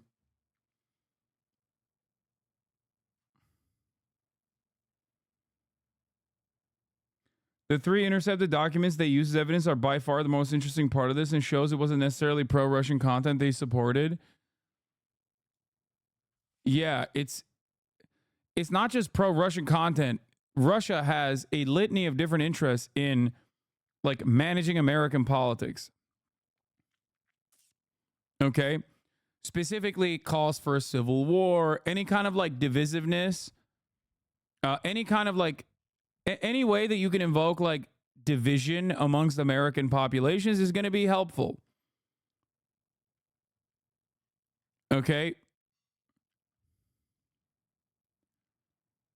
Tim Pool talked about Ukraine on PBD where he said Ukraine lost. Oh my God. Patrick Bet David with Jimmy Dore and Tim Pool.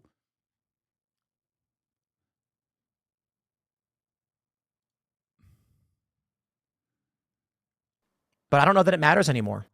Okay, let's cover this first and then we'll get to the clips. The Department of Justice alleging that senior aides to Vladimir Putin, including his so-called right-hand man, are engaging in a sweeping online operation aimed at supplying millions of Americans with disinformation. These websites were designed to appear to American readers as if they were major U.S. news sites like the Washington Post or Fox News. But in fact, they were fake sites. The government seizing 32 bogus website domains purchased by Russian security services that mirror legitimate news sites, creating fake stories and using authentic-looking logos as part of a campaign called Doppelganger. And DOJ also...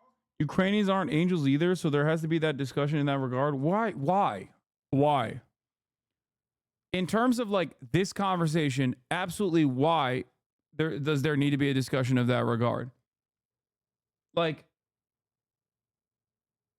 they don't have to be perfect victims, dog. What the fuck do you mean? They're getting shellacked. Like there's no... That's not what we're talking about here, okay? Yeah, they're fucking invaded. Come on. Well, yeah.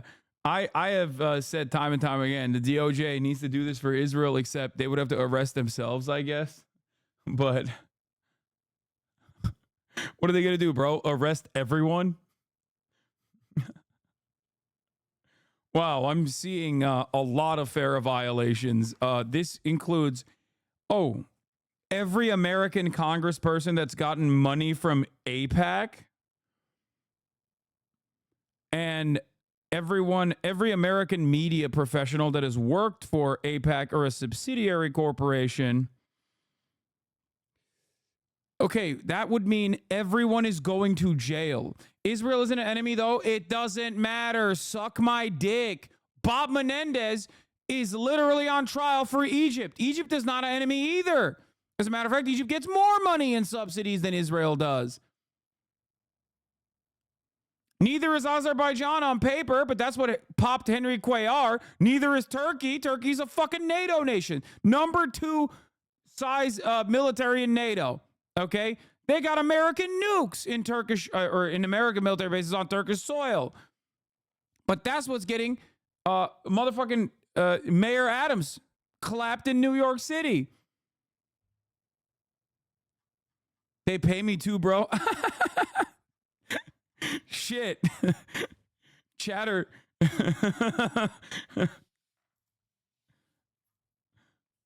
Goddamn, chatter.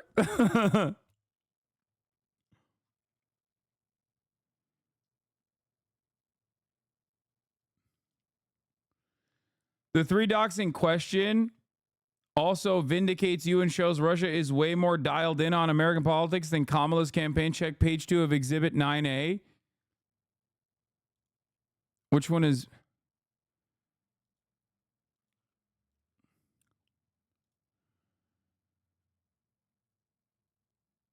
Is this page 2 or is this... Contents. We would like the reader at the United States. There are no pro-Russia and or pro-Putin mainstream politicians and sufficiently large numbers of influencers and voters. There's no point in justifying Russia and no one to justify it too. All American politicians and influencers are patriots and supporters of America's supremacy. However, there's a feeling among U.S. political Party A that the president's policies, censorship on social media, and the policies of Party B government are encroaching on their rights. They are dissatisfied of dramatic decline in the standards of living and large expenditures on offensive policy of the United States in Europe and Ukraine. They are afraid of losing the American way of life and the American dream. It is these sentiments that should be exploited in the course of an information campaign in/for the United States.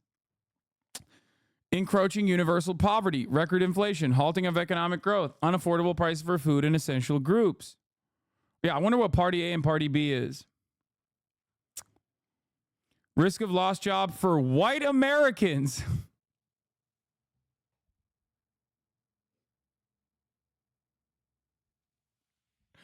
Yeah, I wonder why they didn't give me money. Privileges for people of color, perverts, and disabled.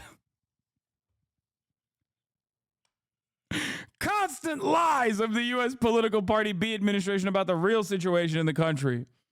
Yeah, I can't tell which party they're talking about when they say U.S. political Party B.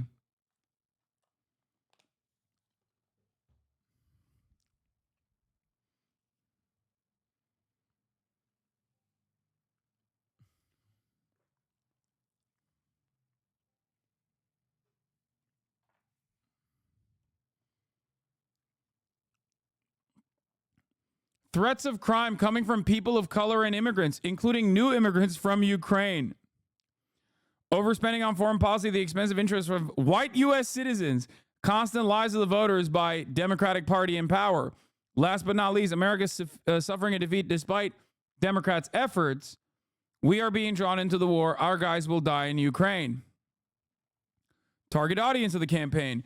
Republican voters. Donald Trump supporters, supporters of traditional family values, white Americans representing the lower and middle class.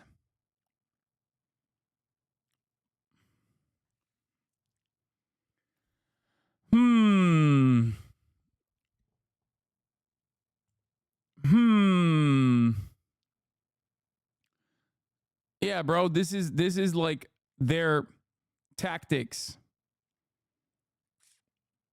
and how they operated, okay?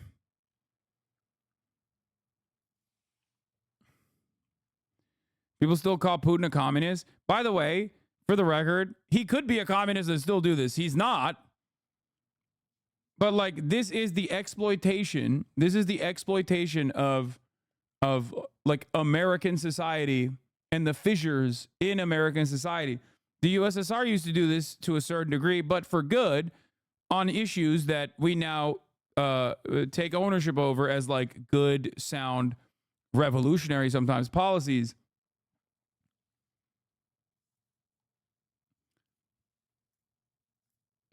They did this for the civil rights movement.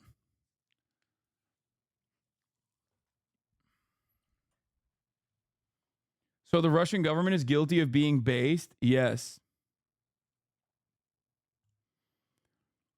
The good old USA project, the current international environment known first and foremost, severe hostility of the U.S. towards Russia. The USA has been trying to maintain the global leadership by strategically defeating Russia. This desire shapes the financial investment, weapon supply, and efforts to keep the conflict in Ukraine going. In the meantime, the key questions of the U.S. domestic policy remains the same. How justified are these efforts?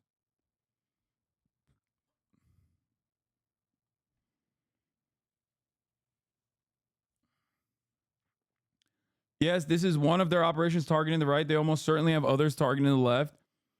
I think that in terms of like targeting the left, old RT used to do that for sure. But I don't think the new Russian, I don't think the new Russian government gives a shit, honestly. Maybe with like Jackson Hinkle or like a Jimmy Dore type. But honestly, they probably recognize they're pretty locked in on American politics, right? As evidenced by this entire document. And if you're even a little bit, like even if you're like remotely aware of American politics, you know that the left doesn't really have any power whatsoever. So it's a waste of funds. I'm sure they still do a little bit of push and pull. You know, like I said, you got Hinkle, you got Jimmy Dore, you got all these other people, right? But, you know, to increase the percentage of Americans that believe the U.S. has been doing way too much, residents of swing states whose voting results impact the outcomes of the election more than other states in 2024, Nevada, Georgia, Arizona, Pennsylvania, Michigan, and Wisconsin. Residents of conservative states where traditional values are strong, who more often vote for candidates of the Republican Party. Alabama, Kansas, Texas, Wyoming, Louisiana.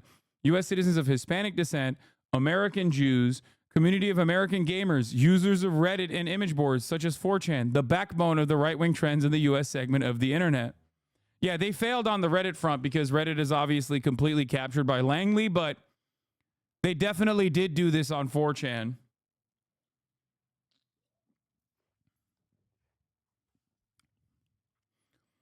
We intend to use Facebook and Instagram, as well as YouTube, X, Twitter, and Reddit. The resources free from democratic censorship as the main channels to influence the target audience of the project.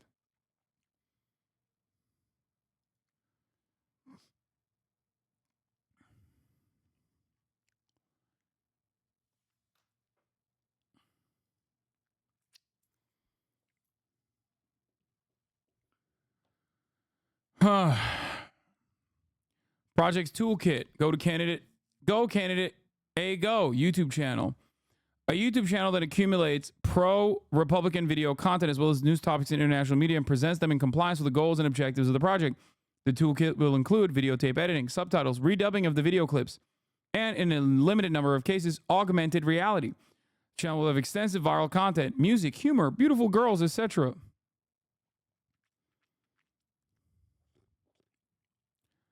Republican values supporter groups.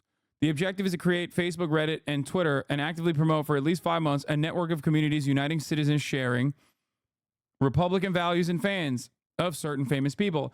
Now, by the way, I do need to understand something. I am Russian American. I do think you underestimate the sophistication. Dude, you wrote sophistication in the most insane way I've ever seen. And the extent of their agitprop campaigns, office building troll farms that just post on Facebook, etc., that stir to prot and create discontent. No, I am not understating that. I do recognize it. Okay? I am not understating that. I do recognize it. You know who else does it? And does it way more openly? Fucking Israel. Okay? Like, the Russian media operation is sophisticated, certainly, but it's nothing. It doesn't even meet like a crumb of the actually sophisticated campaigns that both above board and also secretly Israel operates. Okay? Straight up. Like, you need to understand, there is like the amount of money that they put towards these initiatives and the effort that they put towards these initiatives, which are still laughable, right? And don't necessarily move the needle in a meaningful direction in comparison to what fucking Israel does is ridiculous.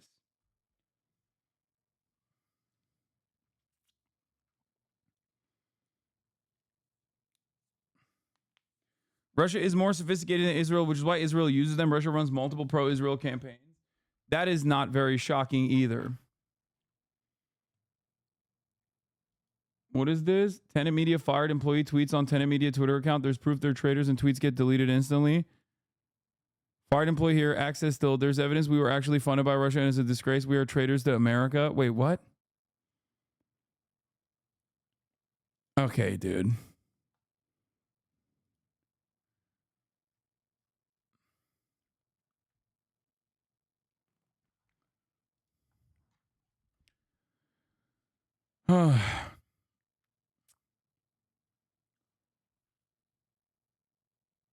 Tim Pool clip, Russian Story clip from Newsweek. Russia issued. Bro, this shit is fire. I love this shit, dude. Oh my God, dude. It's so fucking good. It's so motherfucking good. Okay, let's we'll continue. Hold on. Let me finish this fucking goddamn article. Holy shit. Also bringing charges against 2 employees of RT, also known as Russia Today. The FBI saying it uncovered a $10 million scheme by RT, allegedly funneling laundered money through foreign shell companies to a Tennessee media firm. That company posting nearly 2,000 videos that garnered more than 16 million views on YouTube alone. RT has used people living and working inside the U.S. to facilitate contracts with American media figures to create and disseminate Russian propaganda here. The federal indictment does not name the Tennessee-based company, but sources familiar with the investigation tell ABC News the company is Tenet Media, whose website features videos from some of the biggest right-wing influencers and podcasters, some of whom support Trump, among them Tim Pool. Mr. President, is an honor and a privilege. Last night, Tenet Media officials declined to comment. The indictment makes no allegations that the podcasters knew that the company was being funded by Russia. Mr. Pool issued a statement denying. $100,000 a week is what Tim Pool was getting paid. He was getting paid almost $500,000 fucking dollars by the Russian government to literally just like every now and then do this, okay? Hold on, where is it? Here. They know it. But I don't know that it matters anymore. This is psychotic. Ukraine is the enemy of this country. Like, that's crazy, dude. That shit pisses me off, dude. This shit is fucked up. Where's my bag, Russia? Where's my fucking bag? God damn it.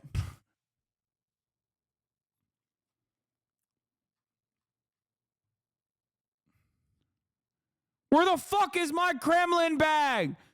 For the past 3 fucking years. Every dumb fuck with a Ukrainian flag in their fucking bio on Twitter has been calling me a Russian operative. I ain't ever got a single fucking dollar, dude. All I got was these motherfuckers calling me gay.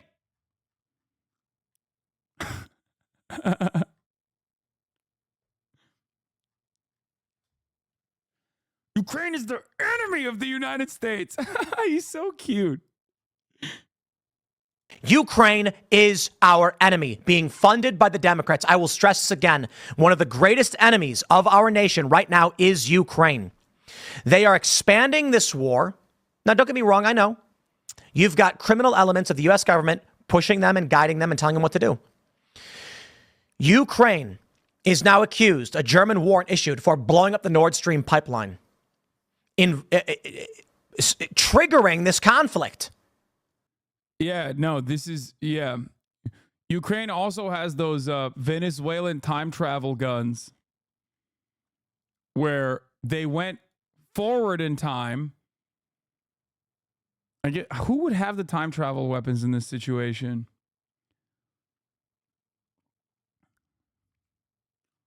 Like, who would have the time travel gun? Would it be Russia, I guess? They knew that Ukraine was going to, in the future, blow up the Nord Stream pipeline, so then they invaded ahead of time. A lot of guys with time traveling powers, you know, just like Hitler had the time travel gun, and that's why he had to. That's why he had to, do the Holocaust, according to the other guy, Daryl Davis, or whatever the fuck the dude's name is that we were listening to yesterday. They had to do a preventative invasion of Ukraine. This dumbass made the same joke. Hasan Piker. Dude, these people are barely fucking sentient. You understand? Like, they literally, there is no interest in the truth, okay? You need to understand something.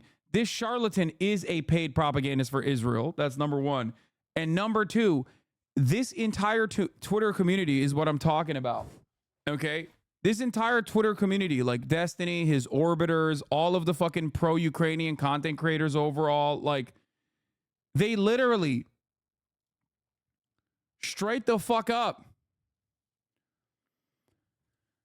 are, one, either directly being paid by Israel, or two, don't give a fuck. Okay? They just don't care. They don't care what I've said. They don't care about what I've done. Like, Drew Pavlov has not raised a single fucking dollar for Ukrainians. Okay? This community has. That doesn't matter because the truth doesn't matter. What matters is a lot of dumb fucks with Ukrainian flags in their fucking bio are like, oh yeah, no, he's a Russian operative. Literally, go to any fucking TikTok where my name is mentioned alongside Ukraine and you will have like fucking swarms of commenters being like, oh, he must be really mad that Russia didn't pay him. Like, it's funny because he has this screenshot on his phone where I had an emotional moment talking about Shireen Abu Akleh being assassinated by the Israeli state, by the way. That's where this screenshot is from that he has on his fucking phone. These people are monstrous pieces of shit, okay? They're straight up fucking freaks. That's it. And they're fucking irrelevant losers, which probably kills them way more at the end of the day. So don't show me this shit.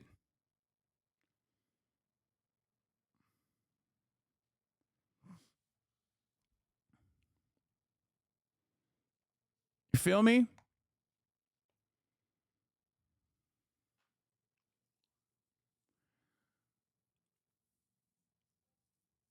I remember when the postal view on Piers Morgan reached the front page and people were in the comments saying, ask him about his deal with Putin.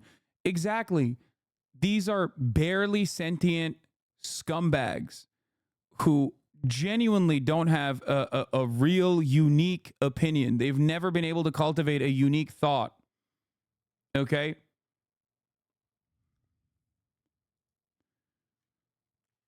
That's it.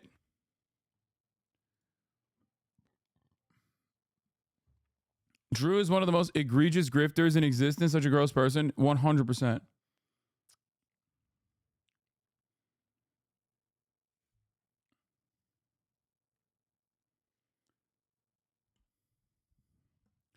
But let's get back to making fun of Tim Pool, who, by the way, in many respects is straight up no different than Drew Pavlov.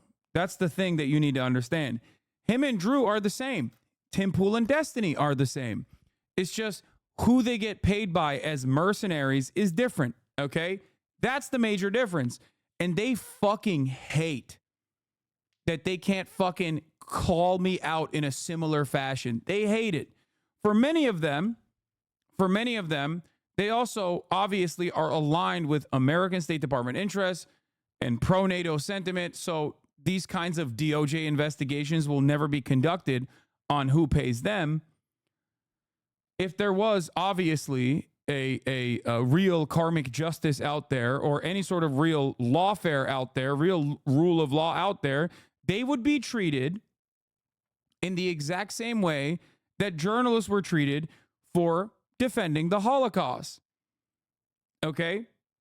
For their consistent support of Israel's genocide, they would be tried in the exact same manner that members of the media were tried during the Nuremberg trials. To me, there is no difference between Tim Pool and Destiny in that regard. There is no difference between Tim Pool and Drew Pavlov in that regard. The only benefit is, for them, they're not going to get fucking called out in the same way that Tim Pool is getting called out. That's part of the reason why they fucking hate me. Okay? That's it.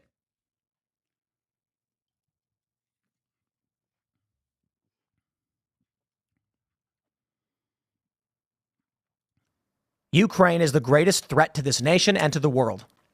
We should rescind all funding and financing, pull out all military support, and we should apologize to Russia. And they know it. We should apologize to Russia. Cha-ching. That's the big bag right there. This is we already saw this one. Okay, there's got to be more, right? Please tell me there's more. There's a really funny Tim Pool clip. Wait, is this the same one? Financing, pull out all, and they know it. But I don't know that it matters anymore. This is accused, a German, about all military support, and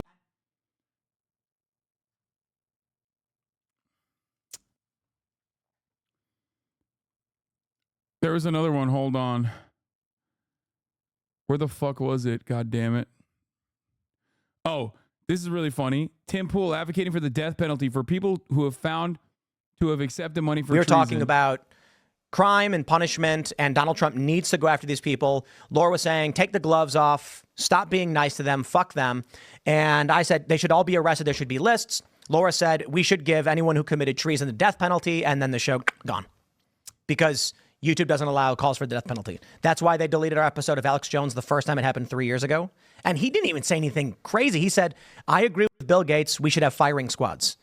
And he later was like, I meant vaccines. Line them up. Give them shots. Get them. He was like I was making a joke. I was sarcastically Well, saying. I'm not going to pull an Alex Jones. I stand by everything I said. I'm not sorry for anything I said. I truly believe that there may be different interpretations of what it means to commit treason. I truly believe that the people who engaged in the coup against Donald Trump and have caused civil unrest and chaos in our country for the last 7 years through Crossfire Hurricane and also through these what I believe are illegal witch hunts against the president of the United States right now, unconstitutional witch hunts against Donald Trump. They are treasonous. They are traitors. They should get the death penalty when they are jailed in the next Trump administration. And I'm not going to apologize for what I said. I, was not trying to get your stream taken down, but my belief is held by millions of Americans. And You're saying I really do believe that when they are arrested, or when they're indicted, arrested, and they have a tried, trial and convicted, yes, should they be found to have committed treason by a jury of their peers, you say death penalty. Absolutely. Do you? Oh, it's awesome.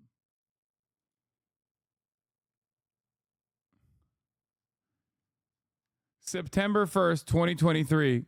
Russia activates world's most powerful nuke. Let's go.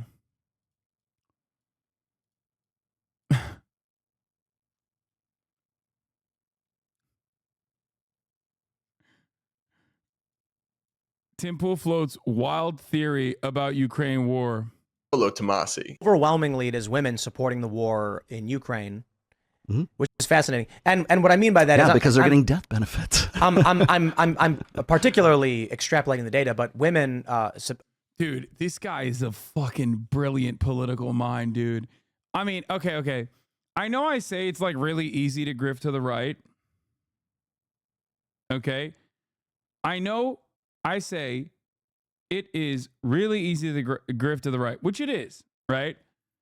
But like turning the invasion of Ukraine into not only anti-Ukrainian sentiment, but also anti-woman. I mean, that's fucking fire. He is creative, okay?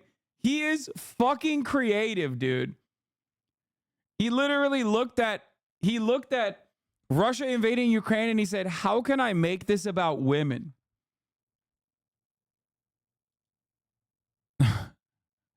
Yeah, this was awesome.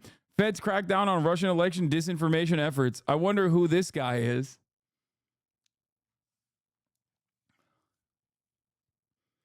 I feel like Russia was scammed. How are they paying Tim Pool millions for the shitty messaging? I think a lot of the other stuff that Russia does also plays a role in this.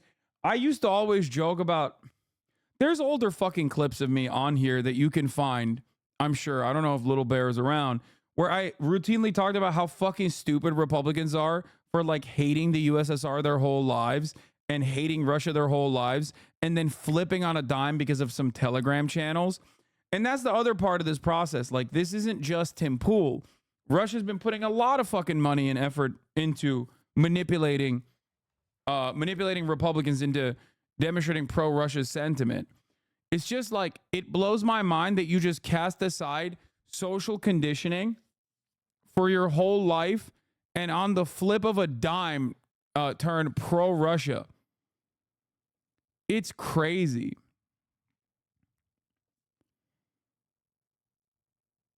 It's actually fucking crazy.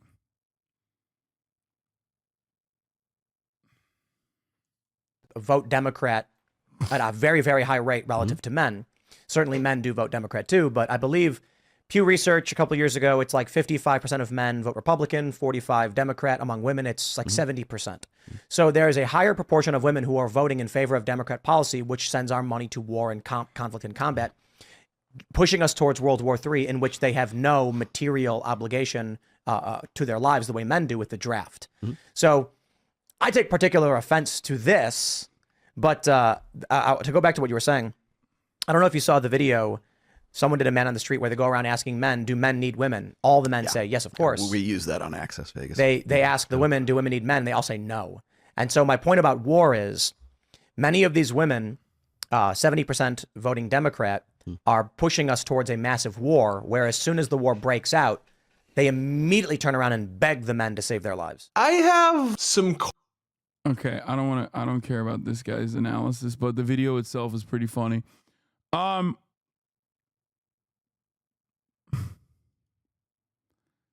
Tim Pool says he's been contacted by the FBI as a potential victim of a crime. September 5th. I've been contacted by the FBI as a potential victim of a crime. The FBI believes I have information relevant to an ongoing criminal investigation and have requested a voluntary interview. I will be offering my assistance in this matter.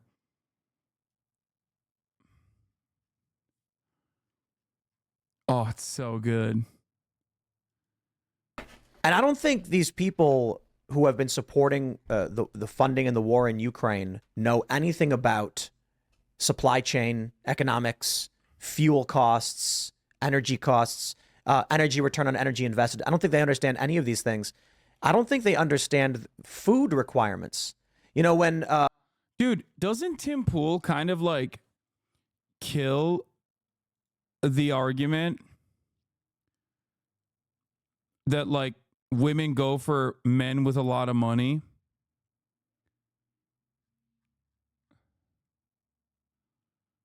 Like, he was getting paid $400,000 a month, and you still are out here dry as the Sahara Desert, dog. You still remain bitchless. You got no bitches, Tim Pool. Zero bitches, bro. How is that possible? You were getting paid $400,000 on the side from the goddamn Russian government, dude. Oh my Lord, dude. How are you so fucking down bad? Holy fuck. Turns out there is obviously other shit that women care about, like not being the worst person on the planet. I also still don't understand how this motherfucker's not gotten hair plugs. Like, bro, we get it. Like, you're ashamed of being bald. Just get fucking hair plugs. You got paid $100,000 every week by the Russian government, dude. How in the ever-loving fuck did you not go out there and just get some goddamn hair plugs? It makes no fucking sense.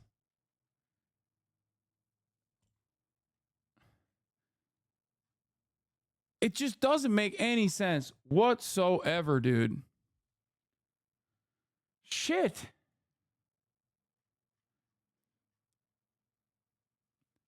Tim Pool's mental gymnastics over the Russia-Ukraine situation. I'm starting a group called Anti-War. We will actively support violent war in Ukraine so long as it's our side doing it and claim that Russia is the real warmonger. Our war is justified because our war to stop others from starting war that proves we are anti-war. Oh my God.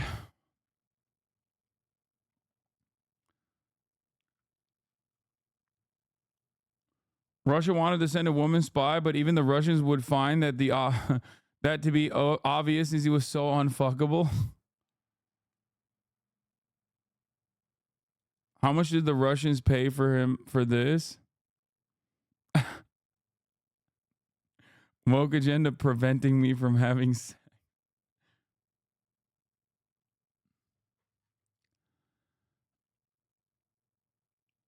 Coming from a major Ukraine supporter, your criticisms of the military-industrial complex are highly warranted. Thank you.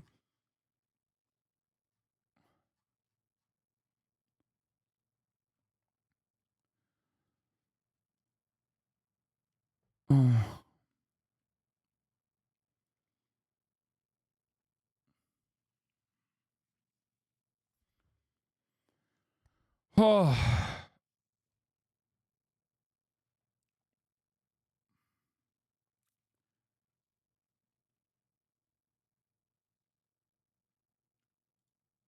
What is this? New tweet just dropped. This is where they get pulled to commit that he didn't know about the Russian funding. It might help charge Chen and Donovan, but it would also serve to lock Poole into that story. DOJ likely can't charge Chen and Donovan unless they do lock in the talent. Yeah. No, for sure. They'll harass him a little bit. They'll say he will get legal repercussions in an effort to get a fucking plea deal out of it to rat out Lauren Chen and Lauren Chen's husband.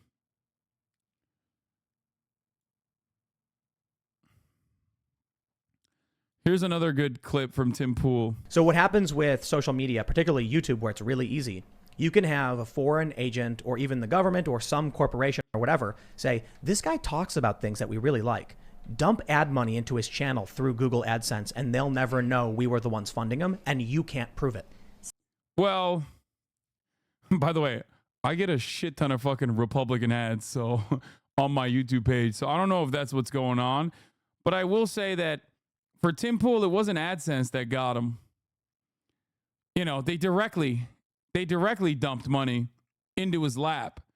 And the reality is, I mean, they were paying him $100,000 for like 17K views and shit. Okay. I never even looked at how insignificant Tim Pool's viewership is. They were paying him millions for this.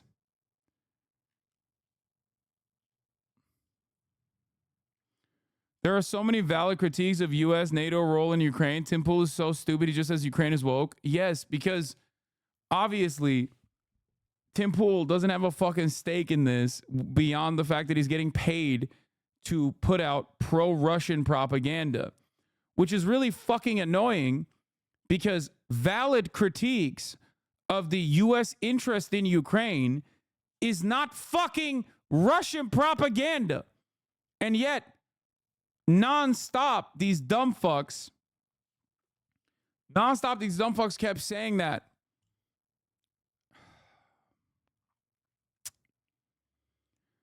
Oh. So do you think that's something like YouTube should be looking into, or somebody should audit YouTube for that kind of information? Definitely. If it's foreign? You think YouTube's in on it? I don't think YouTube's in on it. I think YouTube doesn't care. Yeah. And as long as journalists don't call them out for it, they're not going to say anything. That's going to cause another adpocalypse. Are you ready for that? That's the big problem. But I think I've said it a million times. If they announced that they were going to like ban Twitter, I would lose my account. I'd be like, dude, Twitter's terrible. Yeah, get rid of it. Just get rid of it. bad I'm for half humanity. kidding. Like, No, it's bad for us. You know, but if I found out that someone was secretly funneling money through AdSense to my channel, I'd be like, cut it all off. I don't care. Well, I'll go sleep in a might ditch. have some news for you.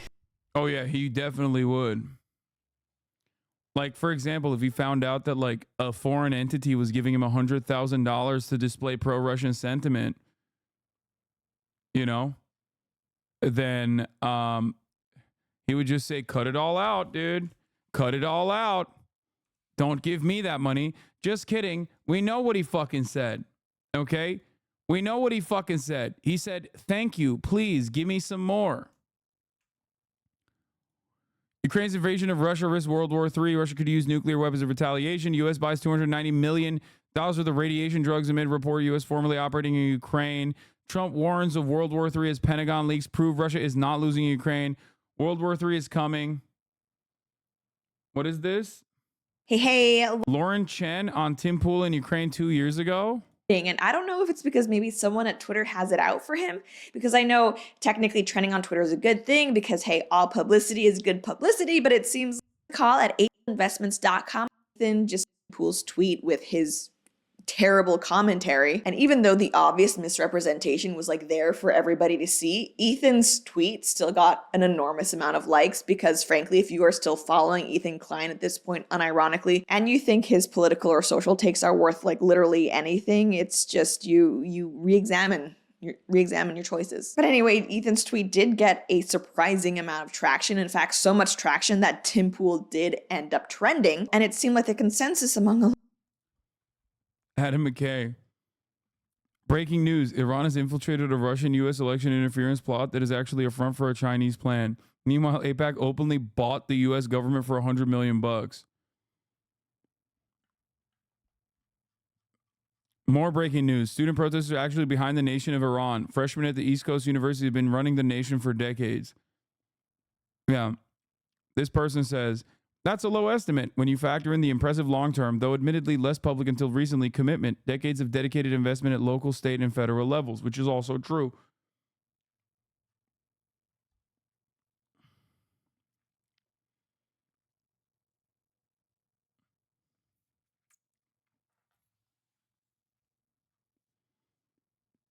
Ethan is 100% going to get butthurt that you watch that.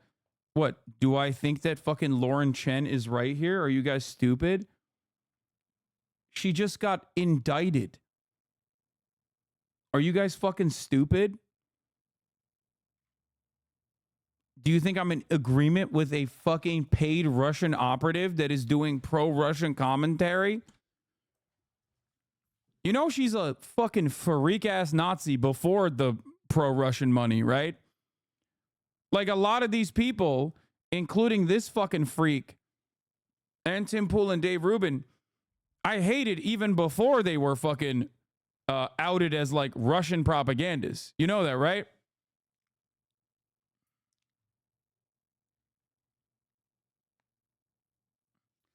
Would you consider that treason, perhaps? No, because she's not even American. She's Canadian. And I'm actually kind of confused because I wonder if that, like, puts her citizenship into question here. Like, I don't know if she's actually... I don't know if she was in the process of getting citizenship, or I don't know if she was already a citizen at this point.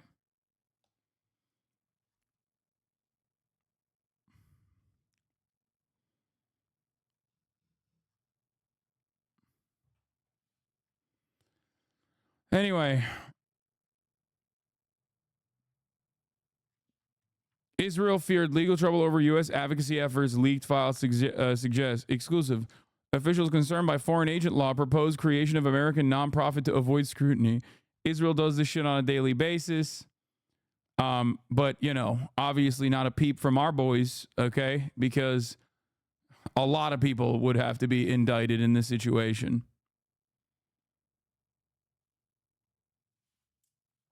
Peep the counter messaging. AIPAC emerges as moderate force in political primaries. Kaya, place.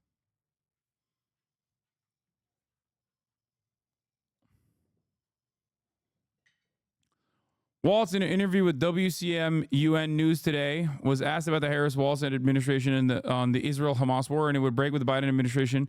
Here's the full answer. Waltz. Well, I think first and foremost, what we first saw on October 7 was a horrific act of violence against the people of Israel. They have certainly, and the vice president said it, I've said it, have a right to defend themselves, and the United States will always stand by that. But we can't allow what's happening in Gaza to happen. The Palestinian people have every right to life and liberty themselves. We need to continue, I think, to put the leverage on to make sure we move towards a two-state solution. I think we're at a critical point right now. We need the Netanyahu government to start moving in that direction. But I think those folks who are speaking out loudly in Michigan are speaking out for all the right reasons. It's a humanitarian crisis. It can't stand the way it is. And we need to find a way that people can live together in this. And we've said it and continue to say it. Getting a ceasefire with the return of the hostages and then moving towards a sustainable two-state solution is the only way forward. This should be Kamala Harris's statement, and then Tim Walz should be outflanking Kamala Harris with an even more progressive message, just for the record. First time leverage has been mentioned, at least subtly. Even then, it still hits us with the fucking both sides of shit. But do you understand what I'm saying? If you're the vice president of the United States of America right now and you're running for president, that should be your statement.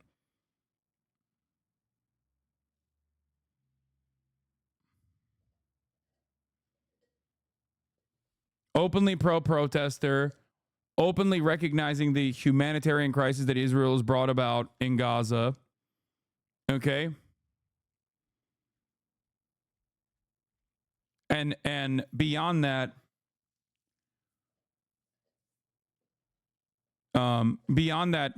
most importantly,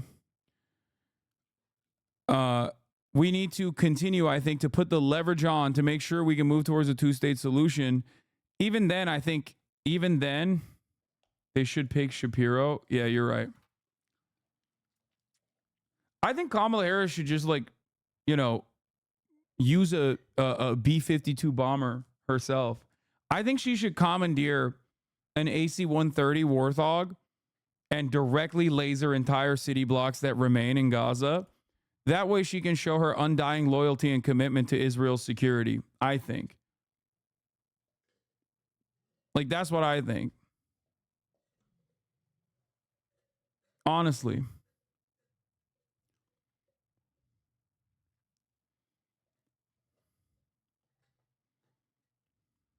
Yeah. Kamala Harris should just say, fuck it. Like, we have to compromise. We have to compromise. And for that reason, I think we need to compromise by just killing every child. We can leave the adults in Gaza, but we should kill all the babies in Gaza. That's the compromise pick, I think.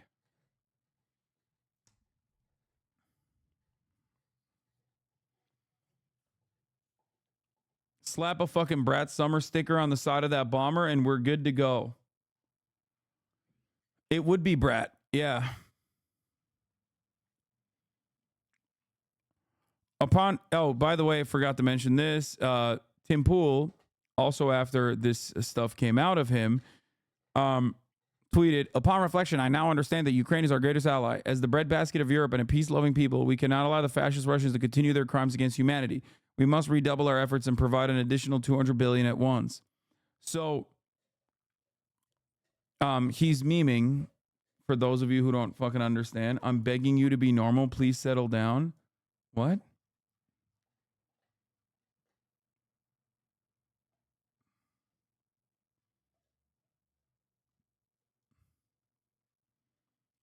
What did I do that was abnormal?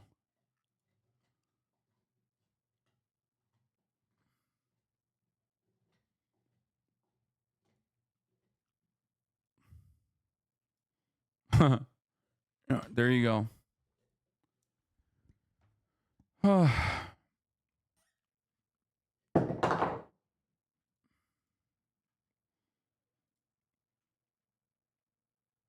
Ukraine is the enemy of this country. Ukraine is our enemy. For their millions of followers, influencers like Tim Pool and Laura Southern are sticking it to the mainstream media. Contrary, alternative right, independent. People are at a boiling point. Yeah, not so independent, it seems. This is what I'm saying.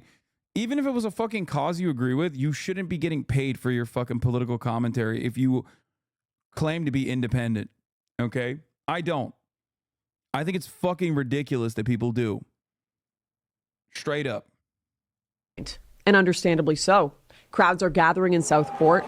For others, though, they're the effluencers, spewing out hate, excavating division, cashing in on the culture wars.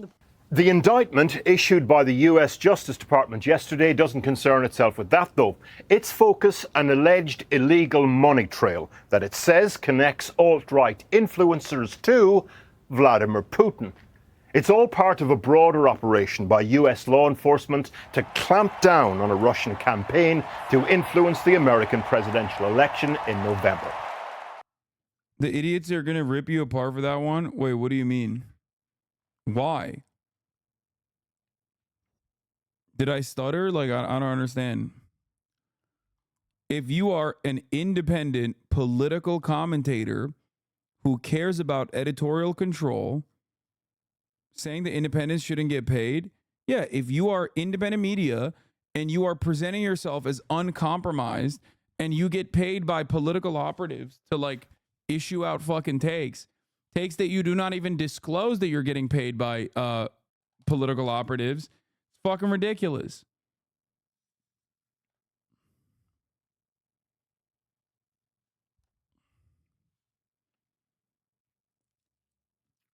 Like a big part of the advocacy for independent media straight up stems from people saying, oh, we're not paid by Raytheon like CNN. Okay. But you're paid by the Russian government. Like, what the fuck do you mean? Like, that's insane. Yeah, CNN is compromised. They have biases, right? It's fucking ridiculous that you turn around and you shit on mainstream media and you act like you have an independent streak, and then it fucking comes out that you're getting paid by the Russian government? Like, what are we talking about? Where's the integrity? I can already see the Reddit thread. Millionaire said you shouldn't make money as a political commentator taking what you say out of context. I don't care. Okay? I didn't start off at this fucking point. And I got here with my community, okay? It's ridiculous. There is a reason why. There is a fucking reason why I have a subscription method for my revenue, okay? It is what keeps me independent. If you don't fucking care about what I have to say, or if you disagree with me, you can log off, okay? You can just refuse to fund me. Many people still watch and don't fund me. You know?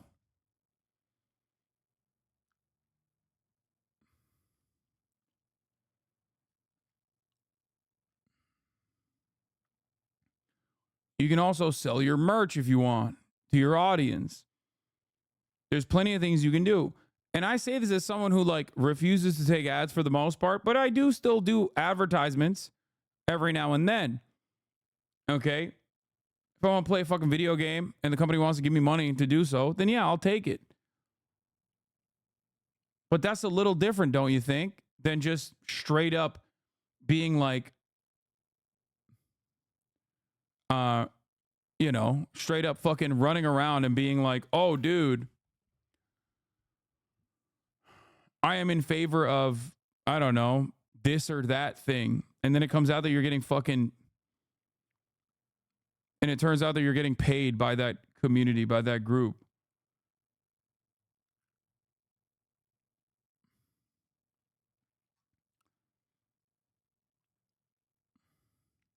Yeah, and I also have to legally admit to being paid in the advertised segment. There are laws around it.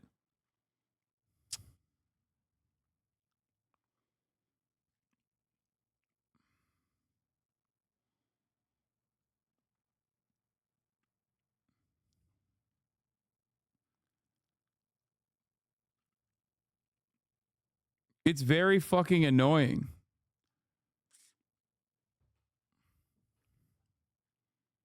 It is really, really fucking annoying to see people being transparent and do not lie by saying you're independent.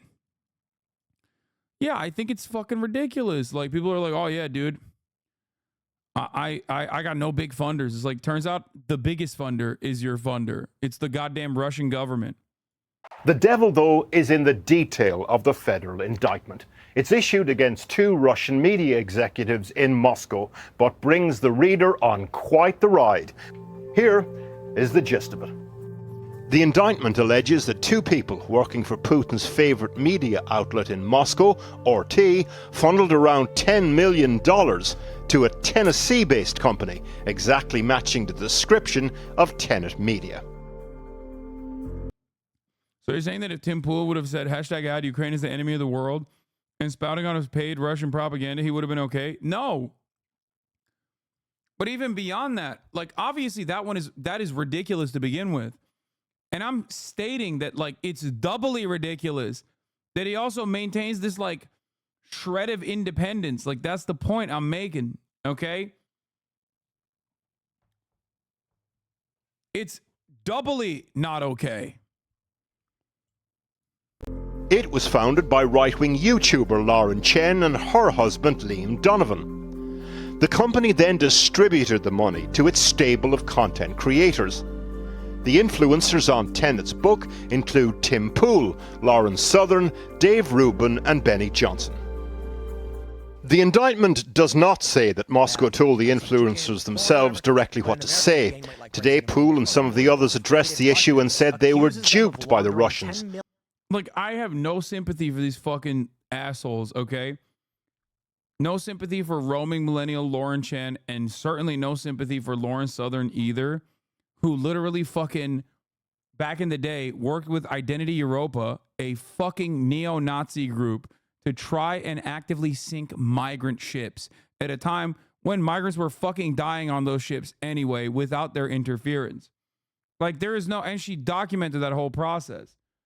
Like, if you fucking try to rehabilitate the image of a person like that, you are a clown-ass, delusional, right-wing fucking loser. And yes, I'm talking about Destiny, okay? I don't give a fuck how horny you get. There is no real reason to rehabilitate someone like that. That's why I always say, take note of who people present their enemies as, okay? I don't have a bunch of those people that were in this indictment that I tried to fuck actively, okay? He did. He can chirp about it all day, every day. He can talk about how he hates Tim Pool while he's also a centrist of a similar variety now.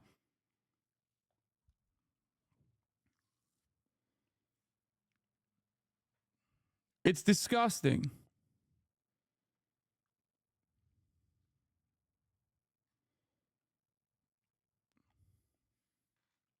The very definition, according to some, of a useful idiot. Did you read the indictment? It clearly says that I, as well as the other personalities, were victims.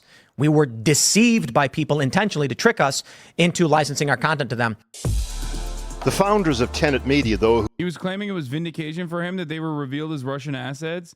How can he claim that it's vindication for him when two of the people that were the main person who was like the Russian asset and also the another person in the indictment who was also a Russian asset are both people that he's tried to rehabilitate and like aligned with as a fucking friend?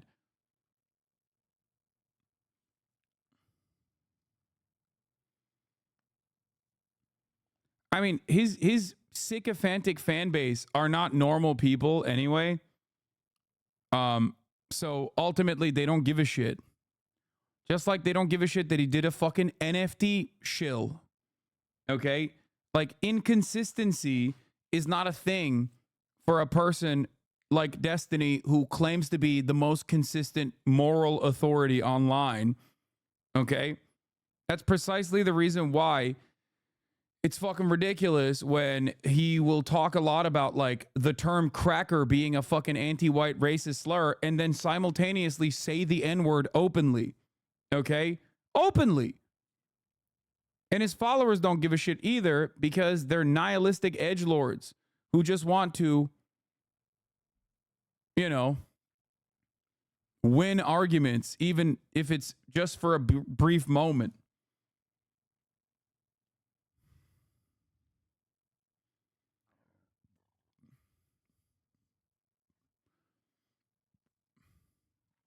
Anyway. Yeah, Mr. N-Wordelli.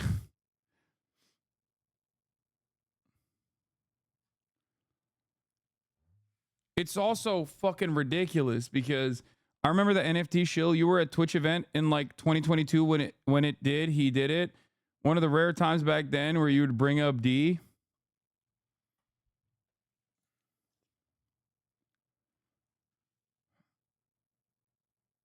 You know, we also saw what his fucking fan base, his racist ass fan base looks like when the guy was like, I'm shaking.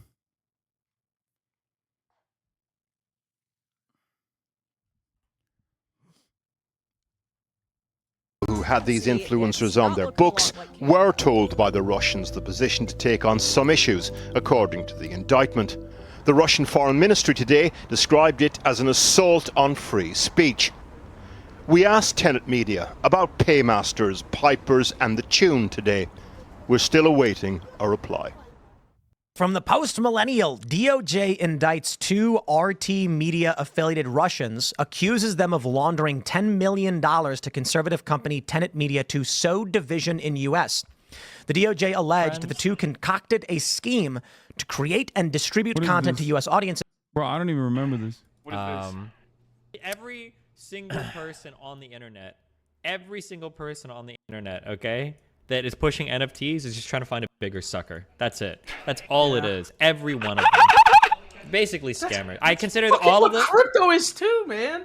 There's people who never stop tweeting about crypto. Yeah, I know, but like, so they can dump it. I wish there was like a big macro. There needs to be a macro accounting of human behavior because we all grow up making fun of certain people.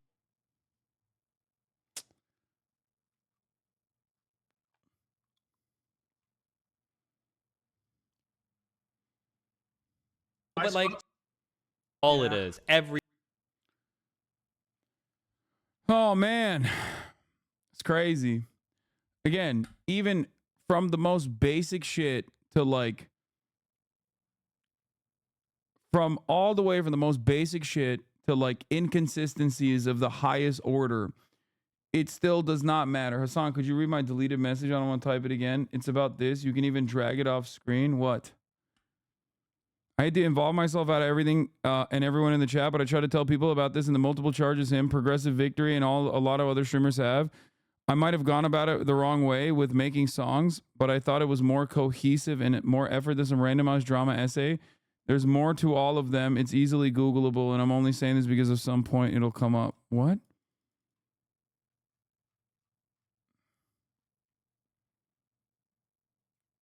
Jank and Anna just called you out for not knowing shit about the Aurora gang buildings.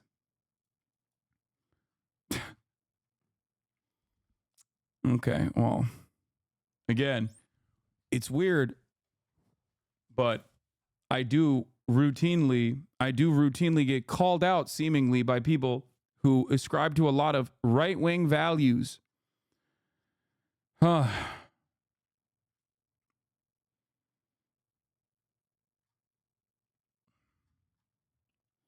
No, bro, you don't get it. It's definitely happening. Like, Venezuelan gangs have been taking over. They've done it for sure.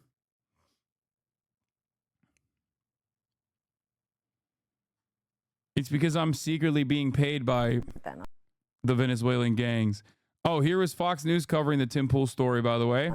Okay. I think that Vladimir Putin wants the guy who stood next to him in Helsinki and says, oh, he didn't do anything. He told me we were just meeting. And he said he didn't interfere in the election at all, even though our own Department of Justice had found that he did. Yeah. What I find interesting Tell him, about everyone's Jessica. analysis thus far on this topic is that you're leaving out the juiciest tidbit, which is that the Russians were paying Tim Pool and Benny Johnson $400,000 a month for a weekly video that would go out to their millions of followers. $400,000 a month? Yes, more than Hunter Biden was making. You know, I'm available too if you want to pay me for that money. But that's you make a joke out of it, and they have denied that they knew that it was coming from a Russian in that way, but they were getting. Where did you get that info? Because I thought it was going through. I thought it was going through Lauren Chen. Wasn't it her company? Well, and that it's it was that done, Tennessee-based company. And that they hired him as to do something. And well, then they've been doing videos, and these kinds of talking points have been showing up in those videos. Oh, and you mean like talking points like inflation's high?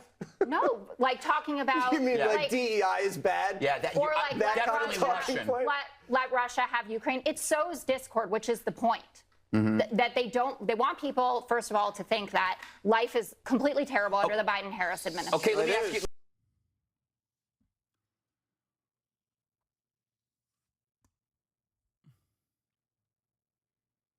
What?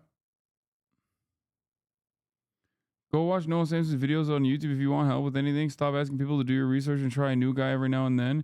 And other girls for knowledge. I'm virtue signaling because other people have virtues too besides Hasan. Quit expecting everyone to know everything if you think he knows everything because Hasan just might be busy working for the Twitch dude. Try it or admit defeat like me. What? You all right?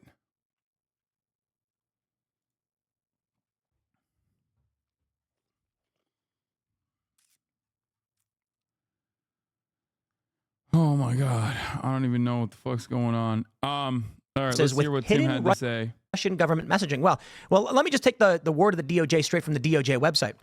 I'll issue some clarification. I have a statement on this, which I will read for you in a second. When I first learned of this story, literally I'm skateboarding, and I get a DM from a journalist asking if I would talk about the Russian allegations or whatever, and I was like, what? I was like, what allegations? And then they sent me a tweet, and I'm like, I ain't reading that. Like, I'm sorry this happened to you or whatever. And it was criticizing Hasan Abi on TYT a minute ago for saying the Aurora mayor is racist or something. Wait, what? Dude. You can be an otherwise progressive person and just have like one reactionary thought in your mind, like one right-wing attitude for like one particular story or thing. Anna has a couple, right? And the thing about it, the sad thing about it is that the moment that you like fall into that right-wing trap, especially when you have an inability to admit that you might have gotten it wrong, you start fucking citing like the fucking legal team hired by the property owners.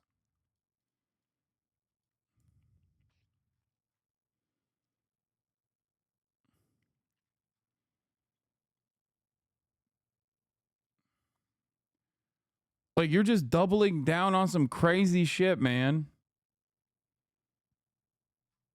It's crazy. I don't understand it. Like, yeah, of course the fucking lawyers, the legal team hired by the property owners is going to continue along with the fucking lie, dude. And for the record, there is, like, no one is making a point that there aren't any fucking gang members at all in these fucking apartment complexes. There might be, okay? There might be. What? Here's what Uncle Cedar said about your coverage. We can be somewhat of an antidote. I'm glad Hasan is out there doing that kind of stuff. It's really important. I mean, it sounds ridiculous. I mean, you know, like as I articulated, if I was having a conversation with me 12 years ago or 14 years ago or 16 years ago, and I'm like, you know, there's going to be like a 15-year-old kid on Justin TV or whatever existed at that time, talking about Venezuelan gangs taking over a place in Aurora, Colorado. We really need to sort of push back on that. I would have been like, you're insane, dude. But that's the culture that we have right now. So it just makes me sad that he's not like. It does make me sad because, like, Cenk truly is a progressive person at his heart. And he's just, like, so fucking captive to this crime is skyrocketing and everyone is secretly, like, hiding the truth narratives that he is lost in the fucking sauce. It makes me sad.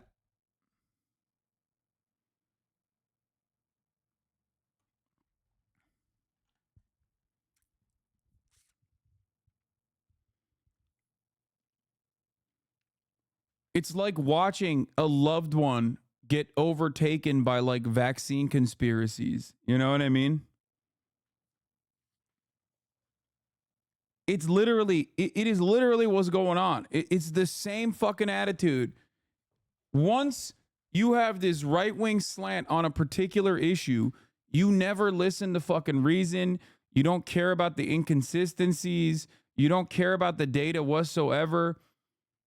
You can't help people come to a conclusion logically if they didn't arrive at the falsehood by using logic.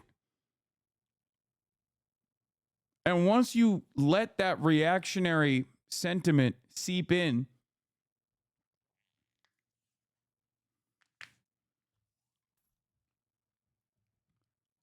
the unfortunate reality is that there is a lot of other openings for you. It opens the door up. That's why, like, you see it so much with fallen fans, you know? People who used to formerly be like long-term community members, avoiding ads at the top of the hour over and over again for months. You know? All of a sudden, there's like one issue where they come in and they're like, I don't think that sounds right. And then they pop off at me and I respond in kind with that same exact fucking energy. And then they feel embarrassed and they feel upset, right? And then they go and seek out other communities that are going to, like, the Israel situation is a perfect example of this, right? There were a lot of fucking former community members who like left, and some of them actually became like massive fucking Bonarelli diehards. There were so many goddamn posts like, oh, dude, I left the community. I see the light now, all this shit. And then you look at their fucking logs when they come back in. You look at their logs and they went from like being anti-racist to literally defending saying the N-word over the course of like 2 to 3 months. Like, how the fuck do you change your entire worldview that fast?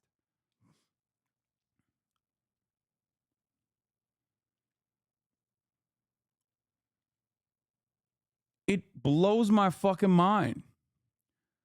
Like, you have no firmly held convictions and principles that guide your opinions at all. You just are desperately seeking validation and a sense of comfort and security from a sense of community. And then like one thing changes your entire worldview. You turn around and you seek out a different community. And then you literally adopt all of the points of view that that community represents, even ones that you know, 4 months ago, 5 months ago, maybe 2 months ago, 3 months ago, you would have thought was abhorrent. It's crazy.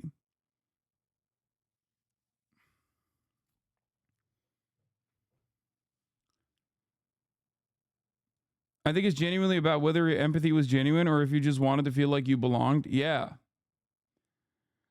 But yeah, it just sucks. And it's scary. Like I said, like in that situation, it's like scary because you look at Jank on the issue of crime. And I think that the attitude that you have, like once the beliefs kick in, and you're just like, nah, dog, I personally think that like crime is a massive problem. And there's like a coordinated effort by, you know, Democrat DAs, like liberal DAs, progressive DAs to just like hide the truth about crime. And the cops are actually playing a role in this as well. And it's actually all around us. And you start leaning into the confirmation bias. I think that opens up the door to believing a whole bunch of other right-wing shit, because it triggers something in your mind. You know, I think it literally triggers something in your mind where you're like, well, I think everyone is lying.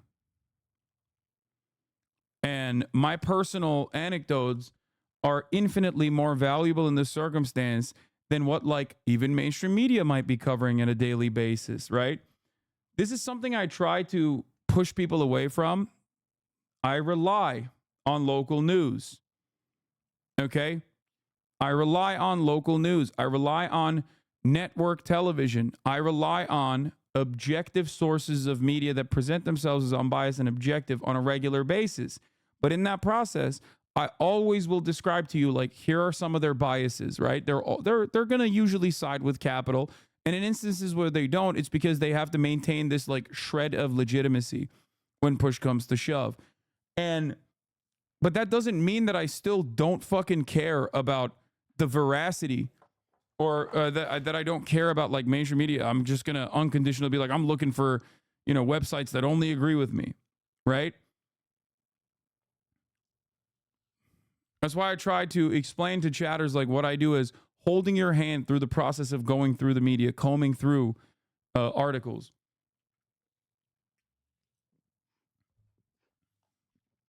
But once you allow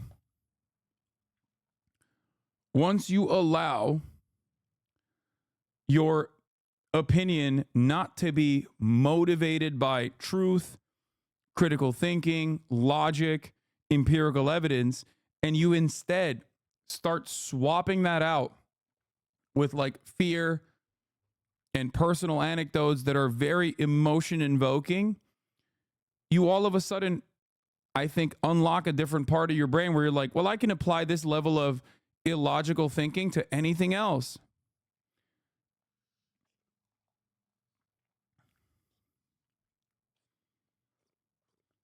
Not gonna lie, when I first started watching you in the morning and at night on YouTube years ago, the algo kept pushing me orbiter vids. I finally weeded it out by doing not interested in all of them and strictly only using Hasan Hub for offline news consumption. Yeah. YouTube does have that, you know, right-wing slant in it. For sure.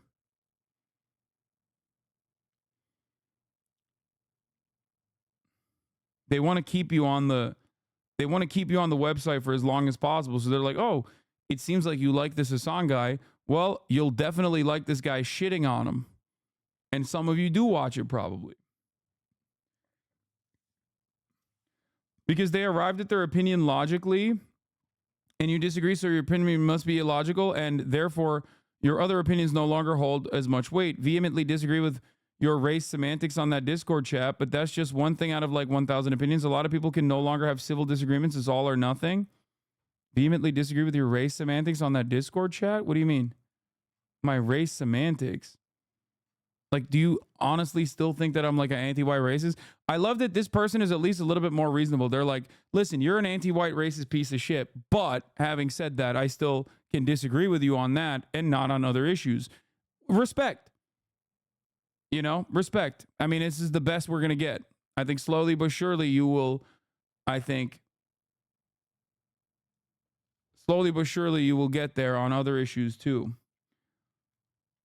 Because I don't just like arrive at conclusions and just push that. I will tell you the steps I took to get there.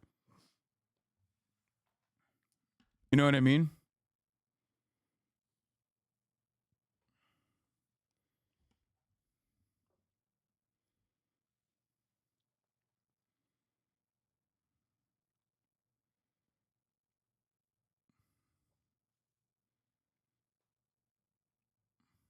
Anyway.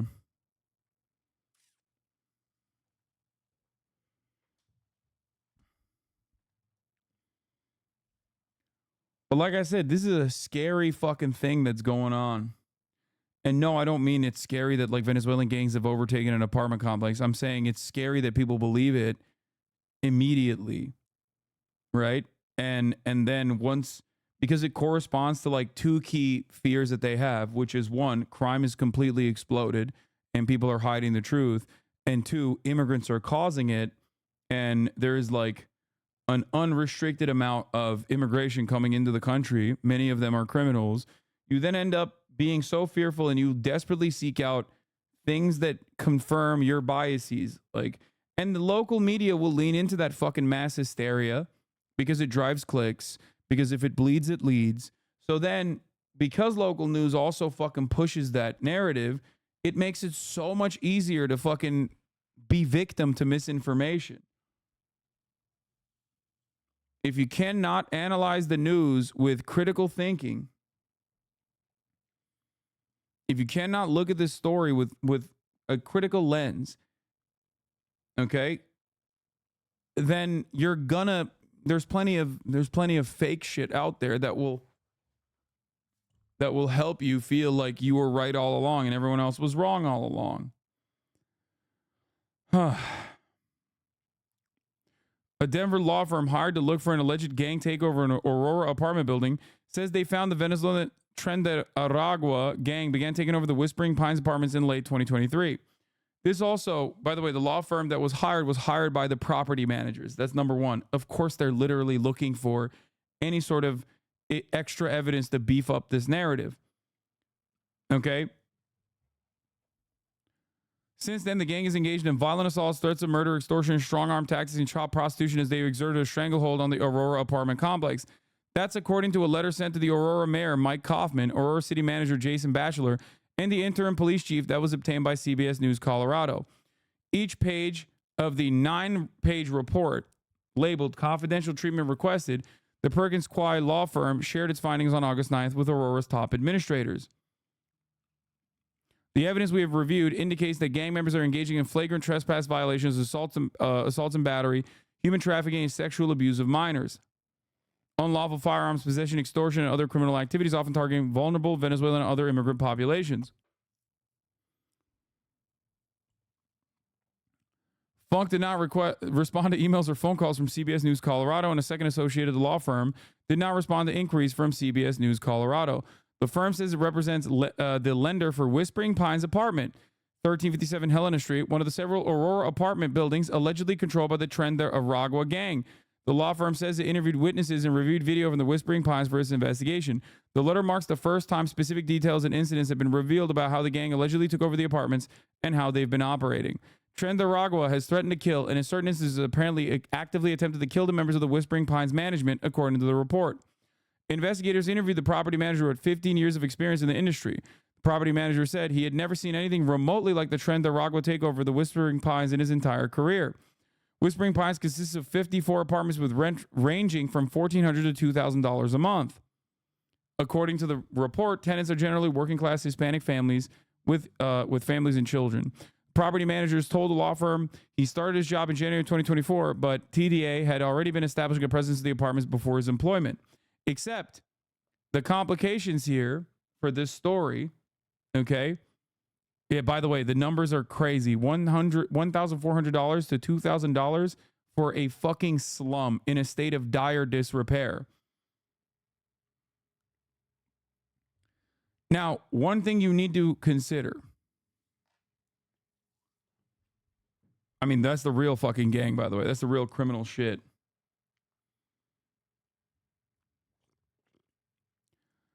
What you need to understand is that the municipalities' problems with CPZ management, which is not just this Aurora apartment, but 4 other properties in Aurora, began years prior to this gang takeover. Okay? Like the best example of this is if you can't just like find the actual tenants to speak to them, which many people have done. Denver PSL, one of the groups that actually went and talked to the tenants directly. The tenants themselves also held a press conference being like, yeah, this is bullshit. We're being evicted because the conditions here are dire and the government has condemned this building. Okay? But if you don't have access to that information, you should at least, and we covered all of that for the record in my YouTube video, you can watch it. But if you don't have access to any of that information, you should at the very least understand that the actual incidents involving the municipality and this property management group and the actual complaints came far before this supposed gang takeover. So how the fuck does that work?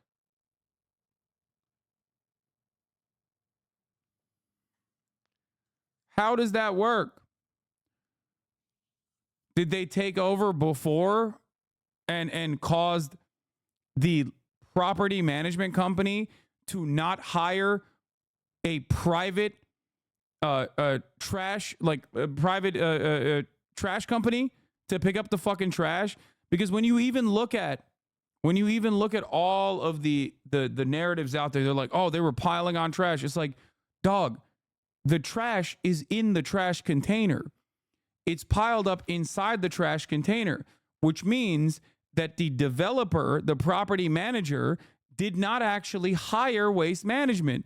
It is up to them to hire waste management. It is not up to the tenants to get together and hire waste management. There has never been an instance where you lived in a fucking apartment complex and you literally personally went out of your way to hire waste management. In most circumstances, handled by the municipality.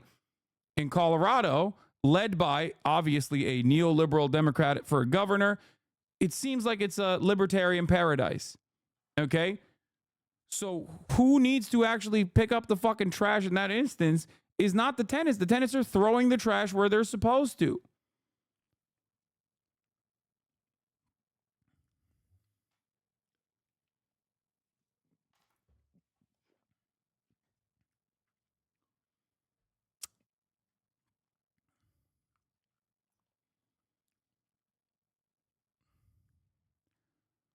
So, like,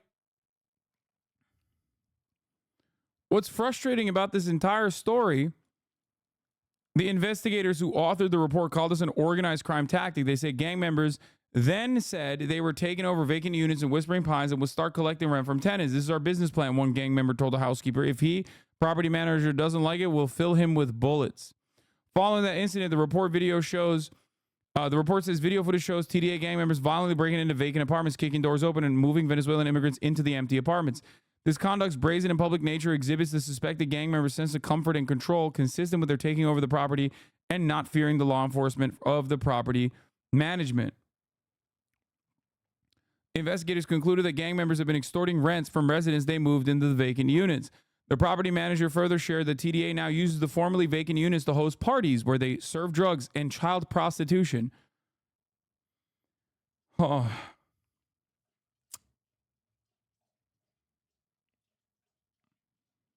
CBS News Colorado also obtained internal Aurora police documents from June that appear to support some of the law firm's conclusions. An officer reporter responded to a call from a house cleaner at Whispering Pines. He says she told police she was threatened, that she needed to give up the keys to the vacant apartments of the Whispering Pine apartment so that a group of Venezuelans could move into the Whispering Pine apartments. The officer reported suspects left, but not before warning her to comply or else they would kill her or her family. The Aurora officer wrote to fellow officers, I would highly recommend you guys take 2 to 3 friends with you when responding to any calls there. Late Wednesday afternoon, a City Aurora spokesperson confirmed they had received the letter and immediately included in its ongoing investigative work.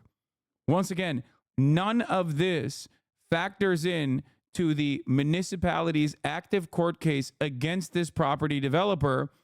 It is a suspiciously neat little narrative that they carved out this past month when they literally had, when the active court case was supposed to come to a close, they were able to successfully push the court date back into February when this massive media cycle started pumping this fucking Venezuelan gang narrative.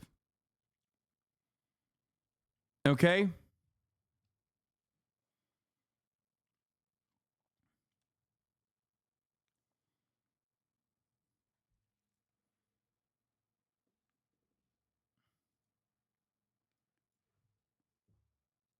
We used to get letters from attorneys all the fucking time alleging all kinds of shit happening, most of it bogus, some of it threatening the city for taking action. This was likely leaked by Jurinsky, Hancock, or Sundberg to CBS, which had a few reporters friendly with the Hogs on council.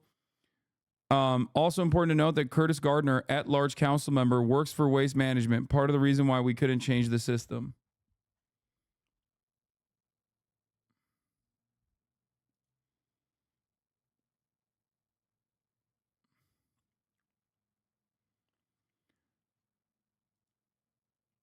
Yeah. Roaches, mice, garbage, feces plague residents at Aurora apartment building. You see, they don't have no kinds of lock-on doors, Tashara Williams says. She's a resident of the Bahamas apartment building. I feel terrible. I don't feel safe here. My kids don't even feel safe. They can't even lay down on their couch without something crawling up on them. Maintenance crews were on site picking up some garbage, but they berated Williams about an eviction notice. I'm not paying rent and no nasty thing. It's nasty. Sorry, sir. It's nasty, Williams replied. The worst part about this is an article from 2021. The worst part about this is that these are some of the poorest people. Okay? So they have no legal recourse. Not a single part of the local government gives a single shit about them. The landlords and the developers obviously have a lot more access to the council members in general. Okay? So this is precisely the reason why the tenants are literally screaming from the rooftops. They're like, no, the real criminals are the fucking landlords, right? The real criminal is the landlord. And there's so much evidence suggesting that in spite of that inherently unfair court process and criminal system, they still have found the landlord to be legally culpable for the conditions and have condemned these buildings due to the state of disrepair it's in. And the landlord is now trying to shift the responsibility of multiple problems that existed prior to 2023, prior to 2024, to a group of Venezuelan migrant gang members that came in after the original claims that happened. And not only that, but also one must ask the question, why are these Venezuelan gangs only targeting CBZ properties? Okay? Why? Like, how come it's only CBZ properties all around Aurora, Colorado? Like, there's a shit ton of other slums out there, but they just keep seemingly, because that's where all the complaints are coming from against this fucking landlord. Why is it that it's just his properties?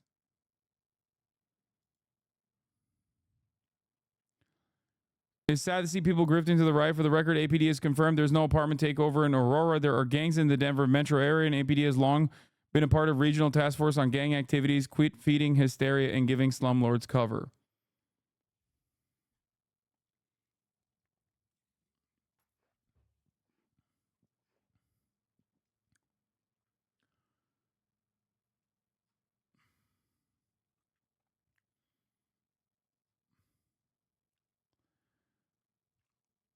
Anyway.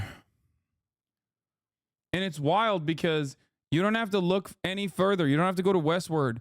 You can look at the very same local news that covered this shit like weeks prior to the Venezuelan gang member story. And the very same outlets that ran with the gang members have overtaken this fucking apartment complex story were already interviewing the residents who had a litany of complaints born out of the mismanagement. We showed that as well on the fucking coverage. They literally used this story to get, to get this court proceeding pushed past February. Aurora judge rules gang-fearing slumlord can wait until February to resolve charges. Okay?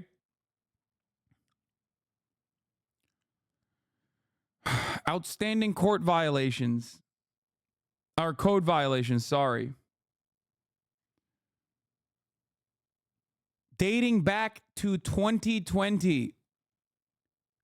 Far beyond.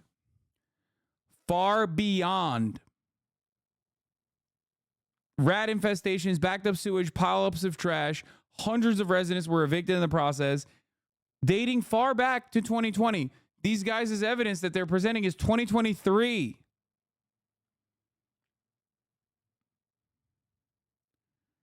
Think about how much work it takes to uncover the truth in a story like this versus how little it takes to lie, especially when you have a willing media apparatus to funnel all this fucking false information through. That's how you arrive at a guy like Jank, who's otherwise a very kind person, very smart person, very progressive person, who is just like, nope, I don't believe you. I 100% believe that Venezuelan gangs have overtaken CBZ management properties.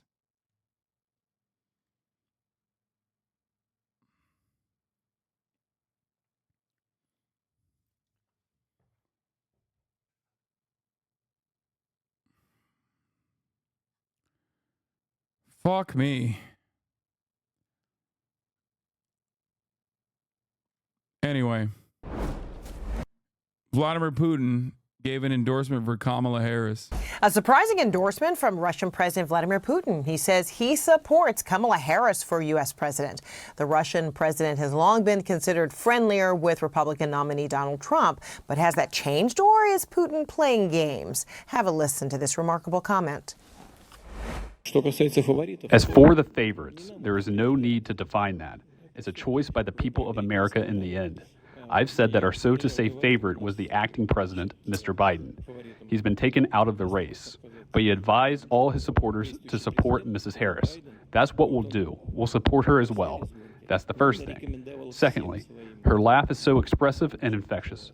That means that she's doing well. With 2 months to go until the U.S. election, the U.S. Justice Department is accusing Russian state media company RT of funding a Tennessee company to push Russian propaganda. It was meant to influence the U.S. presidential election. Prosecutors say another goal was to weaken opposition to Russian interests, especially its ongoing war in Ukraine. CNN's Claire Sebastian has been monitoring the story, and she's joining us now live. So, Claire, let's talk about Vladimir Putin first and what It's actually kind of wild that, like, Russia is so fucking dialed in on American politics, American discourse in general. Like, actually crazy. Like, they are invested, bro. Both, obviously, financially, but they are fucking invested. They know what the fuck is going on.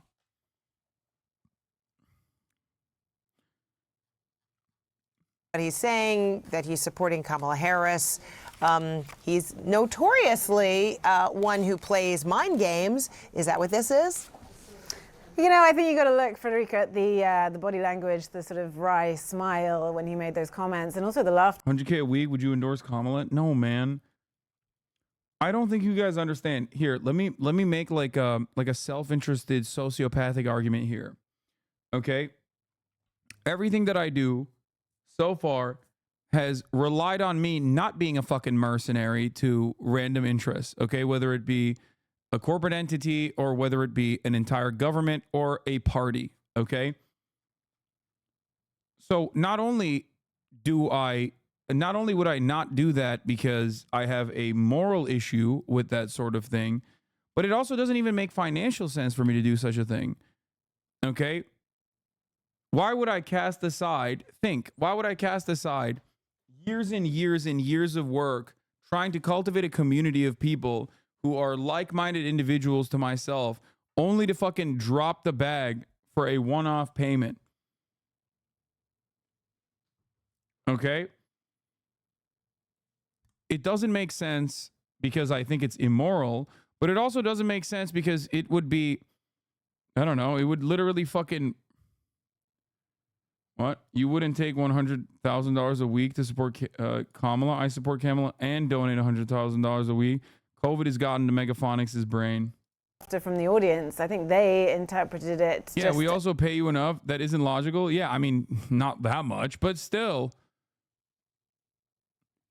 It's more than what I would know to do with. As regardless. that, as essentially trolling. Vladimir Putin never misses an opportunity, really, to mock, to sort of throw shade at the US and especially its democratic processes. So I think that is mostly what we should read into this. He, talked about Biden being removed from the race, which is obviously not completely true when you look at the facts. And he said, if everyone is being told by Biden to follow Kamala Harris, then we will, of course, do the same. He has been. Yeah, the thing is, this is the other part, okay? Lil Bear is like the lore master of this community, okay? She's been tracking my shit for the past, 6 years that I've been at least like on Twitch and even a little bit before that.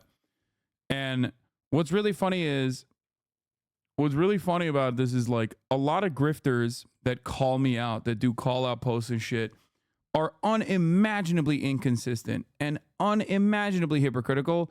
One of the examples we used was like Bonarelli with the NFT stuff, right?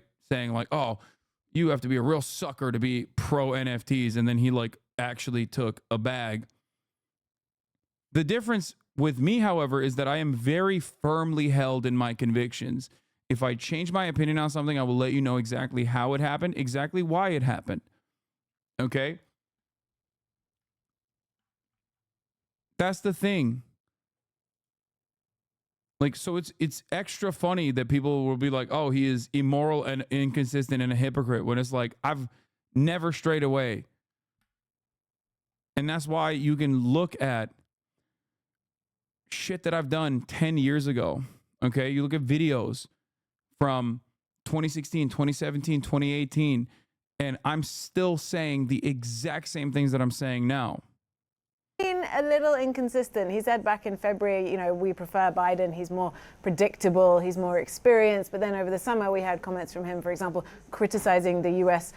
Justice system as political after Trump's criminal conviction. He then said that he supports Trump's detail-free plan to quickly end the war in Ukraine. So it really isn't clear at this point, who exactly Russia supports. Traditionally, of course, we have seen support edging towards the Republican side, certainly when it comes to the war in Ukraine. But this, I think, was simply trolling and an attempt to sort of, in front of the domestic audience there, to sort of mock the U.S. political system. Federica. Okay. And now, how does all of this fit in with those new findings from the DOJ and FBI on Russian election interference? Well, I think both of them show just how keenly Russia is watching the U.S. political process, right? Obviously, it was interesting that these comments from Putin came just a day after this sort of broad, sweeping evidence and crackdown from the U.S. On Russian disinformation. But look, it's never as clear cut. I think that's the other thing we learn, as Russia is pro-Trump and anti whoever the Democratic candidate is, Biden or Harris. This has been, since 2016, really about sowing division as well. They've traditionally amplified both extremes on the right and the left. But I will say right now, for Putin, his overarching goal is, of course, to win the war in Ukraine. And so anything he can do to weaken Western support for Ukraine does further that aim. And we've seen this with all sorts of sort of hybrid attacks by Russia in various different ways, not just disinformation. The other thing to note, though, is that Russia seems to be growing in sophistication when it comes to these disinformation efforts. If you look at the evidence presented by the DOJ and the FBI, this company that CNN has named as Tenet Media, operating out of Tennessee, that the Department of Justice alleges that 2 employees at RT, the Russian state TV channel, set up and funneled almost $10 million into to try to sort of build up this bank of online videos. They seem to be, if you look at them broadly, I think people saying like it's not sophisticated are missing the forest for the trees. There is definitely a sophistication to this because of how laser focused and locked in they are on like random culture war talking points. I mean, we looked at the primary documents from the indictment, like from the investigation, and it's pretty fucking crazy. Like they're talking about saying stuff like, hey, beef up the argument that like under Kamala Harris and Joe Biden, under the Democratic Party, like white people have lost their jobs. You know what I mean? And for the record, America does these operations globally as well. Make no fucking mistake. Of course we do. Okay? One of the examples that immediately comes to mind is the misinformation campaign that the American government conducted in the Philippines in an effort to cut away at the soft power initiatives of China, which gave the Philippines Sinovacs. Okay? They did a shit ton of anti-vax propaganda in the Philippines. The difference, however, is that we do it to ourselves. We have enough dumb fucks in America that we don't need a foreign entity to come in and just like pump a shit ton of misinformation. And when we do have a foreign entity that comes in to dump a shit ton of misinformation, they can do it with like $10 million. Okay? They can do it with not a lot of money because we have enough dumb fucks that are primed in that direction anyway.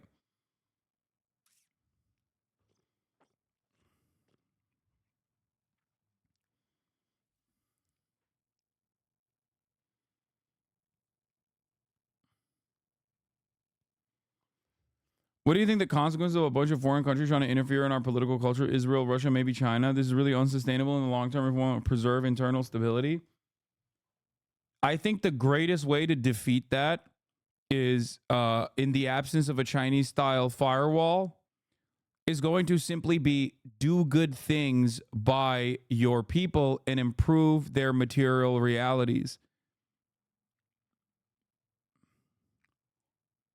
Like, I am a firm believer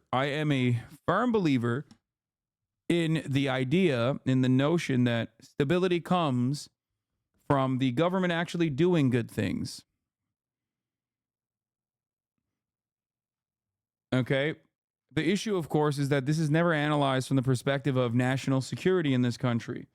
One could make the argument that, like, instability on civil affairs in this country, like the right-wing reactionary sentiment on gay people, trans people, or the anti-abortion restrictions, any number of different things cause a shit ton of civil instability that can be abused by foreign adversaries, and therefore fixing these problems is a matter of national security if that's the sort of thing you care about.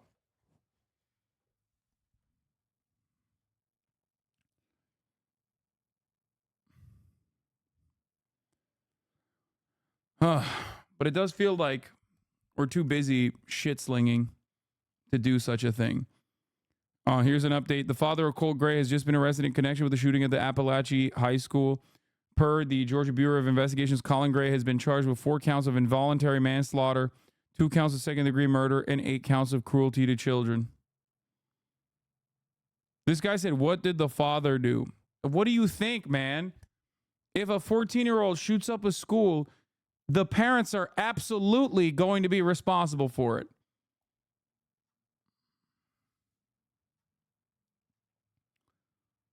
We will find out more in the days to come.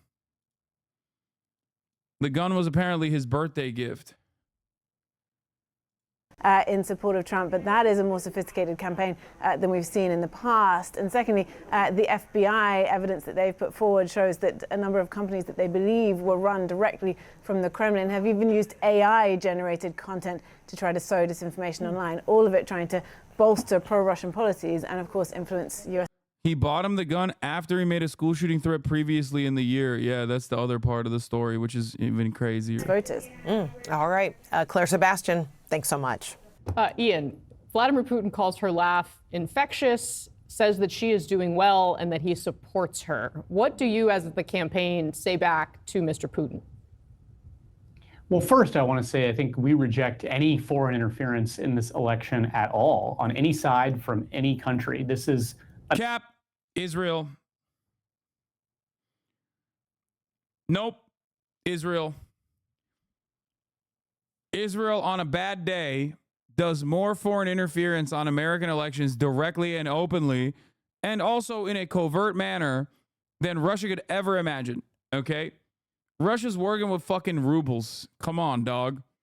Russia's working with like $10 million for this like complicated influencer project. AIPAC spent $100 million so far on the fucking election openly. Okay? An American election, and the vice president feels very, very strongly that only the American people should be deciding who is the next president of the United States, and any effort from foreign actors to interfere is completely inappropriate. Obviously, the administration will speak to their actions yesterday. I think everybody knows who dictators and bullies around the world prefer in this election. They prefer President Trump. We reject the kind of divisive dictatorial leadership that are being offered from people like President Putin. Obviously, his invasion of Ukraine was horrible, and the vice president has been a leader with the president rallying the world against it. I'm not going to play too much psyops with the Russian president here on your show this morning. But I think that anybody who's been paying attention for the last decade knows where President Putin stands in the election and who his preferred candidate is, regardless of what he may say. All right, Ian Samsworth this morning. Sir, very grateful to have you on the show. I hope you'll come back as this campaign is in its final sprint. Thank you so much. To stop this onslaught at lower prices, I'm pledging today that in my second term, we will eliminate. Trump announces Elon Musk will be head of the audit of the entire federal government. Oh my God. Oh my God. This is fire, dude. It's just, Israel should have cost Dems credibility in so many areas is insane. Ain't no way, dog. The minimum of kill shot to his campaign. No, dude. He is very, very actively angling toward. First of all, Elon Musk is a billionaire who currently owns one of the major social media platforms. Now, that social media platform, Twitter, okay, now known as X, obviously has fallen out of favor and fallen out of daily active usership, but it doesn't change the reality that there's still a shit ton of people who are on that website and increasingly becoming more radical. It's not bad to have the favor of a person like that.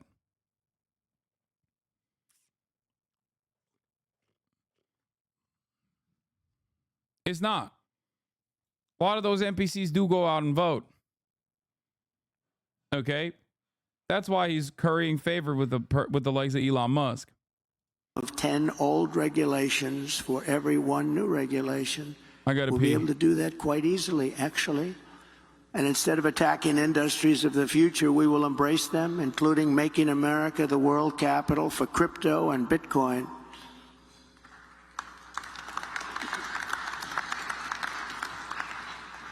Fourth, at the suggestion of Elon Musk, who has given me his complete and total endorsement. That's nice. He's a smart guy. He knows what he's doing. He knows what he's doing. It's very, very much appreciated. I will create a government efficiency commission tasked with conducting a complete financial and performance audit of the entire federal government and making recommendations for drastic reforms. We need to do it. Can't go on the way we are now.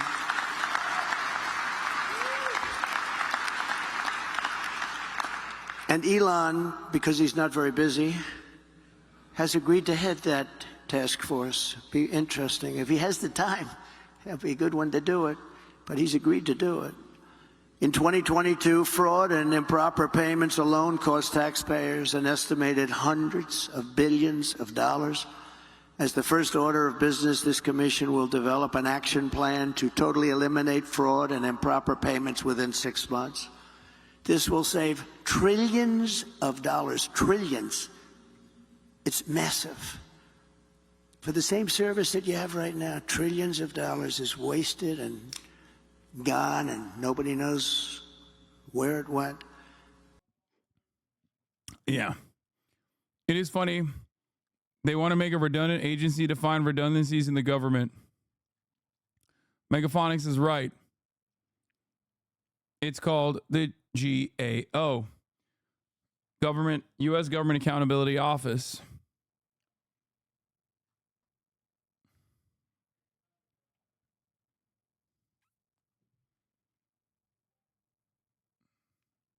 Incredible stuff.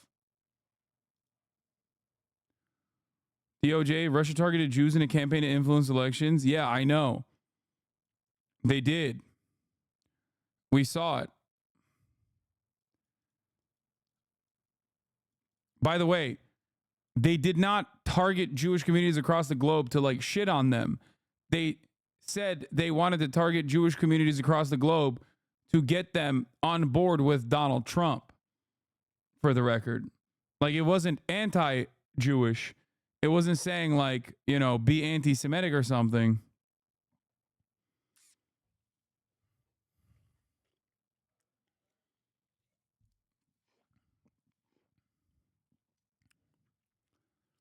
If you're wondering why liberal Jews are being swarmed by far-right attacks attacking them as self-hating, anti-Israel, or worse, it's because Russia was engaged in a deliberate influence campaign targeting the Jewish community. This is truly nuts and also 100% predictable.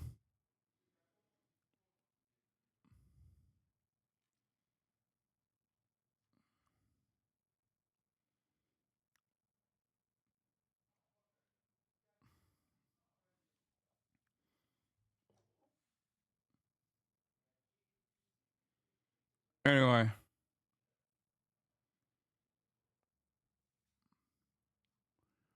Dude, I swear to God, Israel wants to be, what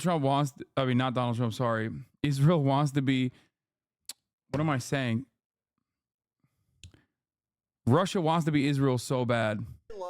Okay, we got Waters talking about Tim Pool and how he's not masculine. Masculinity, and women do not love Tim Walz. So that should just tell you about how masculine Oh, not Tim Pool, Tim Walz. is. The other day, you saw him with a vanilla ice cream shake. Had a straw in it. Oh. Again, that tells you everything. Judge Everybody, Janine, please behave. women Don't make eye love contact. masculinity, and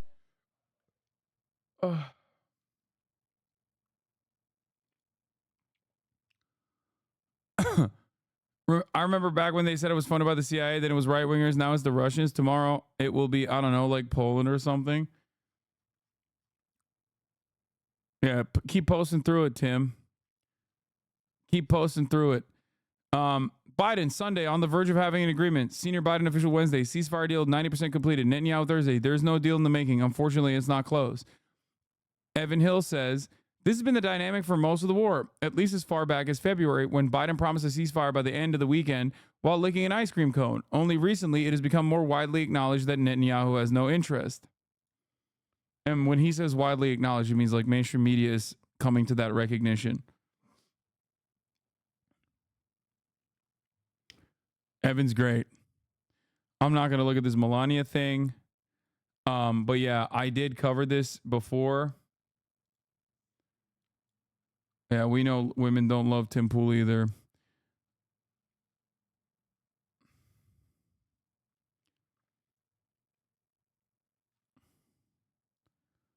It's been a year since fucking pronouns, guy. I just want to say something to you, Bethesda. Just want to say a little something. Bethesda. There is nothing I love more. Taking my headphones off. Fuck that.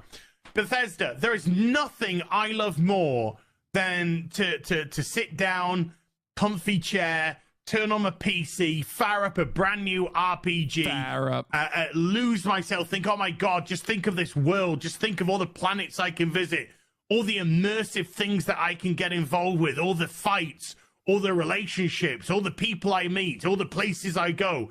I'm so excited to go there. And you know, I love nothing more than, with all of that laid out in front of me, I love nothing more than to be dragged out at every fucking conceivable opportunity so you can fucking current day us. Sorry, did you want to get immersed in our world? Yeah, well, guess what? Fucking pronouns! Fucking gender ambiguity! Fucking current day Californian shit! Because that's all we fucking know! Because we're boring! We're so fucking boring! One of the greatest gifts of all time. A question I have, however, remains, which is, what the fuck happened? Everyone joked about this guy who got mad at Starfield for the worst reasons when there was plenty of other shit to get mad about. Okay? And everyone joked about it. And a year later, half of the website that joked about it, unironically, is this guy. Okay? That's what's so crazy.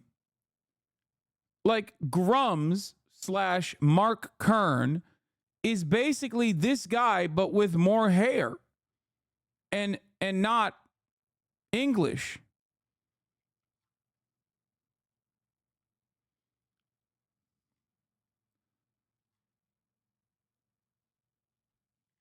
And I don't understand it.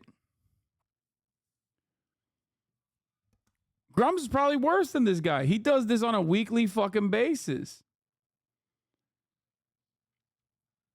So how did that happen? Reminded that Grums is 56 years of age. Yeah. Constantly talking about fucking video games. It's like, bro, come on. Give it up. How did this happen in such a short period of time? Like, it literally went from everybody collectively making fun of this guy to, you know, being this guy and defending this guy. It doesn't make sense. Oh, last thing I want to talk about, Pat Bev. Pat Bev doesn't understand why he keeps getting calls and texts asking if he's okay in Israel. I'm waking up in paradise every day, he says. Israel. Obviously, you know, I wake up, I get phone calls, I get text messages. Pat, you okay? You okay? You okay? I'm waking up in paradise every day. Every day. The sun is pink when it sets. The city of Tel Aviv, they're giving me private beaches to go to after practice. I sit on the beach for 6-7 hours a day. I'm standing in this big ass, like, huge mansion, villa. Probably one of the best places I ever played basketball. No cap. It's a beautiful place. Words can't describe it. Wow. Words can't describe it. You honestly have to be here to understand. Like, the sunset, the people, the food is great. The water is spectacular. It's 90 degrees every day. The water. It's not a psyop, dog. He's right. Obviously, shit is fucking sweet inside of Israel. What do you mean? Zone of interest, dog. Zone of interest. Yeah, they're having a fucking great time inside of the fucking boundaries of Israel when they're also actively conducting a fucking genocide in Gaza. And now also in the West Bank too. Otters is a cool 78 warm. Like, I mean, Ron, I can't make none of this up, bro. Me coming from the NBA, the city loves the shit out of me. Tel Aviv has been phenomenal. Paradise. This is actually a very illustrative example of how this is a genocide and not a war. Israelis get to live in paradise, and Pat Bev gets to live in a mansion villa playing basketball 45 miles from a concentration camp where Israel's killed 386,000 Palestinians. Okay, I don't know about the number there, but drop it. Former Purdue Pharma board member wants me to drop a discussion of a genocide. I shouldn't be surprised. It seems one mass murderer loves the others. Oh my God. Fucking cooked his asshole, dude.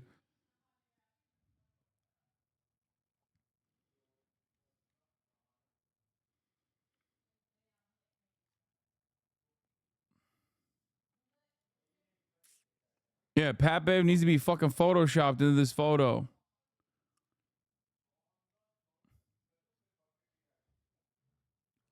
Anyway.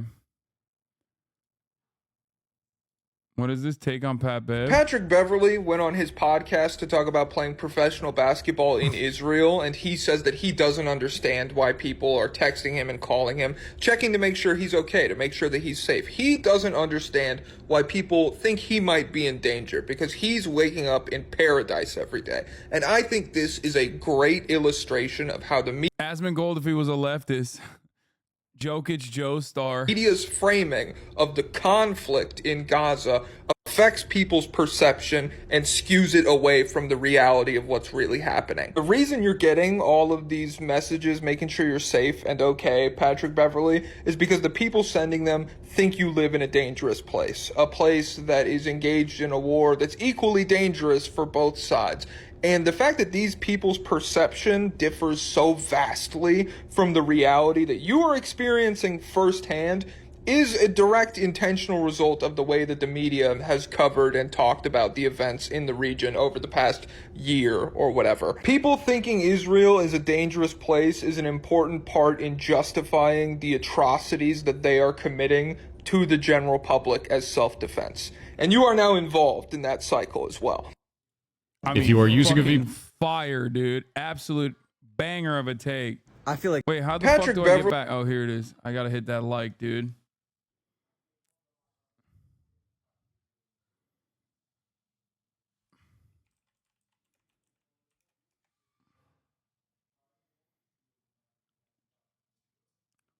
Why does anyone care about what Pat Bev has to say about anything? He's utterly irrelevant. What are you talking about, dude?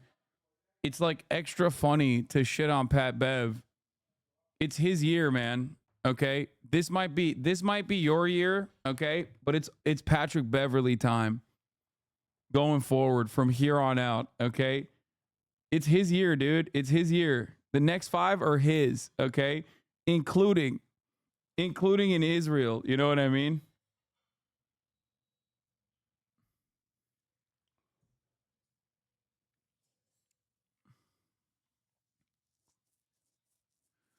People are asking him if he's okay because there's no play-in tournament for him to win in Israel law. Anyway, he is an NBA player, former NBA player, who now plays in Israel. Of course, people are going to shit on him. It's like double hate, okay? It's a great opportunity for people to fucking shit on Pat Bev. And also simultaneously, Pat Bev thought Iron Dome means solid head. Stop. Stop.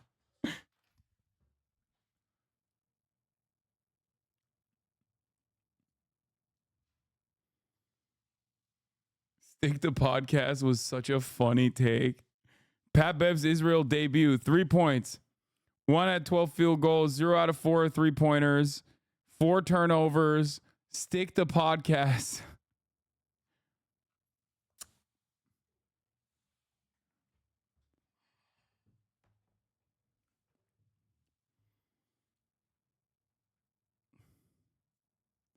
It's his year, man. Put him on the front line of battle.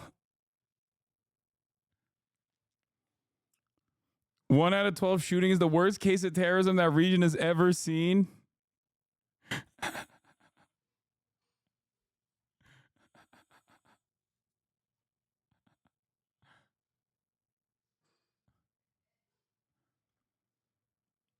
Israel is not fine. It's just the Gush Dan area. Just look at the north of occupied Palestine.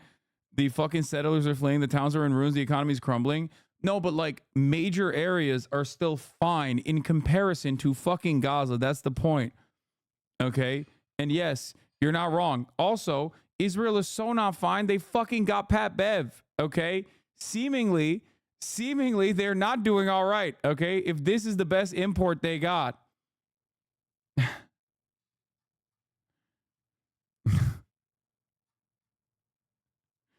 Bro couldn't even learn Mandarin, dude. God damn.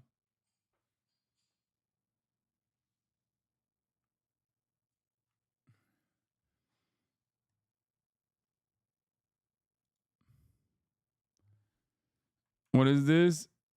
Giga Chat versus Weeby and Hoscourt Insider Trading Chapter 4 continues. Yeah, we're moving in. We're moving into fucking Wukong time, okay? Chapter 4. Let's blast it. Let's blast it. Let's post it, okay?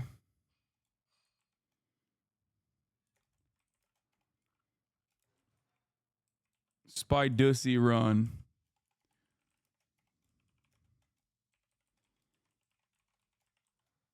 It's the Spy Dussy chase. You know it. I know it. We all know it. Thanks for today's show, 07. I'm not done, man. The show is still continuing, okay? Just stick around. You will enjoy the show. I promise. Okay?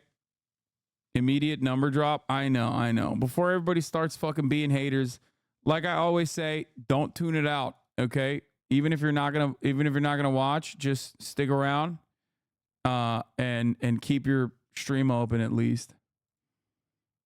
That never works. Everybody's like, nah, fuck that. I don't give a fuck about you, dog. I don't give a fuck about your numbers. Leave the fucking tab open. Anyway. Also, there's a lot of gamba involved in this process. Bandwidth ain't free, dog. What do you mean? Are you paying by fucking that like megabit per download? What the fuck are you talking about? Most people are, you just have a wireless, unless you're tuning in from your mobile.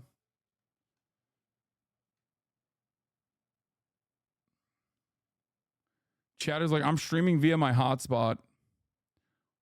I watched the stream on my fucking on my hotspot, so it fucking cooks me every time you play video games, you know.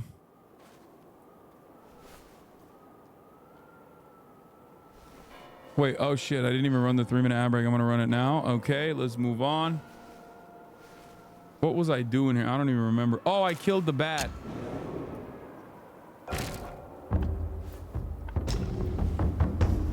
Oops. I went back and fucked that bat up.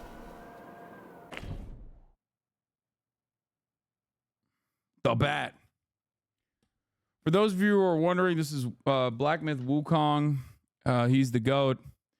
It follows a very famous Chinese myth, The Journey to the West, where Yao Guais are like deities that have their own like structure of governance that have overtaken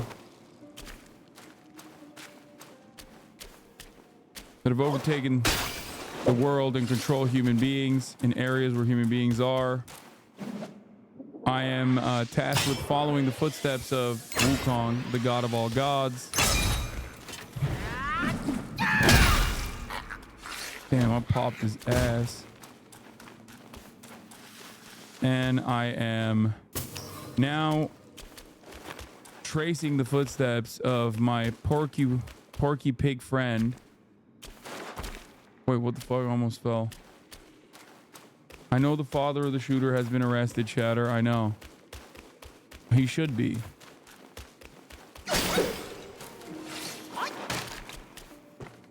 He was arrested because the dad gave him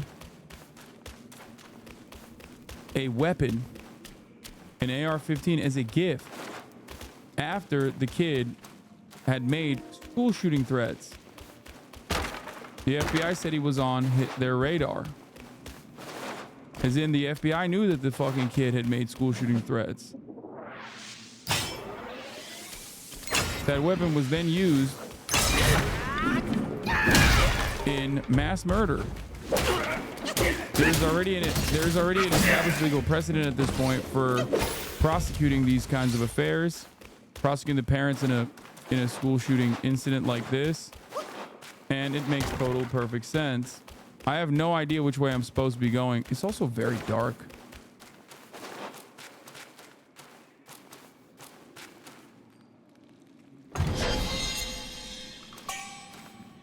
Goji shoots. Nice.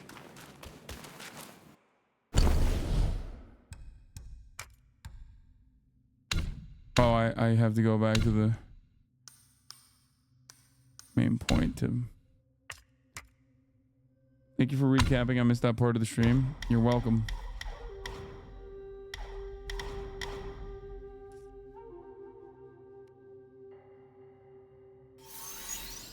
This game needs a map. Oh no, I know. Are you ready for the hardest boss in the game? I am not ready.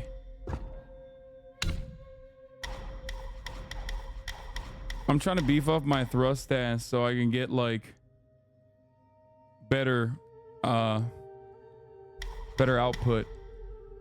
Whirling thrust slightly increases critical chance for short duration.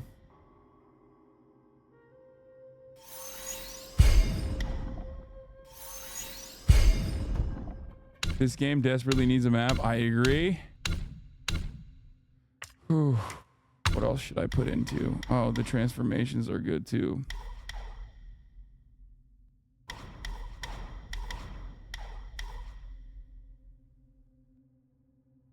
Upon defeating enemy, slightly increase attack for a long duration. This effect can stack up. Each talent level might decay. I really need you to lock in today.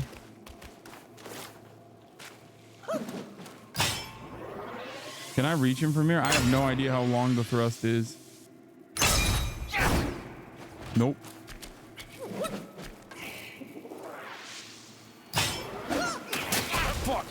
That didn't work either. This is not locking in.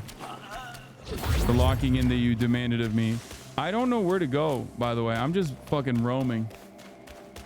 There's a DLC confirmed that it might be 7 chapters. Apparently the game was supposed to be 13 chapters long. Oh my god, that's so sick. I love this game, dude. Straight up. And the only reason why I love this game is because it's not woke and there's no pronouns and gender ambiguity. Just Wukong, just monkey, you know? That's the real reason. Because I am a joyless asshole who can only analyze things on whether or not it politically corresponds to my worldview. Which is ironic because that's what they used to claim the fucking woke SJWs used to do. And now they're doing that. Oh shit. Fuck.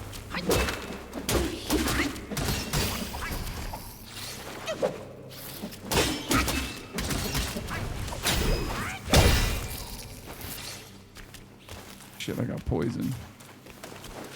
I got fucking poison, lads.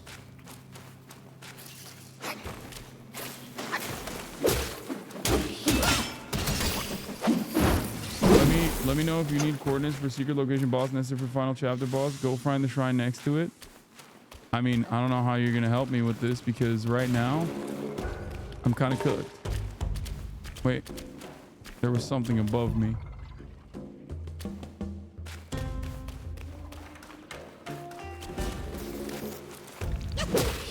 Dude, I miss my Porky Pig.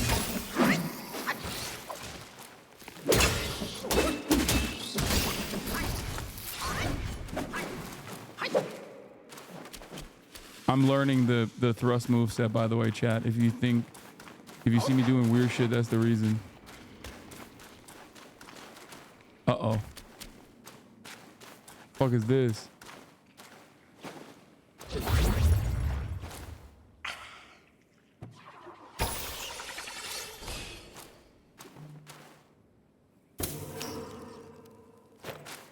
Wait, there's nothing here? This looks like a boss area. Easier or harder than Elden Ring? Easier. This straight up looks like a boss area. To progress story, go to the bottom of this zone. Pork Bro got captured. Well, not captured, but he like started chasing ladies. And you know how that goes. You know how that goes. Am I right, fellas?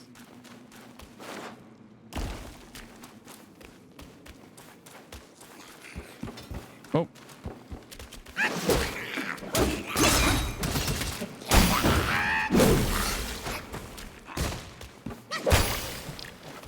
These things are poppable. I wonder if there's like bugs in them normally.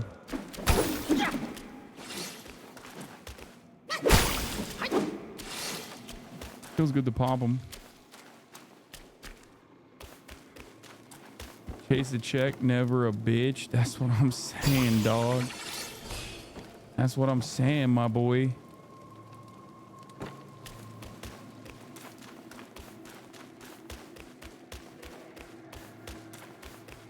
Uh-oh. What the fuck is this? Is that a slug? What the hell is this thing? There ain't no way that's just it. There's got to be more to it than that.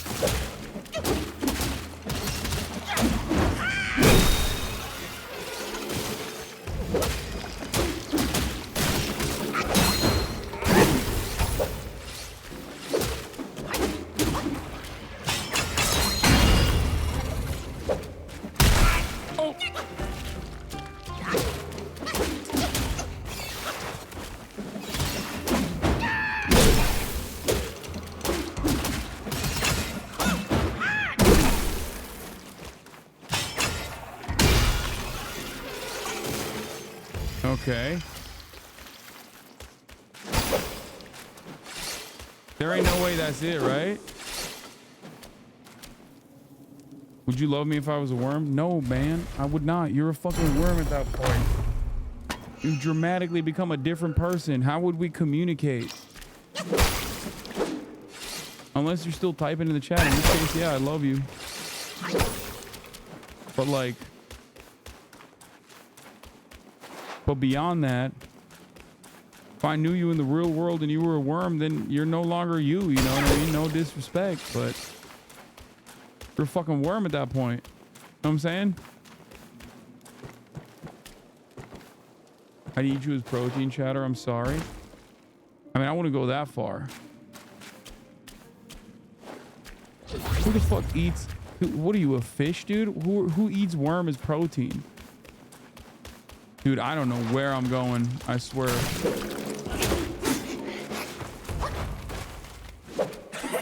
Just in time, you'll serve for my practice.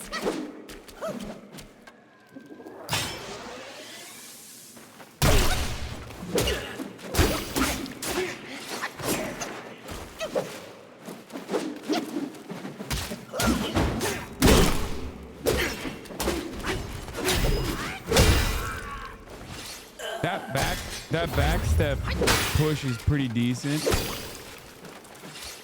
But like, I think smash is better, honestly.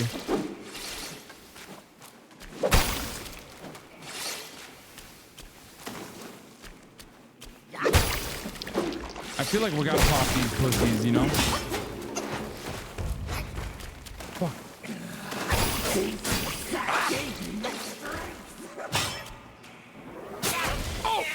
Fuck me. Oh, I forgot that is in orbit.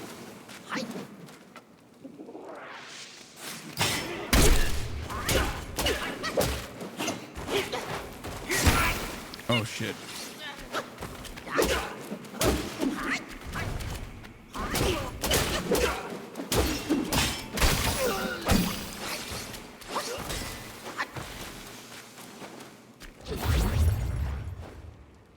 How do you feel about RFK? Is right there, stick to the right path a bit, drop down to the left, like this? I analyze your content in a college essay. Nice.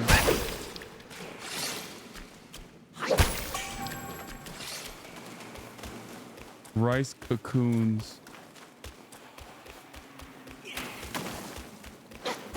A bitch.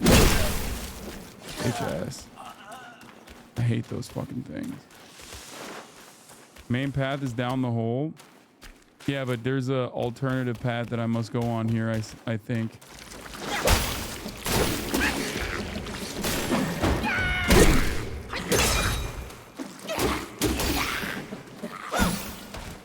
Wait, where'd the other guy go?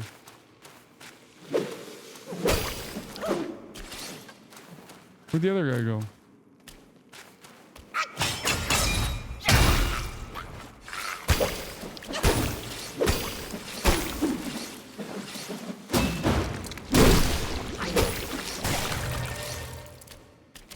Wait, what was that?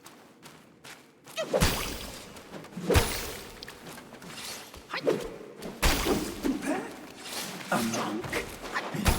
Seize him.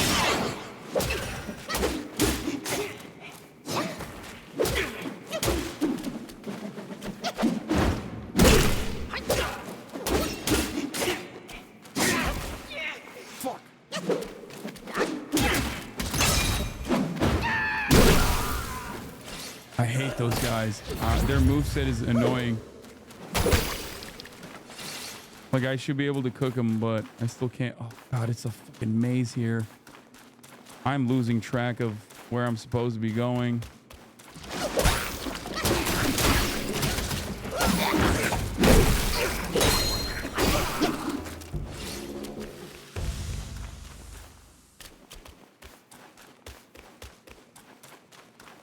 Been watching you since 2020. Just got my first job post-college as a campaign organizer for a Dem.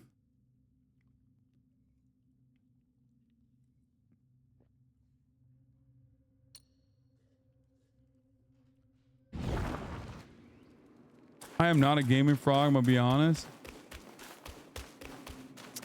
It's all good, chatter.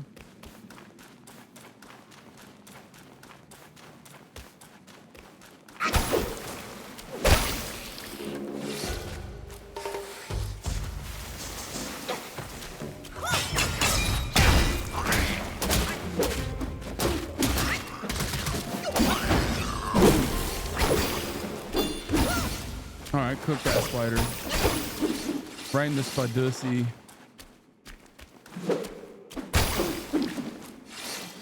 I don't know why. I feel like all of these little cocoons will like inevitably have. All of these cocoons will inevitably have like enemies in them, you know what I mean?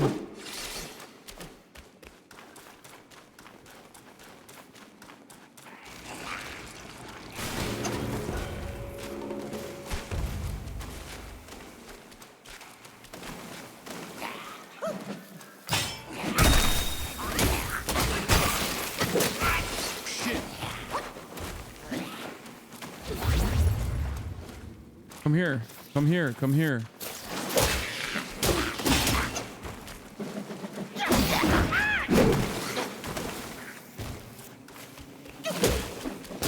Bitch. Those little spiders are fucking annoying, dude.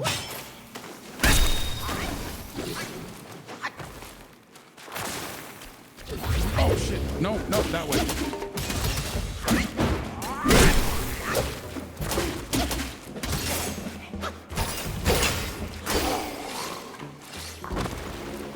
Another one.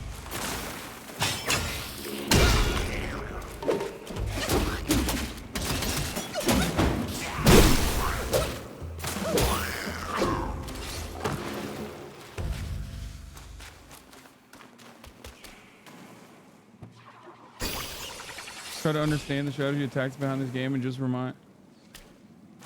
reminds me of button mashing. It's not. There's a lot of movesets that you have to figure out. Like, it's not just oh shit.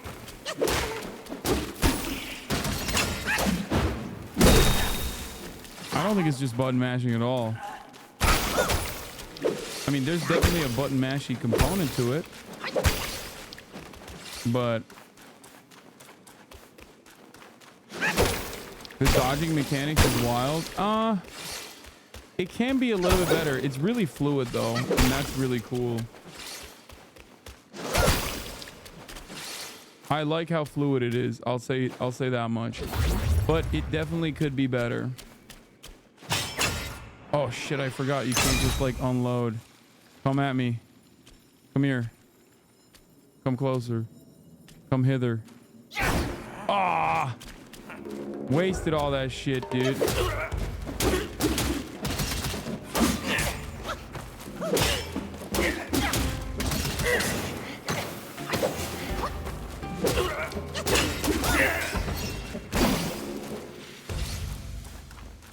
You can increase the invincibility duration and the dodging, which makes it better. Yeah, I know I have. I got more iframes. Oliver, am I in the right spot? You said go right, and I did, and I feel like this led me astray a little bit. Oh, this is, I suspect, the enemy, right? Is this a flying one, chat? Is this a flying one?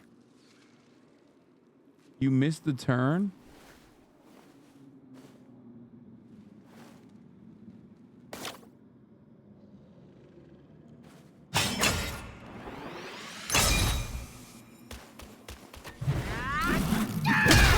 Oh, it is a flying one. Oh fuck, he's gonna fly above me.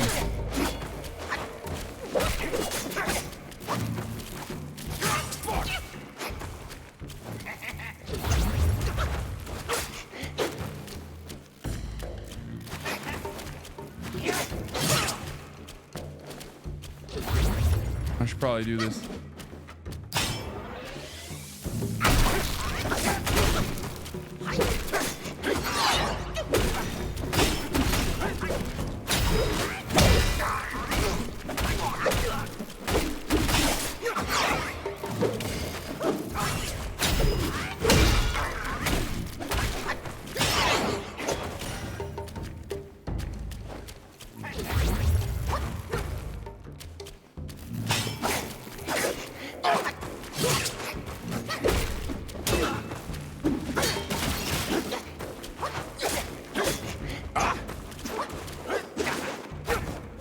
Trying this like this. Dude, I need to mobilize so bad. I need to mobilize so bad. Oh my god, I'm too far away. I'm gonna die. I'm gonna die to this fucking mob.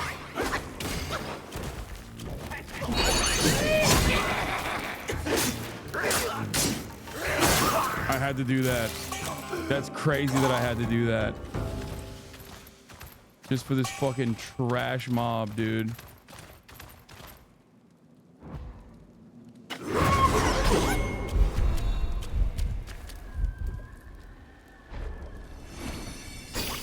Flying mobs are the worst in this game? Absolutely.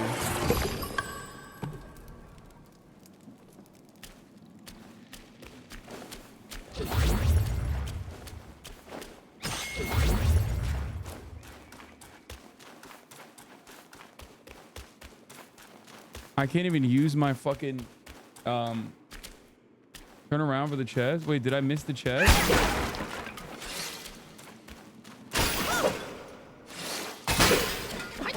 Where's the chest? There was a chest in there? How am I missing so many obvious things? Oh, it's up here.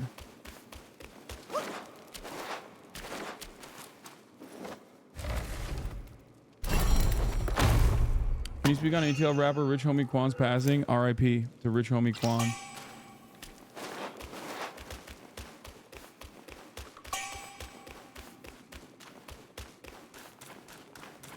Dude, it's hard to see stuff, man. It's dark as hell. Give me a break, chatter.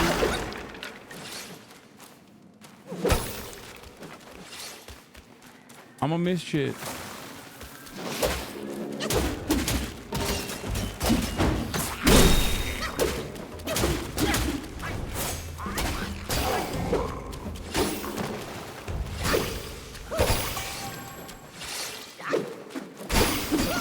What did the rice cocoon do?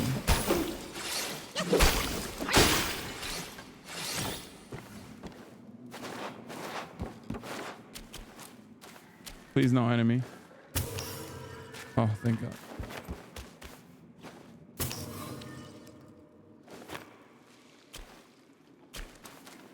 What the fuck are you doing here, Austin? Yeah, it's 7. I was just shocked.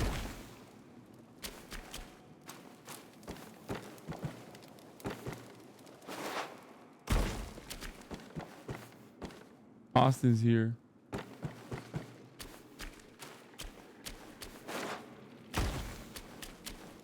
Yeah, he came because he enjoys the gaming.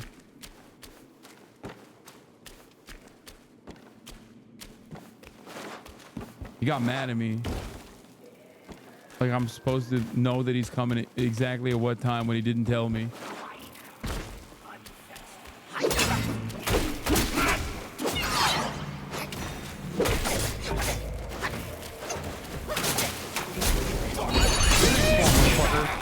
Two of them? No shot.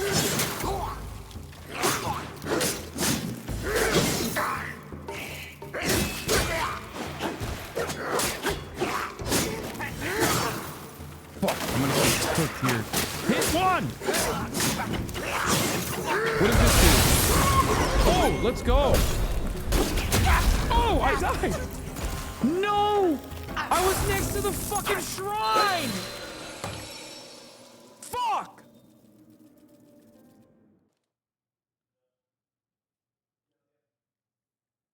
One of the first times I've been genuinely annoyed with this fucking stupid ass game. Actually.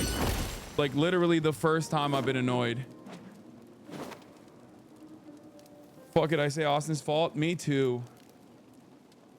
Flying enemies are so fucking ass. Yeah, how do I run back? Like, I'm just gonna straight line it. I'm gonna book it to it. Can you go Fox mode? No. Oh shit, there's a chest here.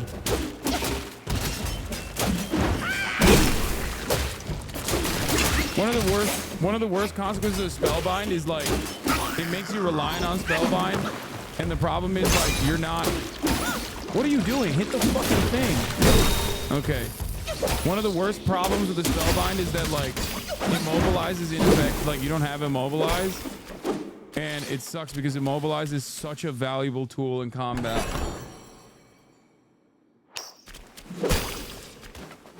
I just remove layers when I get mad. Yeah, I mean, I am mad. I'm removing layers because... Just run it. If there's a lot of mobs, do cloud step and push through. They won't follow down.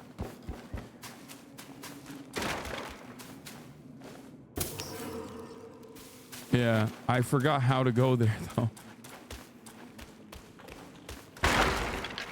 You've never got mad and taken your shit off?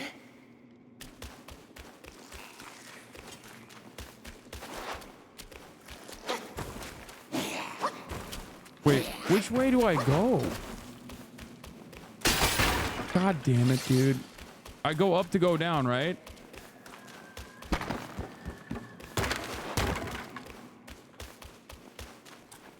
Explore easily, boy. Oh my God.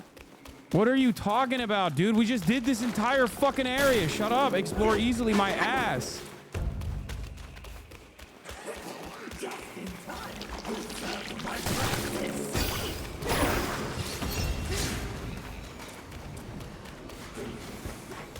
Is this it? Oh.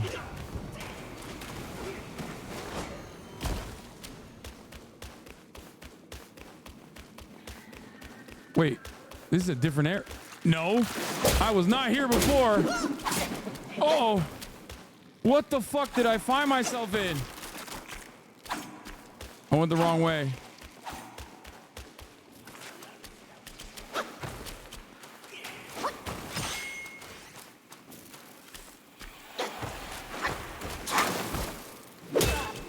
Get back down here, bitch.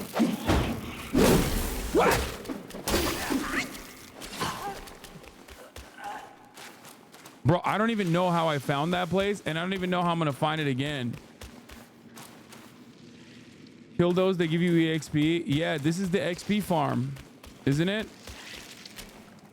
And if I had that like exploding thing, but I don't even have the Azure Spirit.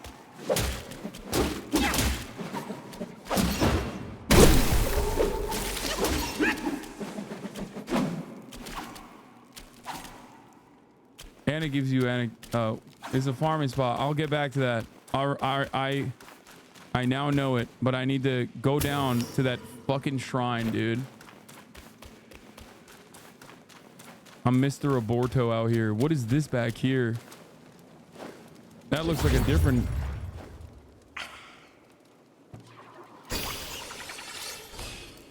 This is in the area for the farm, and you do have Azura. I'm stuck here. This is not the right area. Where the fuck? What the fuck? There's a scorpion. This is a totally different area. I am cooked. I got involved in the wrong place, dude. God damn, that shit hit hard, bro. What the fuck?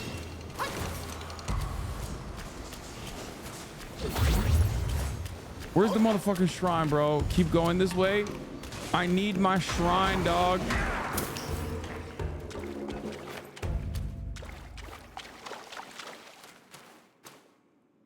You see it? Wait, do I see it? Where is it? I don't see it. I didn't even see the sprinkly stars. Bro, this is an Aurora, Colorado apartment complex.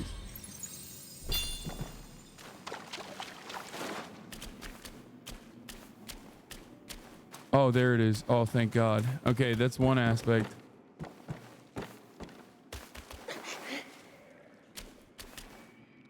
I'll just absorb this kid. Is this a joke? Oh. Damn, yeah. The Venezuelan gangs. Why skip the beauty of the meditation? Not cool. Come on, bro. We got some shit to do.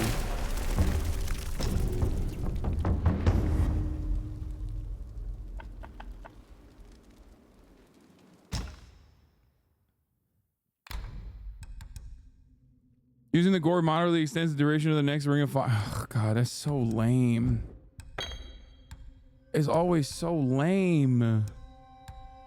Why is it always so fucking lame, dude?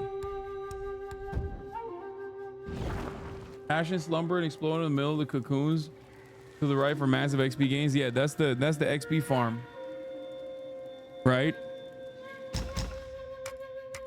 Where you need to do. Wait, you said Azure dust, but wait, how do you do?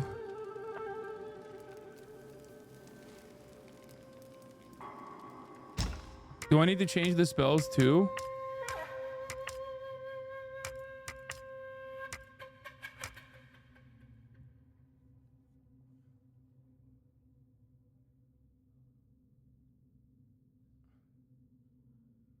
Ash and slumber. The one with the rat. Blow forth flames of ash.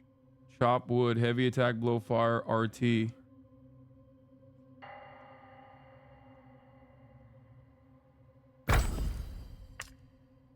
Okay, let's try it. Fuck it. Let's try the XP farm there for a second.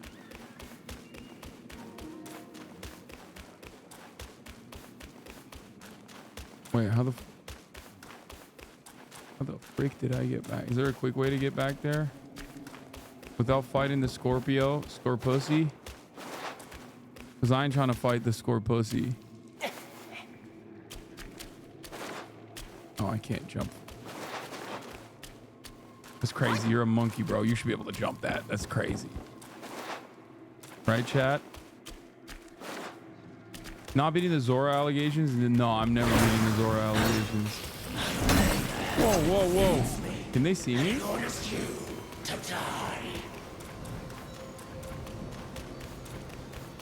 Is this the farm or is it the other one, chat?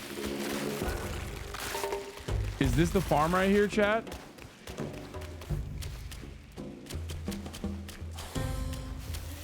No, go back to the shrine. Wait, really?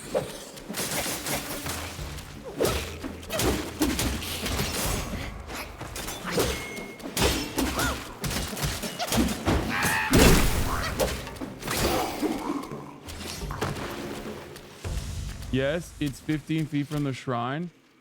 I thought these were the baby sacks that I need to explode. These aren't the baby sacks?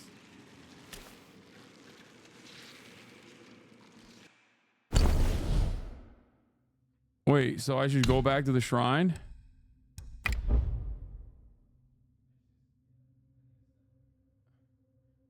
Correct type, wrong spot. Okay. Did you ever play Dynasty Warriors? No, I did not. I did not play Dynasty Warriors. Spiders are chillers. People who hate spiders are NGMI. I don't even know what that means, but oh, this is. Oh, there's a fucking shit ton of Spidey sacks here, huh?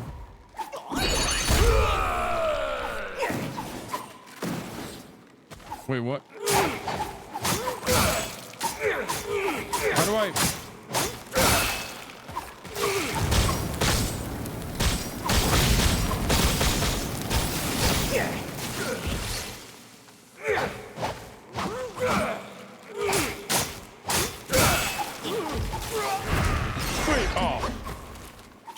No, don't fight them. Just de-transform and explode. Oh. I'm gonna try that again. That's what it does. LTB will explode you. Okay, got it. Chat, this is important. This is something that you can learn as well. This is like what the TikTok people say all the time. Once you get to the webbed hollow pool of shattered jade shrine, all you need to do is, as long as you have the the Larata transformation, you come up here, you go into the middle of the tunnel, you use Ashen Slumber, and you run into the middle of the fucking place, like right here, and you hit LTB, and you explode in the middle of the... Wait, that didn't do shit. Okay, chatters led me astray. Wait, why didn't it... Not enough attack? Your attack is too low? You probably need to upgrade the rat. That killed 0 people, bro. That was ass. What does my attack point need to be? Transformations. Red Eye, Snow Veil, Rage Burst, Steadfast, Moon Roam. Scorch damage, is that what it is?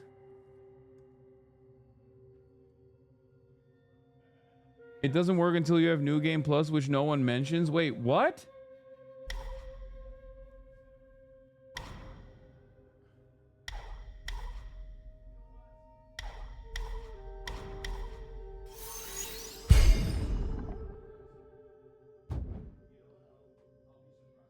They patched it?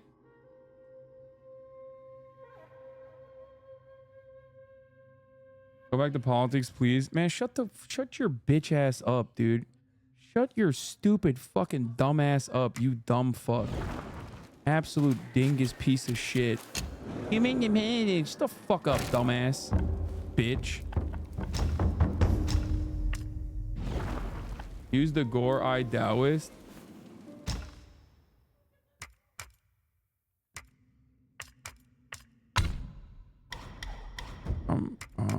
Maybe I can take it from like...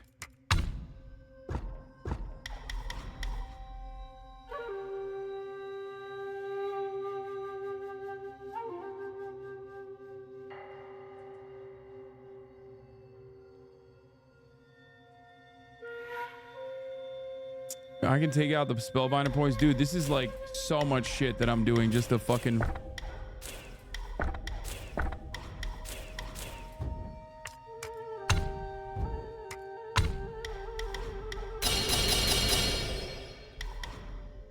I hope this works. I've just done so much to just fucking do this one dumbass thing. Let's see if full attack works.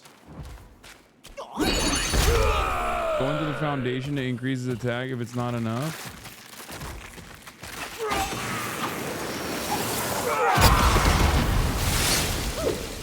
Oh my god, it was so close.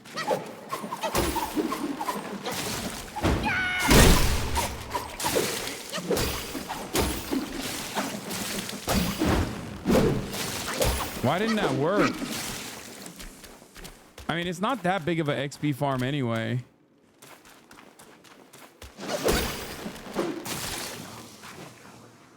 No, my foe. In this way,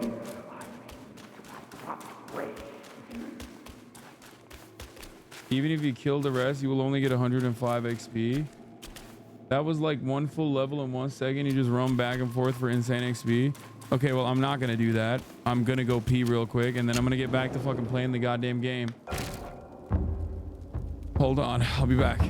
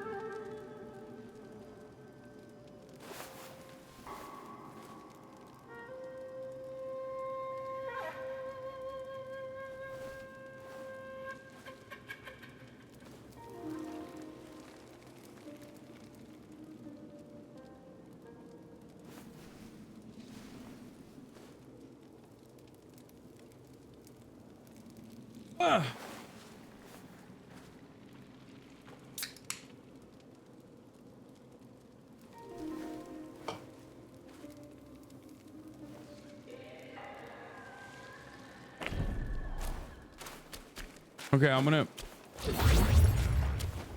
try one more time. At least get one level out of it. Wait. I forgot the rest, didn't I?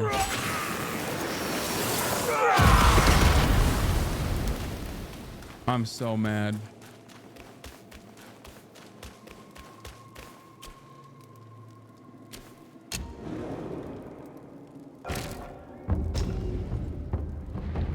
Lord have mercy, I'm about to bust.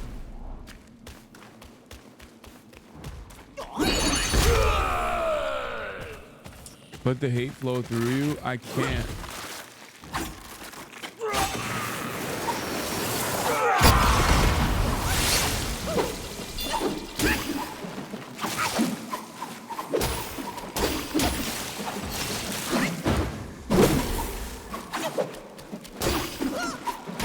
Wait, what the fuck? These guys didn't even blow up this time. Okay, it's not bad. It's not a bad farming spot. It's actually not a bad farming spot. It's just annoying that like it doesn't.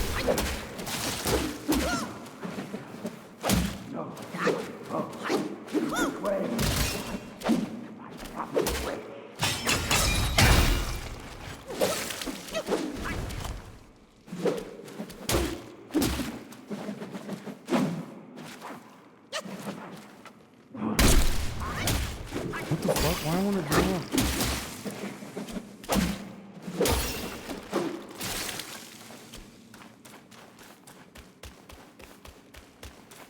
Use the Gorai Taoist key.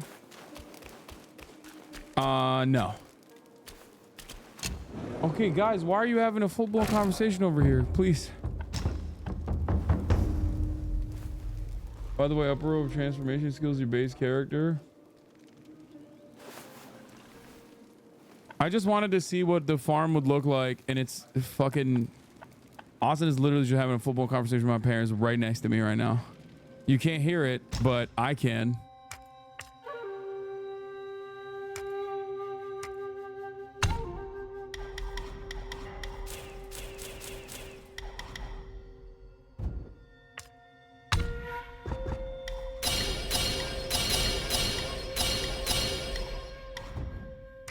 Okay. What's your gym routine? Looking swole, bud? Yanında almamışlar. Tamam, evet, o zaman normal.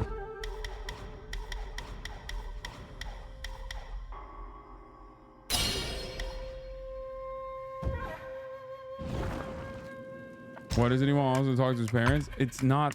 How is that your takeaway? And not the fact that it's right here.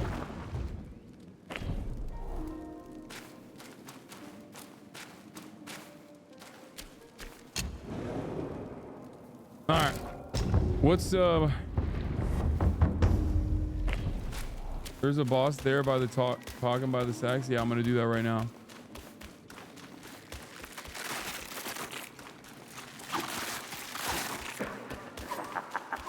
I assume he's in the sack, right? Open. The sack could be my long-awaited chance to ascend.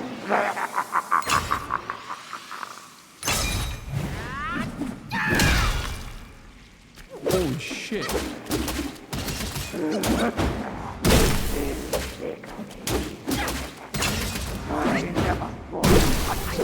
Damn, bro.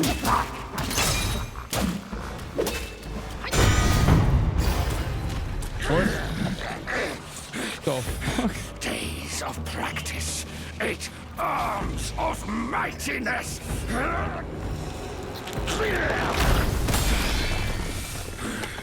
Oh my god.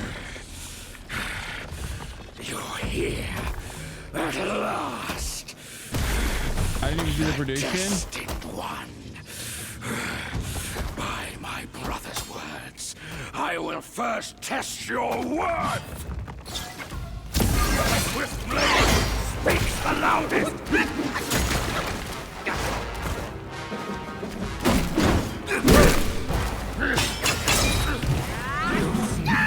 Ruin my flawless sword! Oh shit!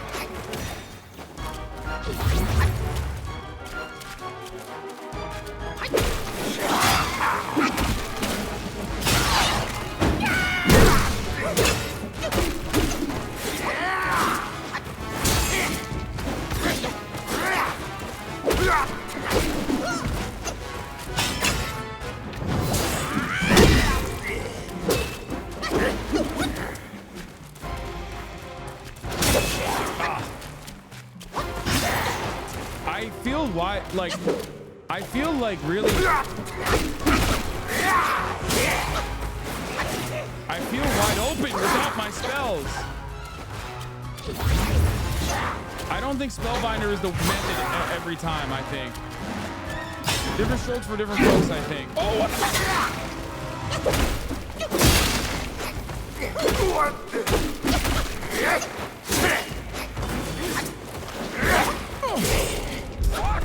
Get away! This blade speaks the loudest.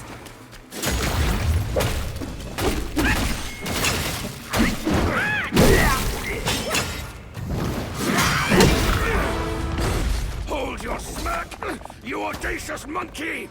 We'll settle our scores when I reach my full mastery!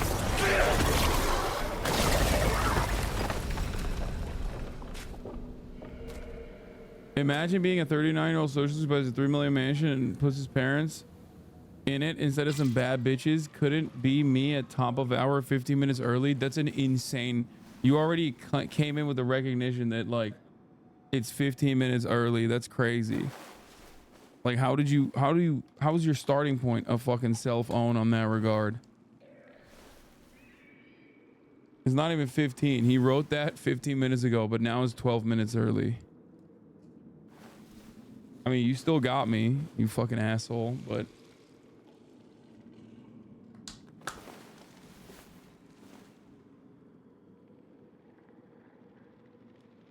also Nice. You're one step away from secret location and necessary item. Also, don't worry about where I put your mom, chatter. Worry about the top of the hour outbreak, which is coming for you now.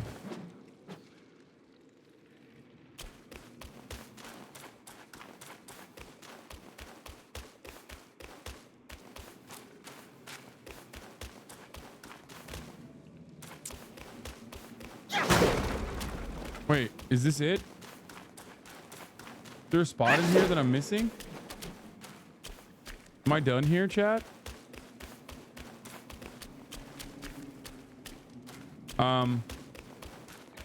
There's no loot?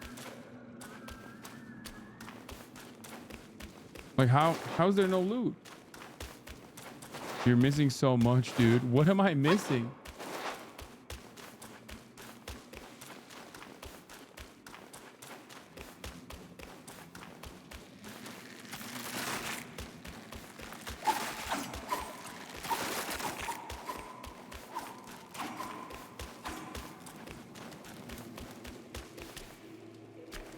Hasan has been 25 or 7 years. True. If you use your spellbind for final bosses, you will get piped very hard. Don't worry, I'm gonna not do that. I do also want to look at something. Oh, my immobilize is nothing right now. I gotta bring it. I will move all the spellbind shit to immobilize most likely when I need to use it. I should probably move back to immobilize because it's such a good one. But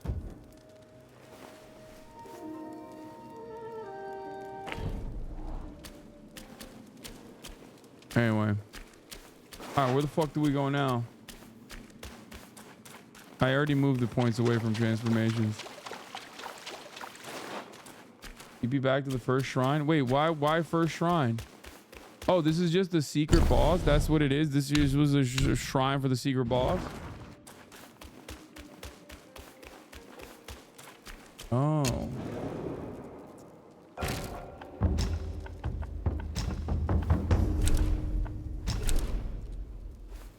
Fuck. Laptop with a good monitor is awesome. What? What does that have to do with anything? Is it ironic by working out and looking and keeping healthy, you look younger by your age by 6 to 9 years, and yet rich people do their blood boys and just end up looking like as old? Yeah, I think it's a mistake the way that rich people operate like that. All right, first I got to go up to go down. Remember that. Right? Or wait, no, never mind. I could just go down here.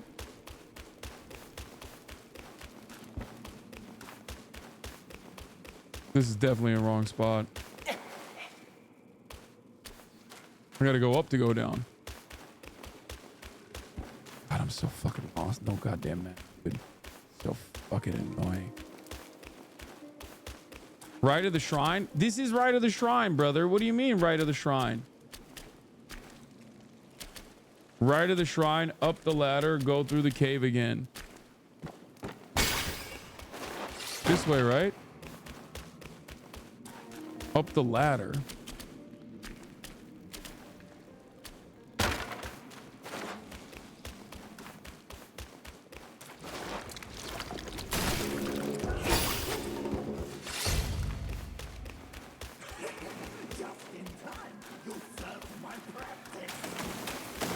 Shut up, bitch.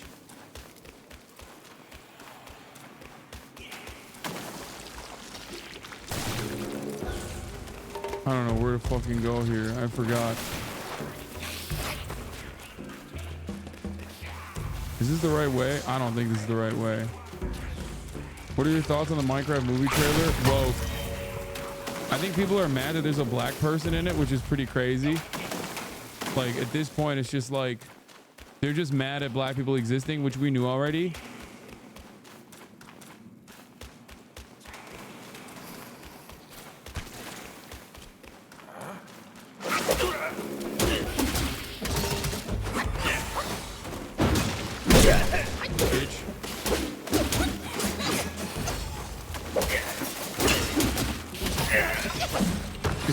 funny that there's this little shit back here, like, it's like trying to get my attention? Shut up, bitch.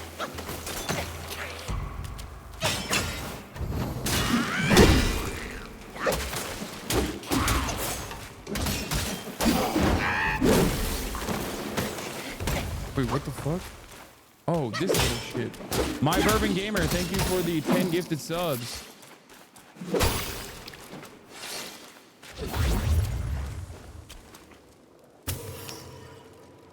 Oh shit, the shrine is down there and there's enemies right there, isn't there? I'm gonna get cooked again.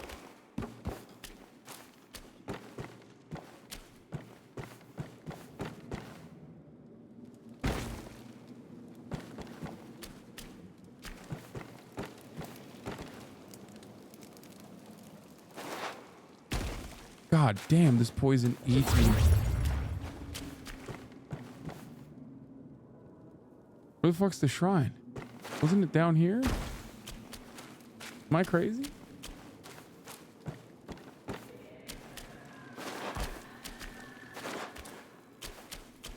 I still think Azure Dust or whatever, not Azure Dust, but the monkey one is good, but I still think the first transformation I got is better.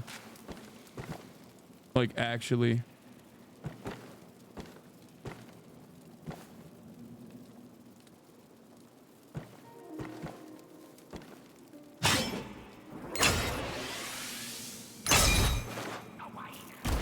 Wait. Fuck this. Not even trying. What the fuck? Oh my god, they're gonna kick me again. Oh my god, I'm gonna get cooked again. What is this? This shrine is the hardest boss of all.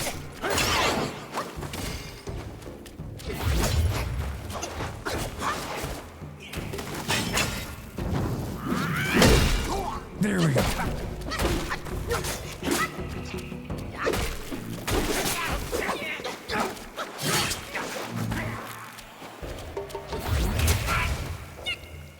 Fuck you. Oh.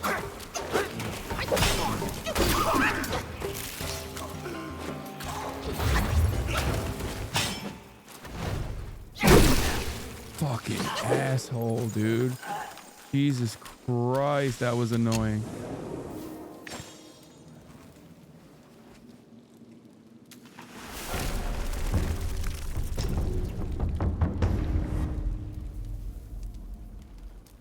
They jump on my ass. They did, though. They really did. Your haggle slag is showing. I think it might be better to switch back to immobilize for a little bit in this area, at least. Because it's obvious that, like, there's a lot of circumstances where you're fighting multiple enemies at the same time. Like, these guys are good to fight with immobilize, you know what I mean?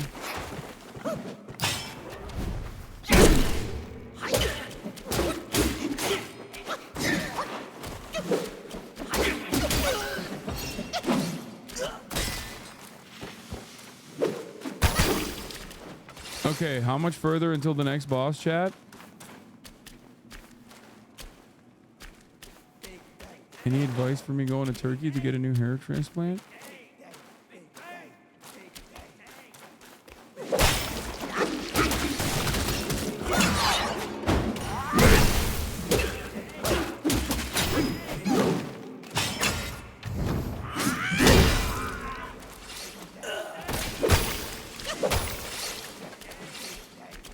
Inside that big door, I believe, the worm boss.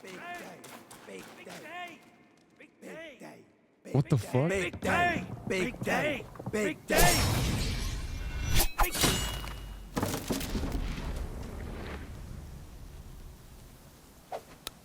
Oh shit.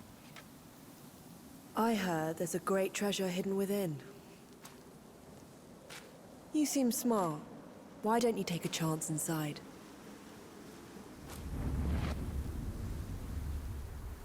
Damn. This is how I am with my fans, yeah. When they fucking keep chirping. Okay, there's no way that this is just casual here. What the fuck? There is a big treasure in here. Oh, I really hope there isn't something other than a big treasure in here. A gourd.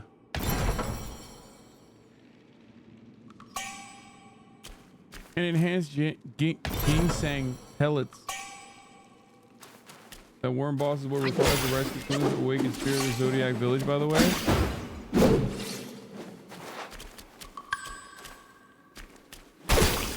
Okay, let's venture further in. Oh, chatters would say, would you still love me if I was a worm?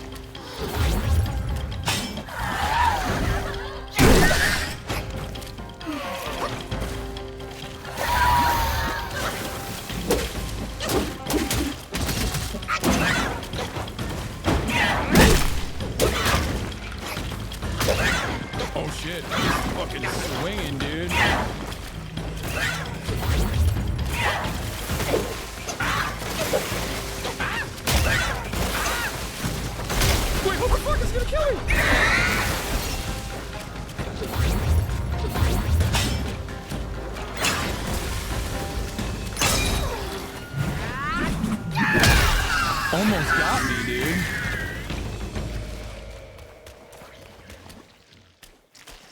Proto-Amor worm.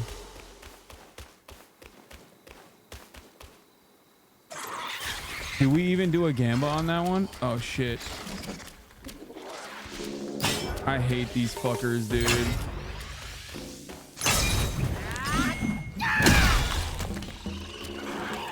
Bitch ass. It's like, oh, I'm just picking up this random thing from the ground, and it's like, no, it's an enemy. It's like, I hate it. Give it to the dragon in the village.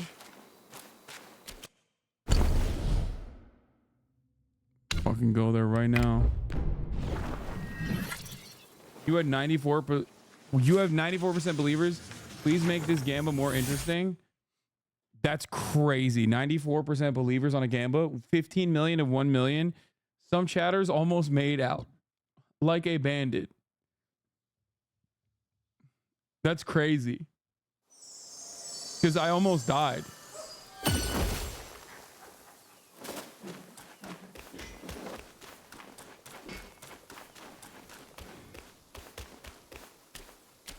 Don't worry, you'll see. I'll throw in a little bit.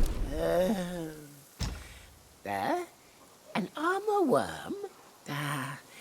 Oh, I've only laid eyes on such a thing but once in the court. If you leave it with me, I would be most...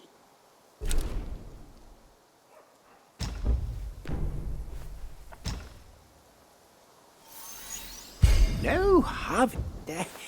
Leaving so soon? Kamala got shot and killed. Good one, chatter. You gotta feed it like 3 silkworms. Go to the right. Self-refinement is the way to make golden. Wait, what do you mean? You have 2 to 3 What say cocoons need you, to awaken the brave one? worm spirit now? My pills are reliable, but be wiser than relying solely on them. What is the gamba for? What's happening? Go rest and go to the right to the dragon and feed it. Oh, is that a boss? Oh shit, I've maxed out my mana.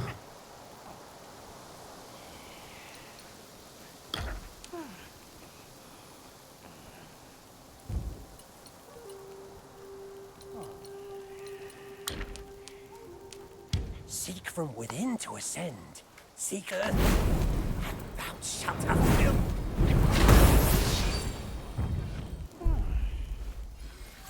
First try next boss. Oh. Is to make sure everyone can bet. Each pill is a means to an end. My destiny's course, I can't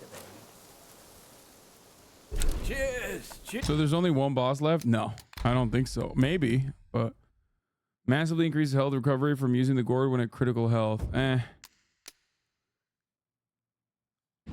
Cheers! Wait, I haven't even been using my fucking cloud step. Fancy doing anything to...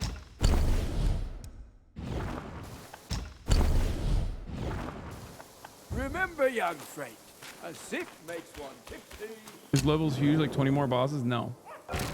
I already ran the top of the hour ad break chatter. Remember I got cooked earlier, 15 minutes prior to the top of the hour? What about poison resist soak? Maybe he's good for this region. Yeah.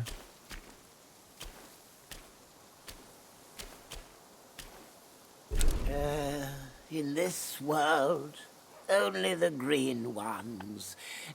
Perhaps it's for the best. Wait, there's nothing I can Go give ahead. him. I can't spend all day chatting when there's work to be done. Oh, feed it. Here.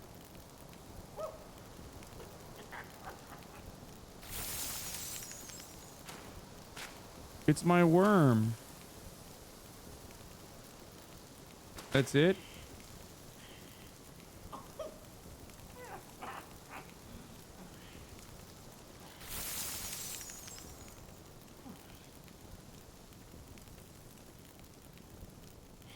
Wormy. Wormy. Oh, I don't have a third rice cocoon. Shit. That sucks.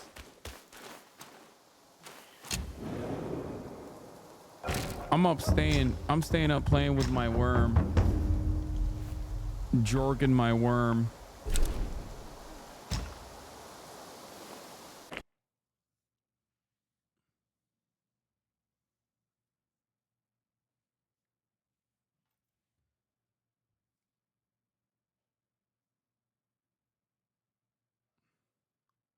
All right, where do we go now?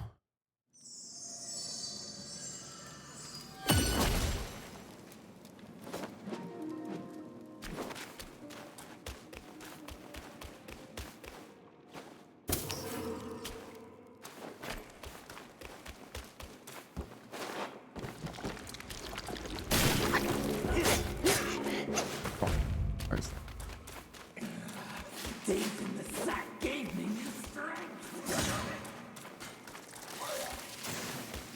Shut up, bitch. Where'd she go?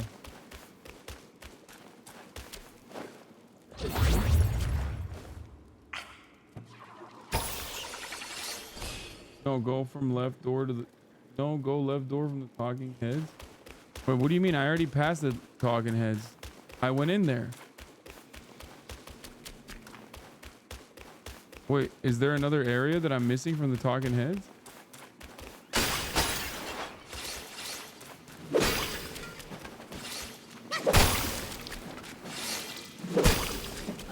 This is it. I did this area. Cleared it.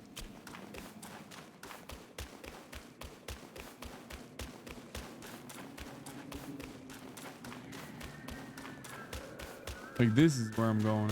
Down the path.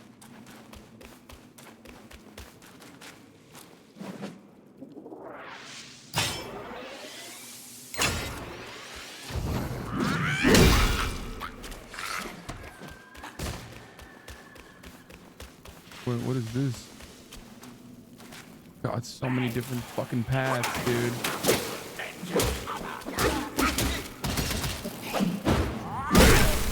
So many different goddamn paths.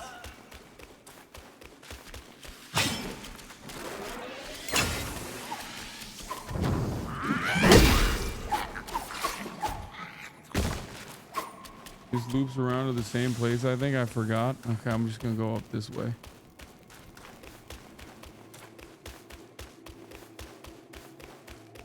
Wait. Bro, they broke all the goddamn bridges like they're fucking Ukraine invading Russia. Holy shit, it's fucking annoying. Like the invasion of Kursk, dude.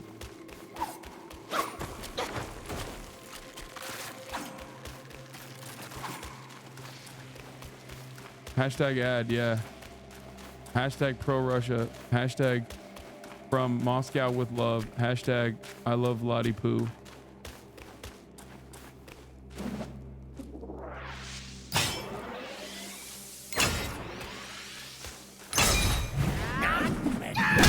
I love that they just eat it. They just take it. Whoa, this area is new. Okay. Uh-oh. Scary. Scary. That's a boss Yao guy. Oh my goodness.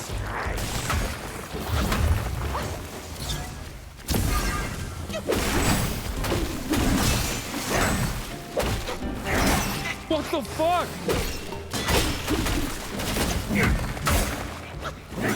Oh, this is gonna kill me 100%.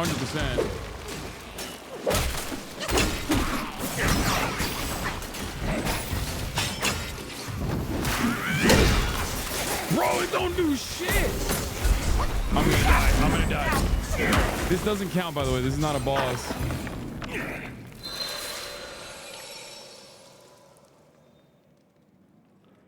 It does not count.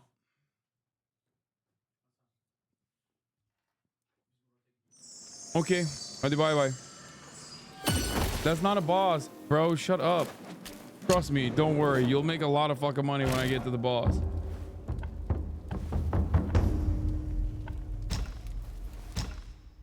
Yeah, I need to get back on my immobilized bag.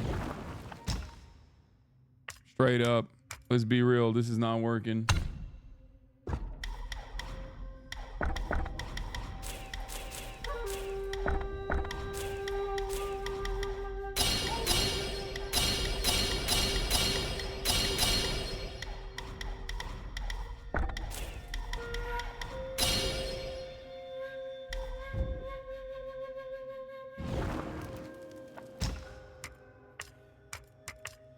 And I don't even know if I should use Umbral Abyss. I have a feeling that Red Tides is still better.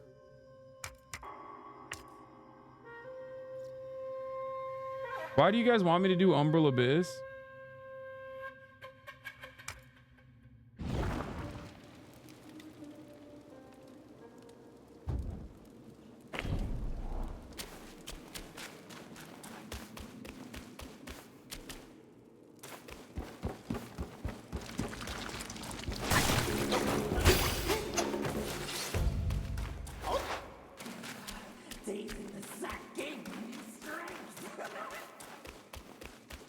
What are you saying, big dog? Chill out.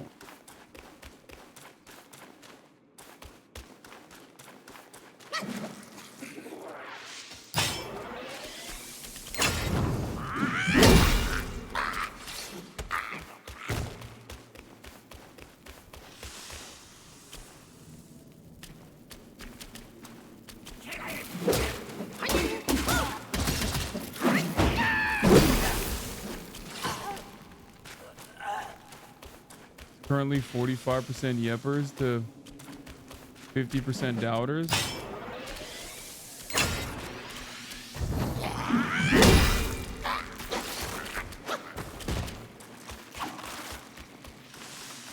Good. Tip for this guy, sneak behind him and destroy the cocoon so you don't get gangbanged.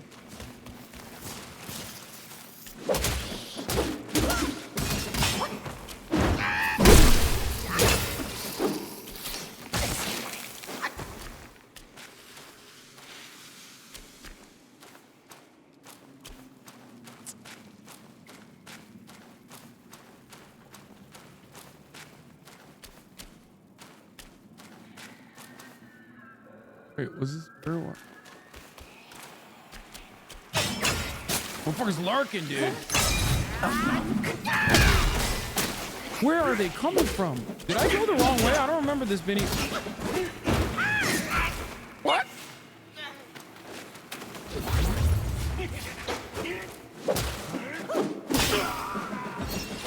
I don't remember this fucking piece of shit up here.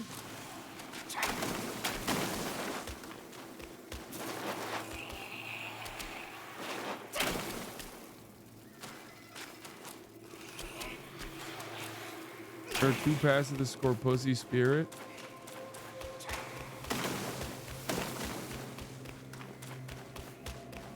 Dude, I don't know what I'm doing.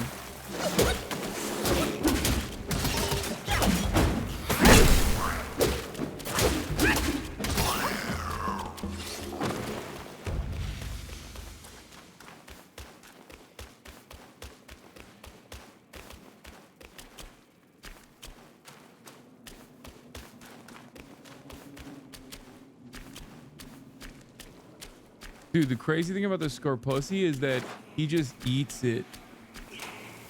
Oh, he can hit me from up there? God damn, I thought it was behind the rock. I thought it was safe, dude.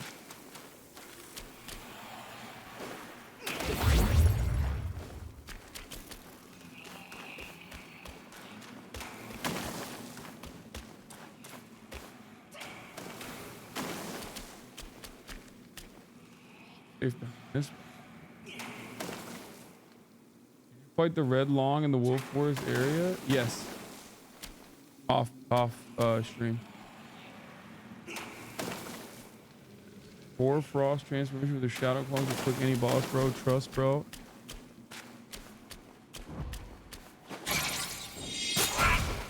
What?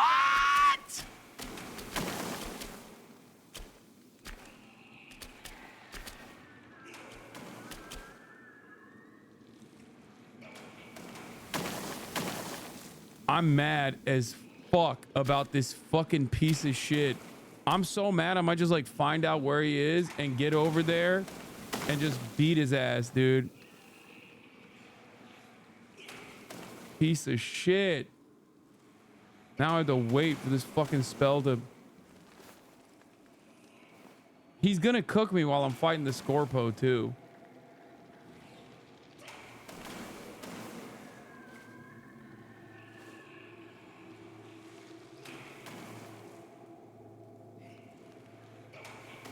Why am I being so cheeky? I'm doing something different. Region by going right from the shrine is at a big door and left route. Okay. God damn, it's taking so long to.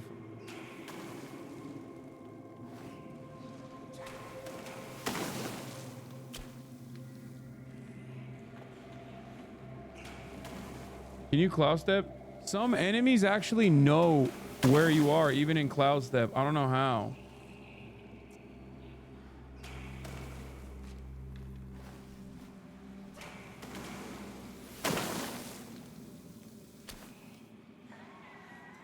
The fuck? Bro, give up. Give up, bro. Give up.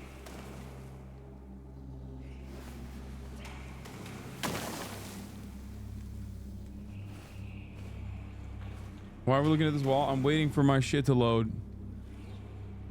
I'm gonna go monkey no jutsu.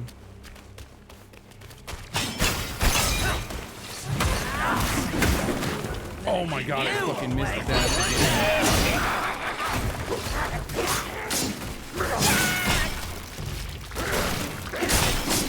What does it do when it loads up all the way?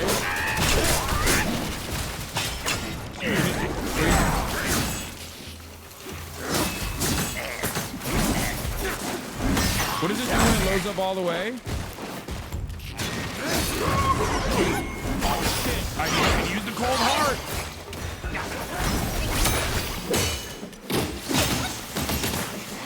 Oh! Stop! Stop fucking with me like this!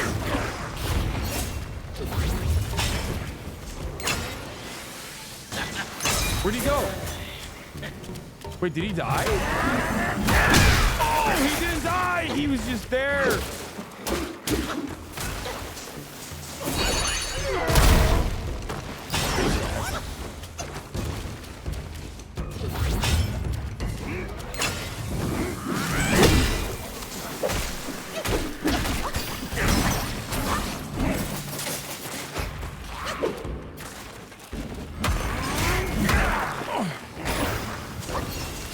Fuck! Get away, get away. Wait, what? He's hitting me. How did he know where I was? No!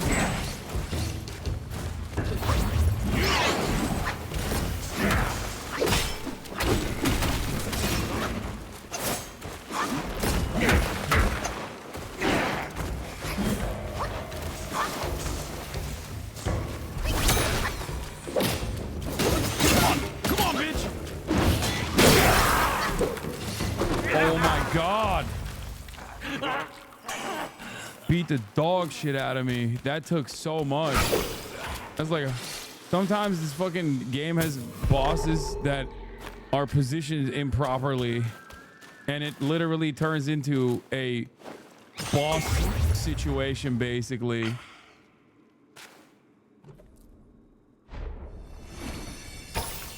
Believers juice it? No, that's not a boss fight, chat. It doesn't count. I already said it.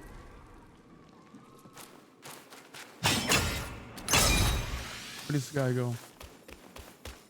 Where's this guy at?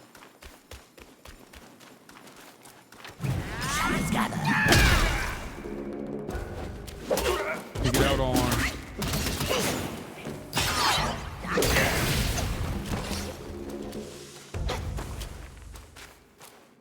What's that doing to me? Is that a curse or some shit?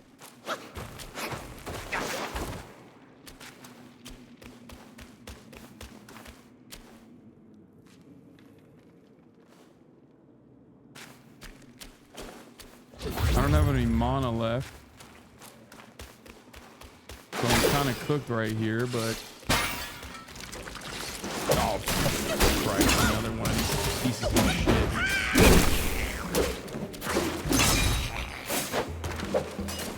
Where'd he go?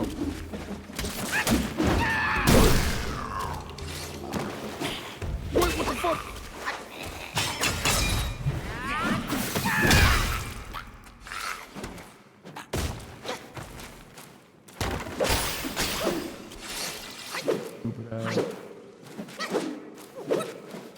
Break. One crate that won't break, got it. Hey chatters, they arrested the father of the 14-year-old? No way. Nah, you're lying. You're capping, dude. You're capping.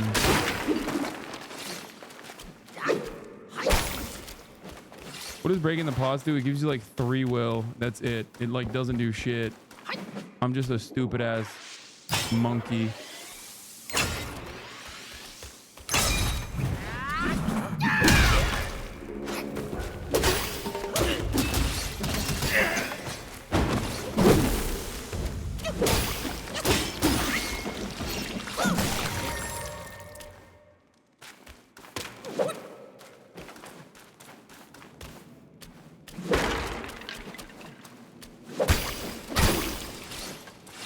It's the same as the breaking the little cocoons.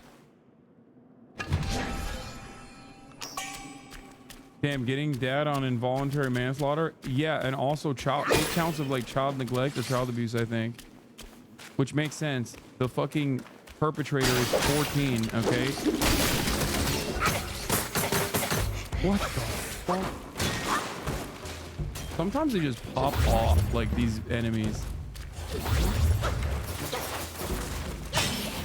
And you're like, how did this happen? Like, how did you get so brawly all of a sudden?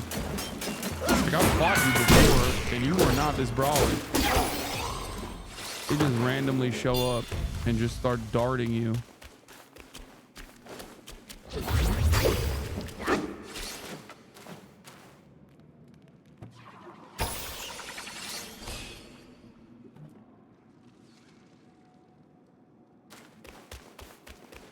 He bought the gun for the kid after he made a fucking school shooting threat. If that doesn't constitute like culpability, I don't know what does. You know what I mean? Worry free dude.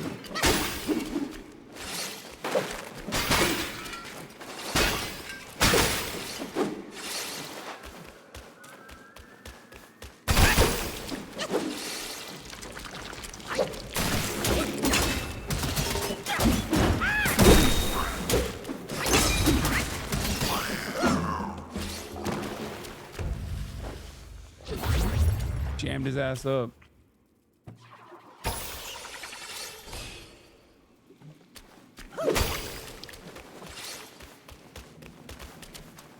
Bro, you heard what I said. The dad. What the fuck? That is annoying. What? Where am I, bro? Please tell me I can just like easily circle back.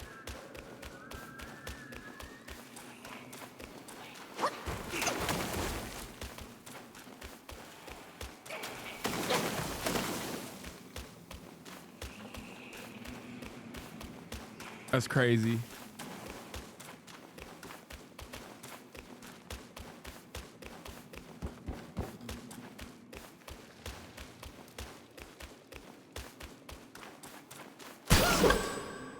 Whoa, fine in the sack. Sick. I didn't know breaking these things would actually give me a curio.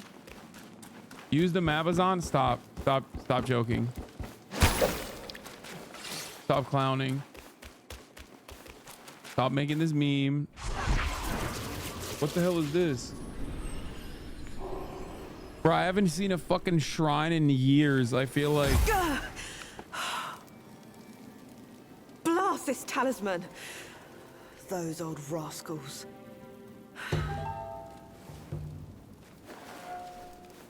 On your feet already, are you? Best keep clear of this mess. It's for your own good. Go find the pig before it's too late.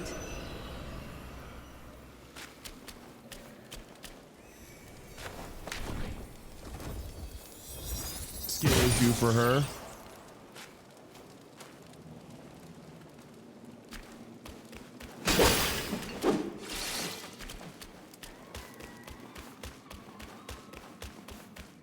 I just ripped that shit easy. Comes second nature to me. This shit ain't nothing to me for real.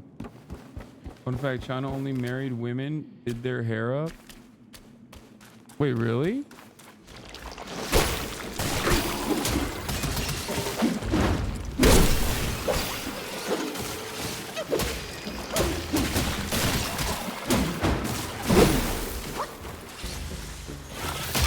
Whoa, whoa, chill out.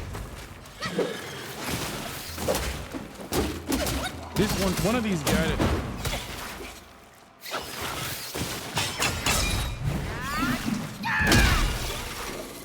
One of these gotta give me the fucking.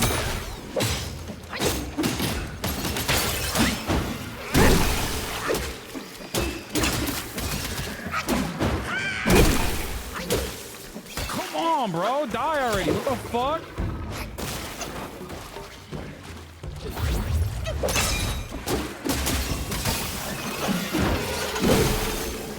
Okay, none of them gave me the thing, the wormy thing that I need. Worm eggs or whatever. What the hell?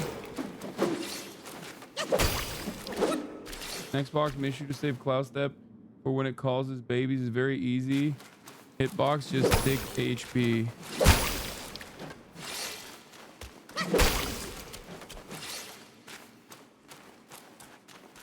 Is there a shrine before this next boss? Or am I just absolutely fucking cooked here?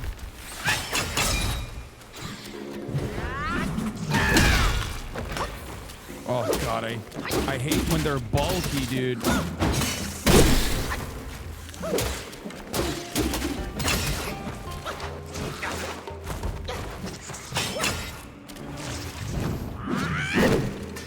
Fuck.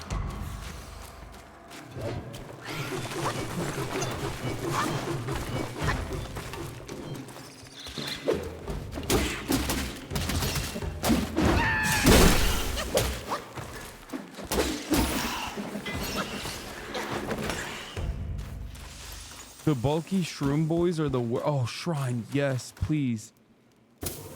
Oh, thank God, dude. I really thought, you know, I'm cooked here.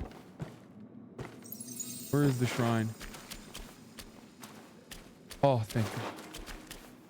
Thank the Lord, Jeebus. This is one of the first times in any of the chapters where I've literally been like, I am dying. Like, I need to find a shrine. It's one of those, it's a permanent fear that you have when you play From Software games. It's honestly, this is the first chapter where I've been like, where is the next shrine? I need it really bad.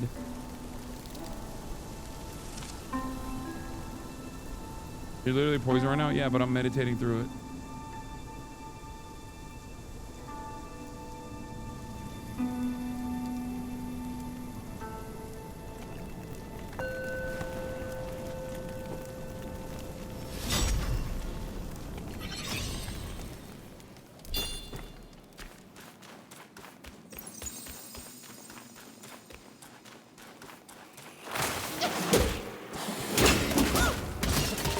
God, I did that, by the way.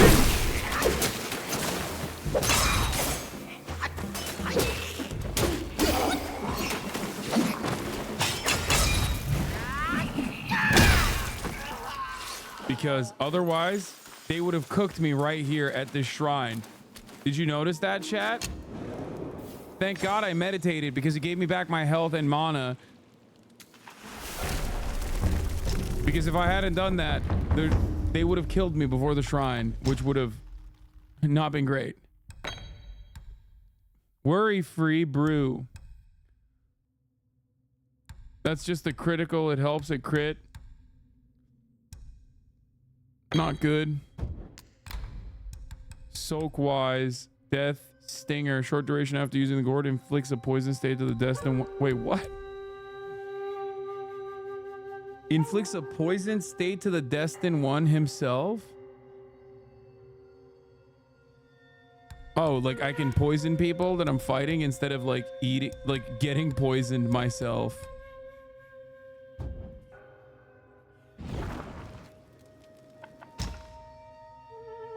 I gotta pee again. Hold on.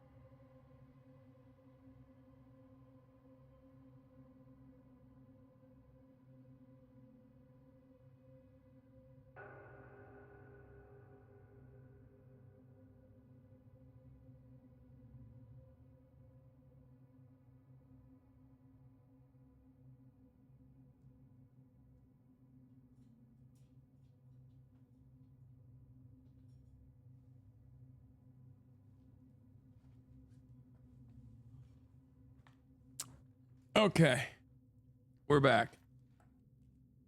Linkin Park is a new singer and a drummer. That soak poisons you. The rare. No, because you're taking poison damage. You do extra damage type build. Oh, I hate that. I'm not interested in that at all. That was a grossly short amount of time. Okay, chatters have moved beyond timing my pisses.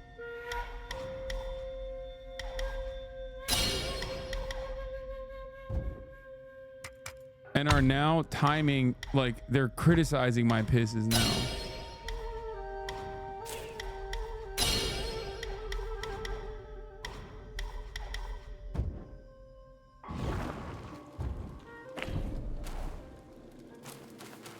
They're like, I didn't appreciate the time it took for you to conduct this piss.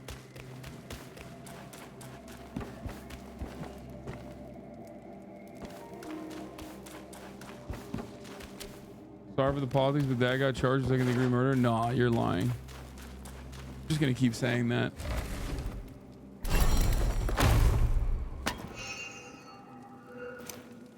Dude, people who are like, oh, you didn't wash your hands after you took a piss in your own house are so strange to me. Like, yeah, dude, I didn't. Okay. Yeah. I did not. Do you piss on your hands? Like, am I wrong about this? I feel like it's normal. Like, I don't even touch my dick when I'm pissing. Whoa, what the fuck? Oh, these guys are back. Nice.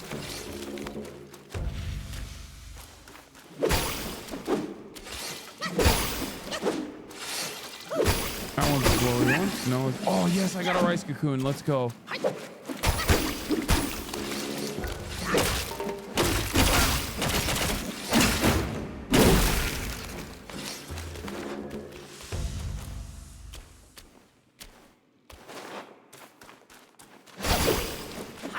I'm sorry, the bathroom itself has a foul aura. You need to wash it off. Okay, well, agree to disagree. Holy, what the fuck is that?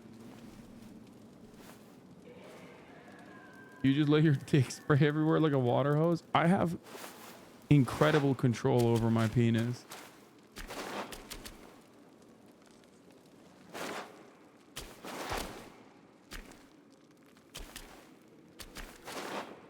Is this a boss? Is this finally big boss time? Oh, fucking so dumb.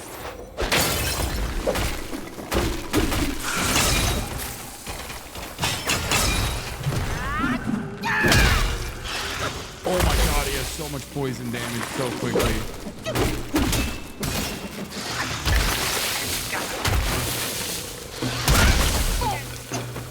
Big damage.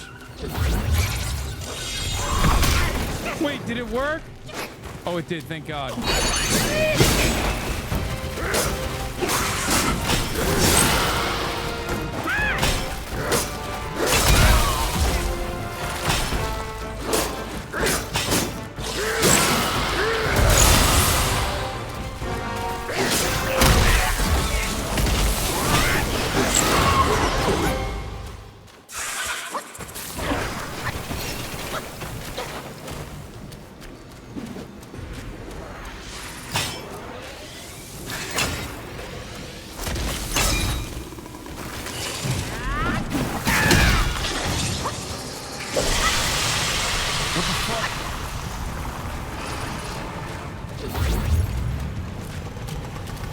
Shouldn't have done that. I should have done cloud step here, huh? Oh, I should have done cloud step here. I fucked up, huh?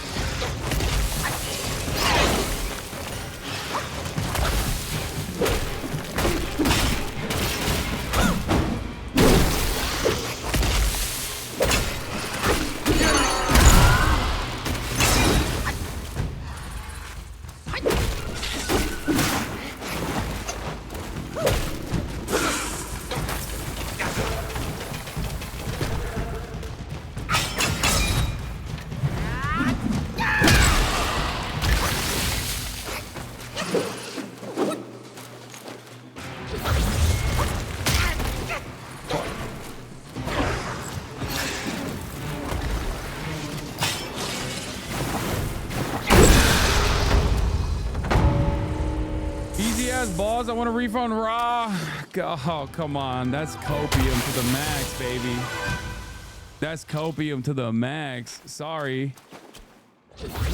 Actually, not sorry. That's your fault for thinking that I would lose.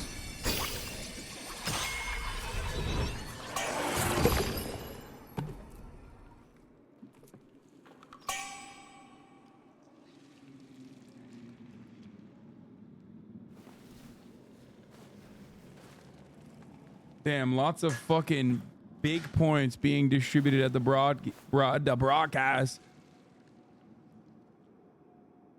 Wait, is this the next one already? Or is this? Oh, yeah.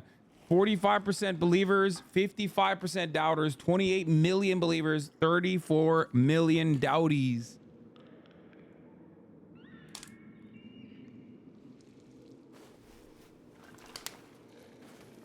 Who deserve it? Anyway, where do I go now? That's a real question. Motherfucker had a mountain of skulls, dude. Does he have a chest is the real question. Because usually in this place, usually there's like a place where there's like a little chest or something, like a little chesticle. Little chesty boy. Oh, invisible wall. Not deserved. You stole our points. Yeah, my bad. I'm too good. I know.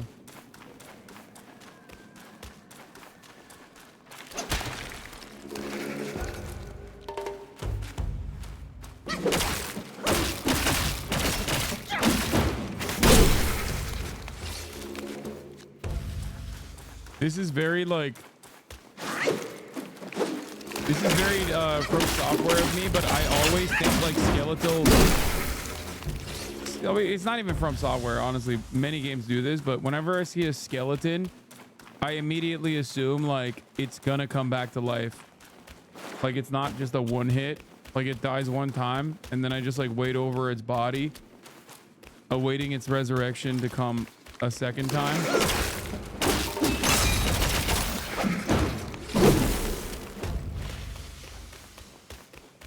Yeah, Mario should do. Ooh, that's a big boy, whatever this thing is.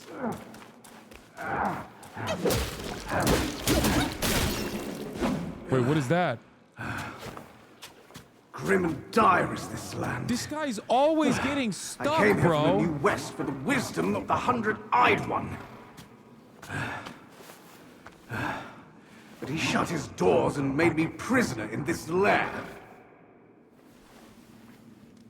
Tales speak of these insatiable spider guys. They could use a strong male like me to consume and practice. Much I owe you today, my friend. Without the your help, lady's name is Taco on the way, Moet. I would see Yeah, no Tacoma more wept. of the flaming mountains.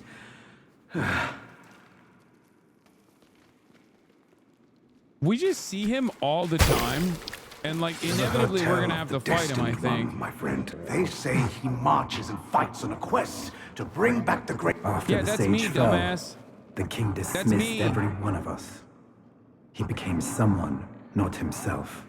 If the Destined One is really the one who can bring back the sage, he can count on my humble support. My plea for aid was met only with silence along this path. But in turn, my mind is made, friend. I shall rely on, if none shall aid, I will act on my own. Should our paths cross at the flaming map now? my plea for aid was met only with my mind is made, if none shall aid. Should our now? This horse is on that ivermectin dog brolic. Oh, he's for sure on ivermectin. It's just crazy because he gets stuck all the time. Like we always find him stuck. He gets stuck so frequently that I literally thought he was stuck again when he was simply just like, oh shit.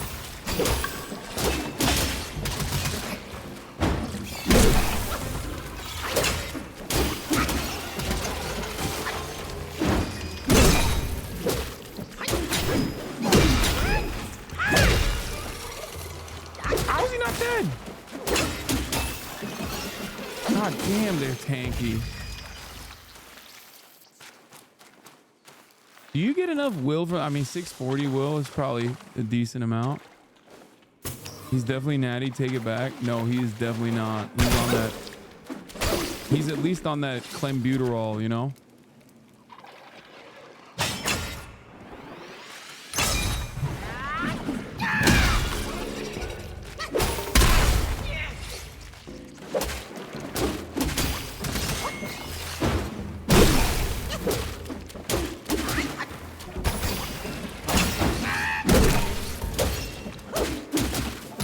tell if it's like falling or if it's like actually. That's the other thing. Okay, well they give it up. They give good materials and stuff. I'll still keep fighting that.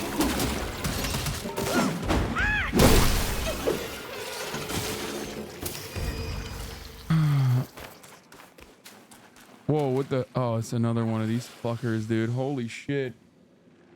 Where is Wormy?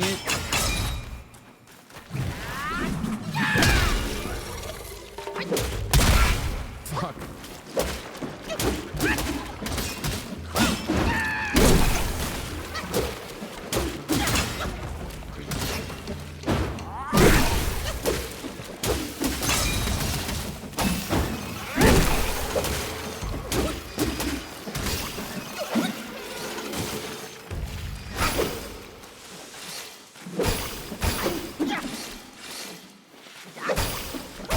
Sometimes it's just matching these things, by the way, so I keep popping them.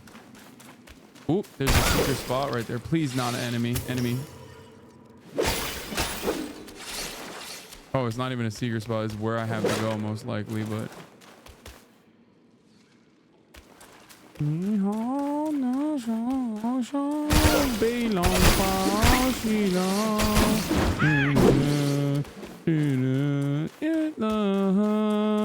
Shrine!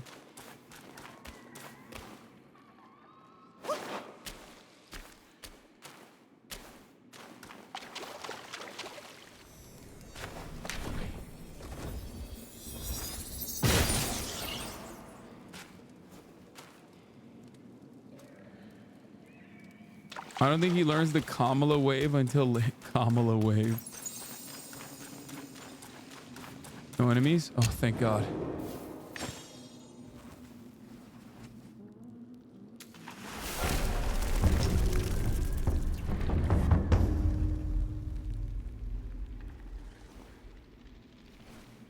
Wait, what I was singing is not the theme song to the Journey of the West, though, is it? No.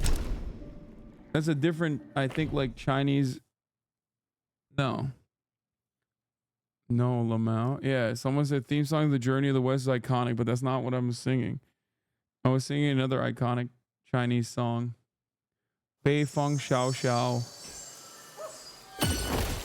Why'd you say theme song, Lamau? I'm sure there's a theme song to the Journey of the West. It's a fucking... Feed the worm. Shui Ho Pao Piao Piao? Shui Ho Piao. Okay, fed the worm thrice. What do we do now?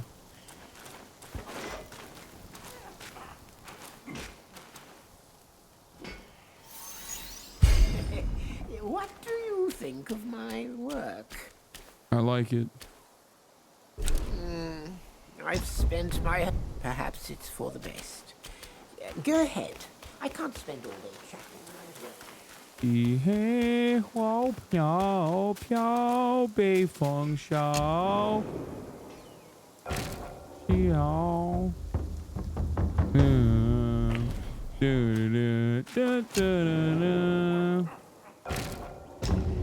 The show theme is repurposes the main game's theme.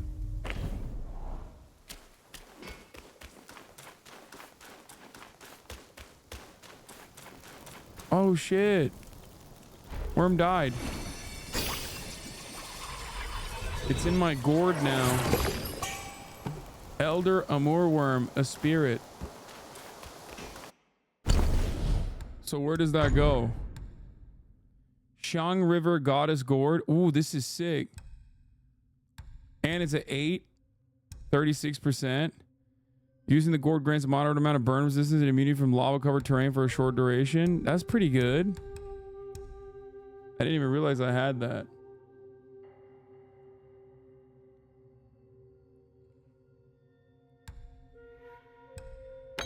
I mean, it doesn't really matter. These both are the same. This just has an extra thing on it, but let's see.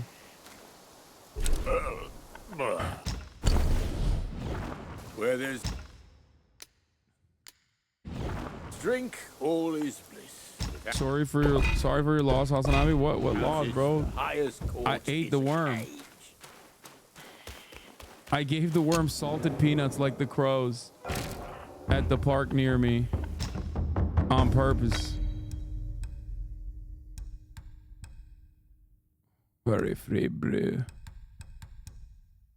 Pine brew.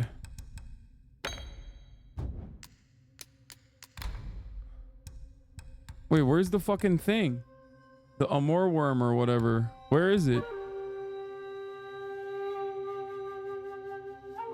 What does that do? Oh, it's a spirit. So it's here? Slightly increases critical hit chance when in a poison state. Take the worm of Elder Amor worm. Spray venom from the tail to form poisonous pools on the ground.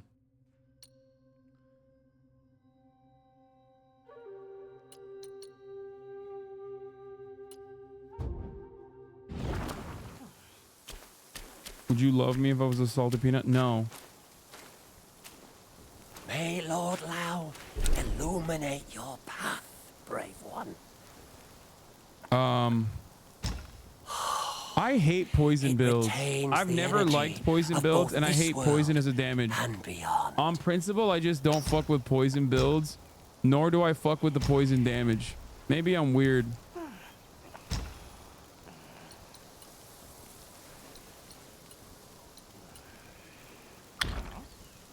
Uncover the secrets of sky and earth. Each nature inherits its unique.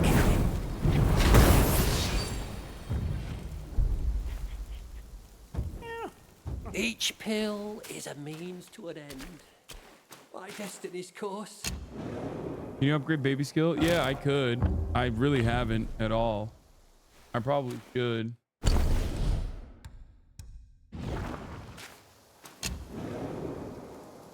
Chat, who reading Don Da Don?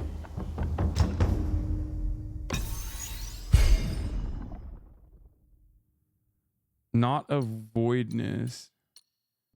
Should I max this one out?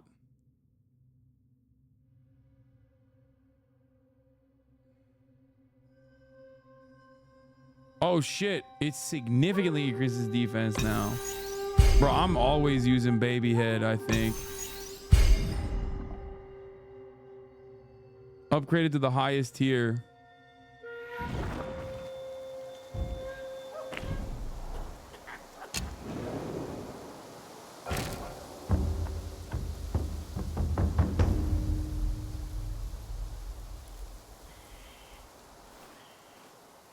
Tom, will you watch the first 3 episodes?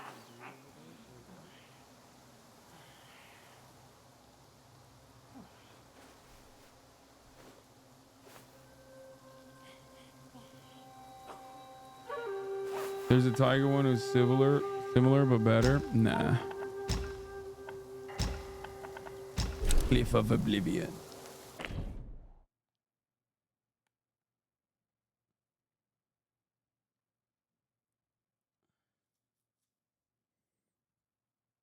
All right, where do we go now? Other than the top of the hour ad break. Boom.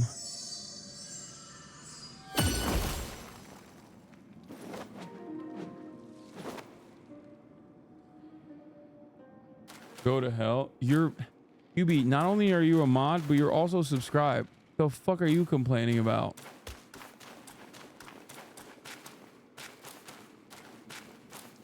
What the hell is that thing?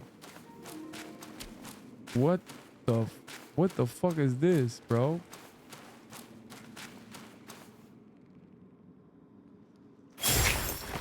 Uh-oh. You pissed this off. Wait, what? Wait, what the fuck?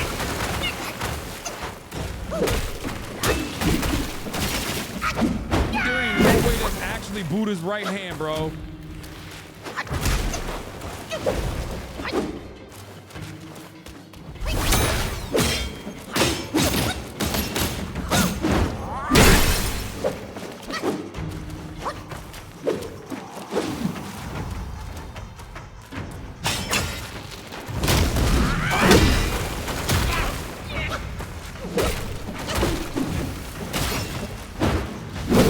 What What a weird boss this is.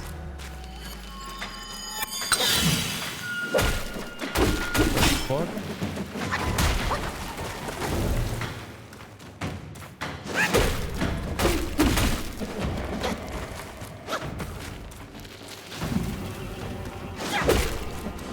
Why are you dangling that thing around, Chatter? Wait. Am I dead? He didn't one-tap me. Oh, thank God.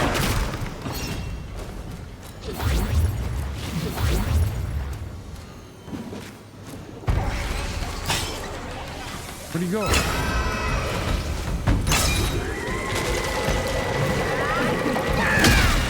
Oh, get the fuck back down here. Bro, that is no longer a hand. What the fuck?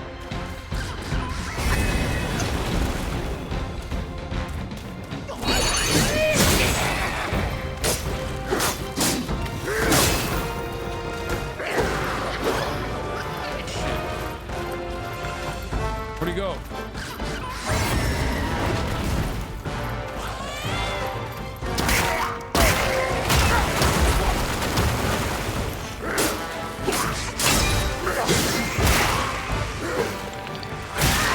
Oh shit.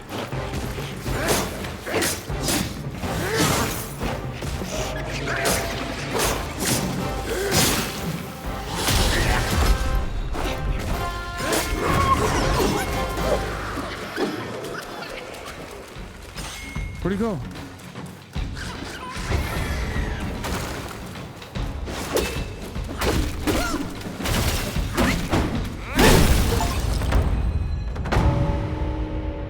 That was a weird boss fight.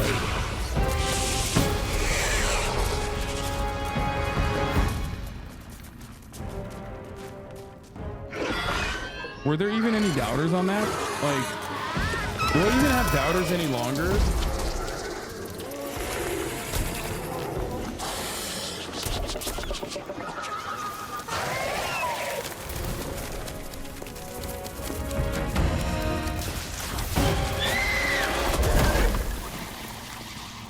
Wait, 22% saw a fucking hand and literally doubted me? Like, you just saw a hand and you were like, oh, he can't beat this hand. I've laid your path for you. But where will my path be? From now on, we're both on our own.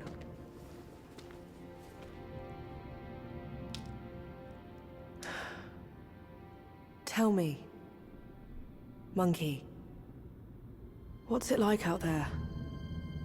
Beyond these mountains?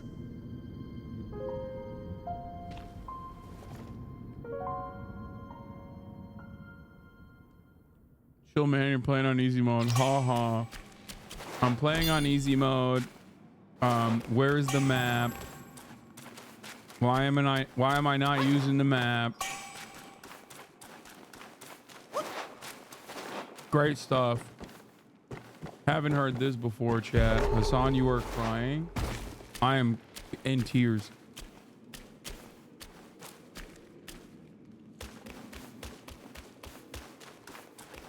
You have brought me to tears.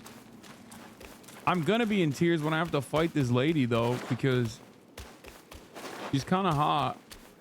Not even kind of hot, she's very hot. And also seemingly misunderstood. Oh, you like that one? Austin laughed at that. He gave a guffaw. Where am I going, dude?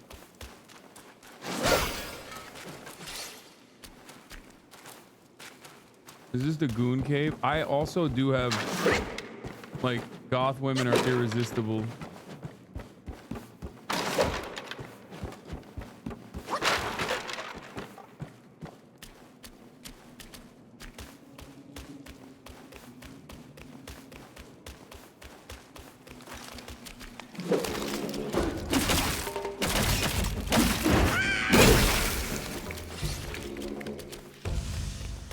I like that these skellies perish.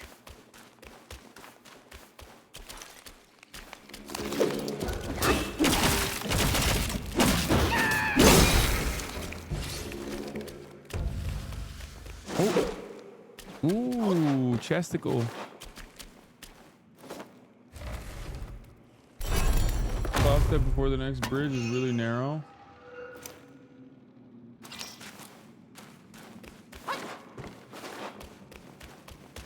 Thank you to the Elpers. Where's the bridge? Oh.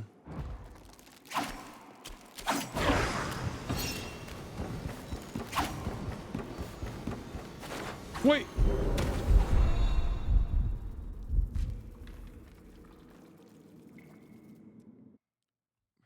Bro, it's so funny because there's literally no fall. Like, there's not a lot of areas where you can fall off, right? There's not really any areas where you can fall off. Wait. Oh, fuck. I went the wrong way, I think. I didn't go this route before. Wait. Wait, is this...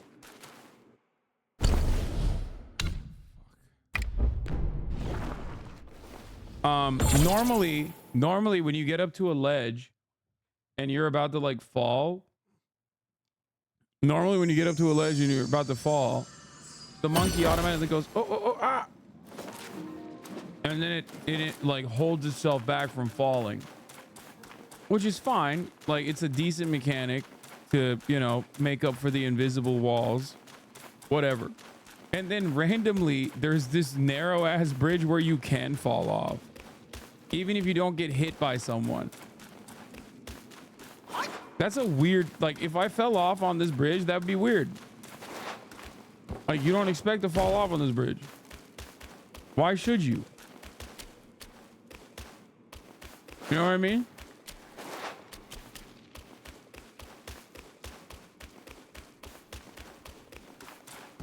Too many excuses, Mr. Streamer?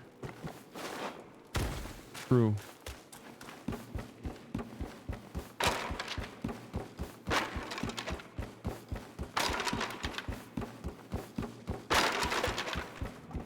This is what I tell myself when I'm drunk in the subway. That's funny.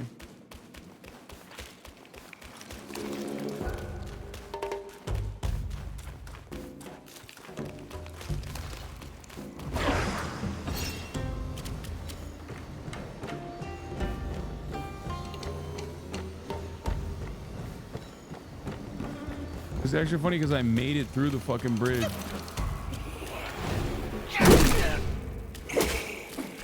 Imagine I fall off here while I'm trying to fight this thing. That'd be great. Oh, another one of these fuckers.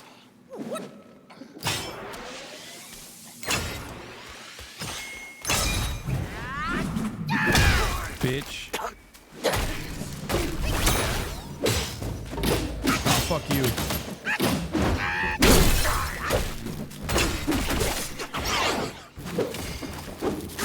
Oh shit, he got me in the third one though.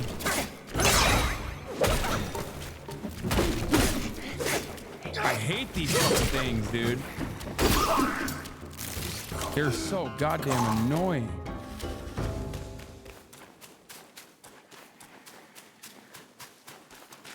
Oh my god, this entire area is infested with them.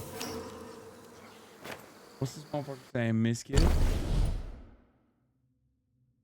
a boss, dude. Finally, he can read my song. Can I come live with you during the political campaign? No. Okay. The answer is no. This motherfucker's trying to do Camp Canute, dude. Hey, by the way, Camp Canute has never seen games like this, okay? All natty, too. Oh, look at that. Look at that. Camp Canute. I gotta get back down to Austin. Show Canute what's what. Talking about how fucking nobody should be listening to Hasan, that Hasan guy.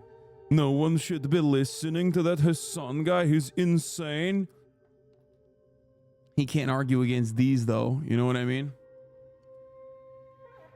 There's a boss that you need to make sure that you beat first before you beat a different boss, or else you won't be able to get a certain part of armor, which I made the mistake of doing. Just say what it is. Girl full screen. I have given misinfo. This is a whole different location, not the main story path. Wait, what? You were about to run into one of the hardest. Oh no, is this the fucking yellow long one? Stories have been told about this fucking guy.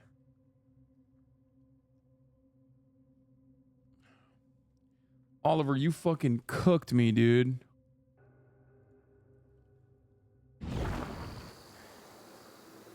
Make sure you kill the Scorpion boss before you... I can't kill any of the bosses. Jason reacts to Hasan. Shut your old ass up, okay? I really like Jason. Bitch. Shut your old ass up, Unc, okay? Nah, Unc calling someone Unc is crazy. Shut the fuck up, bitch. Shut up. I'm forcing it, okay? I'm the one forcing it.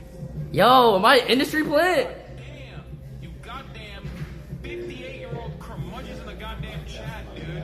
Holy shit. Unc on Unc violence. Nah, I might be an industry plant. He's nice, he's wholesome, he's funny. I like him. Hey, thanks, my boy. His ass, stop acting like a Zoomer, Lazan. You just wrote Lazan, bitch. Shut the fuck up. Gross ass fucking chat, getting fucking insanely annoying.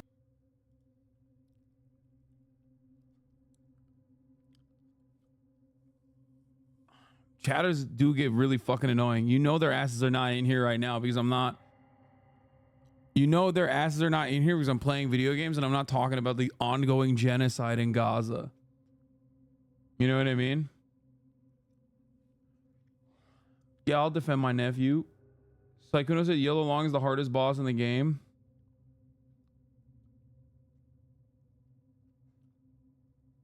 Hey, if you ever find it strange that technically you don't have a skeleton inside you and that you are in fact inside the skeleton, I think that's pretty weird, honestly. Wait, what? That I'm inside the skeleton?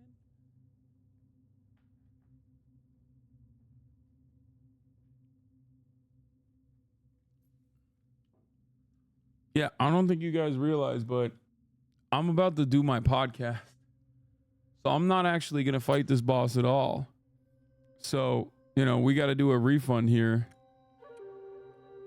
Like, the only reason why I was able to play past beyond the point of 7. There's a shrine. All right, I'll just go grab the shrine real quick.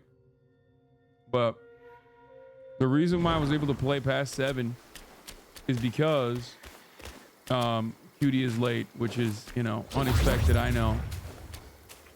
Everyone is shocked.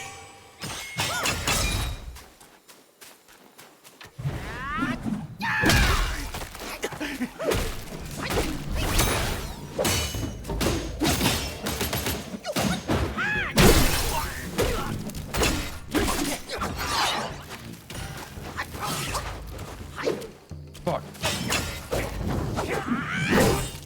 What the fuck? I'm stuck in here. But you're stuck in here with me. Fucking bitch. God, I hate these assholes. They're so powerful and so fast for no reason. And they got flight.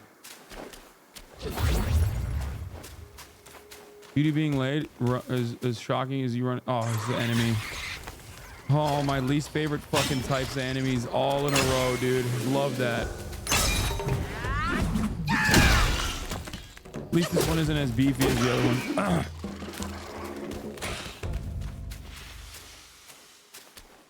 Dude, I'm just gonna clout step past the motherfucker. Must his head be hung for all to see? What deed must the waters they govern roam free? For what deed must all matters not known how to be? For what deed must mercy's hand so woe? Please, one try. I'm not gonna be able to beat this boss. Must the yellow one to the shrines flee? In the air they swing, to the earth they bring, with snowflakes cling, spirit lay where thin. That's not the boss talking. That's like, that always happens when you're, it's the same spiel, or maybe it is this boss, but you hear it in other chapters too. I do kind of want to see the fucking boss though.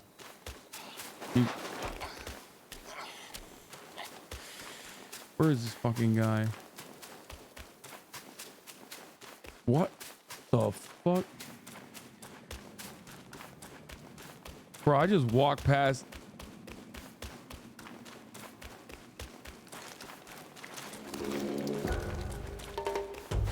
It's the other way? No. Not this way. Go back to the shrine. I'm not gonna fight the boss.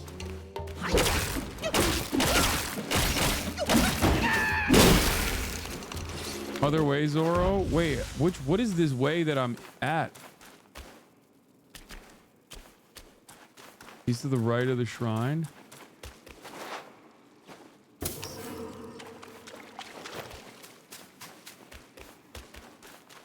For what deed must his head be hung for all to see?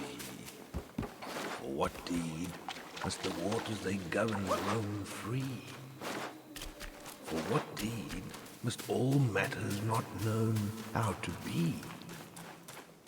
You can rip another seal off in this area.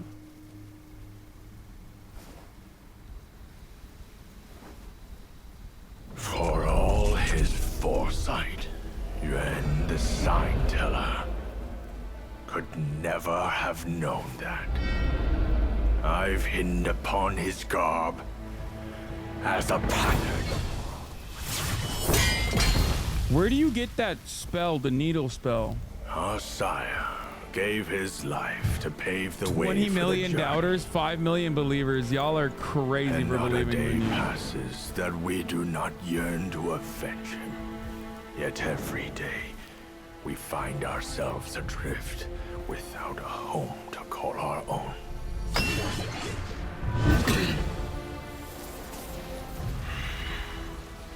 I'll kill you to unbind our I mean, look at this destinies. motherfucker, bro.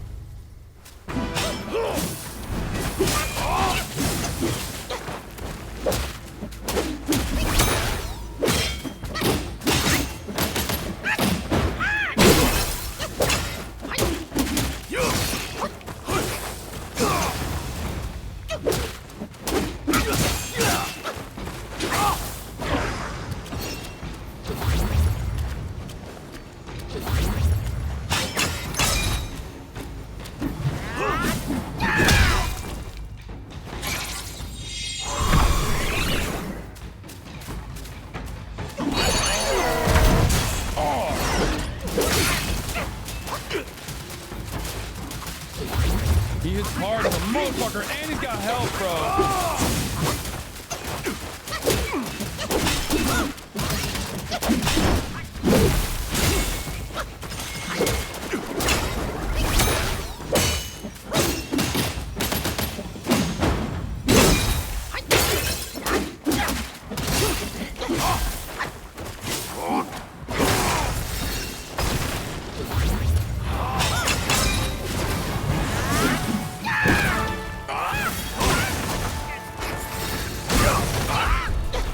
No timing on that. Oh, no timing on that. 8 all 3.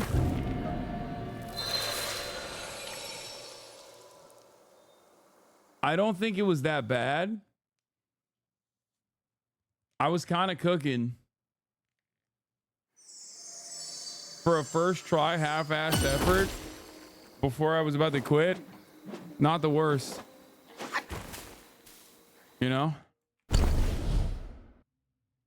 Secret area boss to get the needle spell is absolutely needed for the actual final boss of the chapter 2. By the way, without it, he can one-shot you anywhere in the area in a second phase. The needle cancels that ability in phase.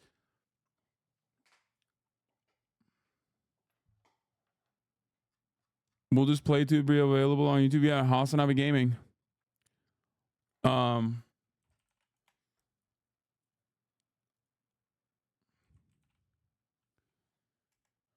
When is LeBron coaching you? LeBron's coach will be coaching me, not LeBron. But anyway, love you guys. See you tomorrow. As always, you already know the deal, okay? I'm going to go shoot my podcast now with QT, Cinderella, and Austin Show. And we'll have a wonderful episode. Love you. And see you tomorrow. Like I said, peace. Sunny Los Angeles, California, says Hasan. The starlock to the topic just begun. There he is again, Hasan is streaming. Hasan is streaming. There he is again, Hasan is streaming. Hasan is streaming. Reviewing the P.O. box, Uncle Uyghur's face. Sudden discord agitprop, great names take embrace. Tiny Bernie Sanders, LGBTQ Air Force. The whole left at your fingertips, Ane at your door. H3 crowded debate, the Young Turks online show. 3 full fucking years of this, plenty more to go. 90-day fiance talks of champagne bourgeoisie. A Trump rally live reaction, a mass riot at DC. There he is again, Hasan is streaming. Hasan is streaming.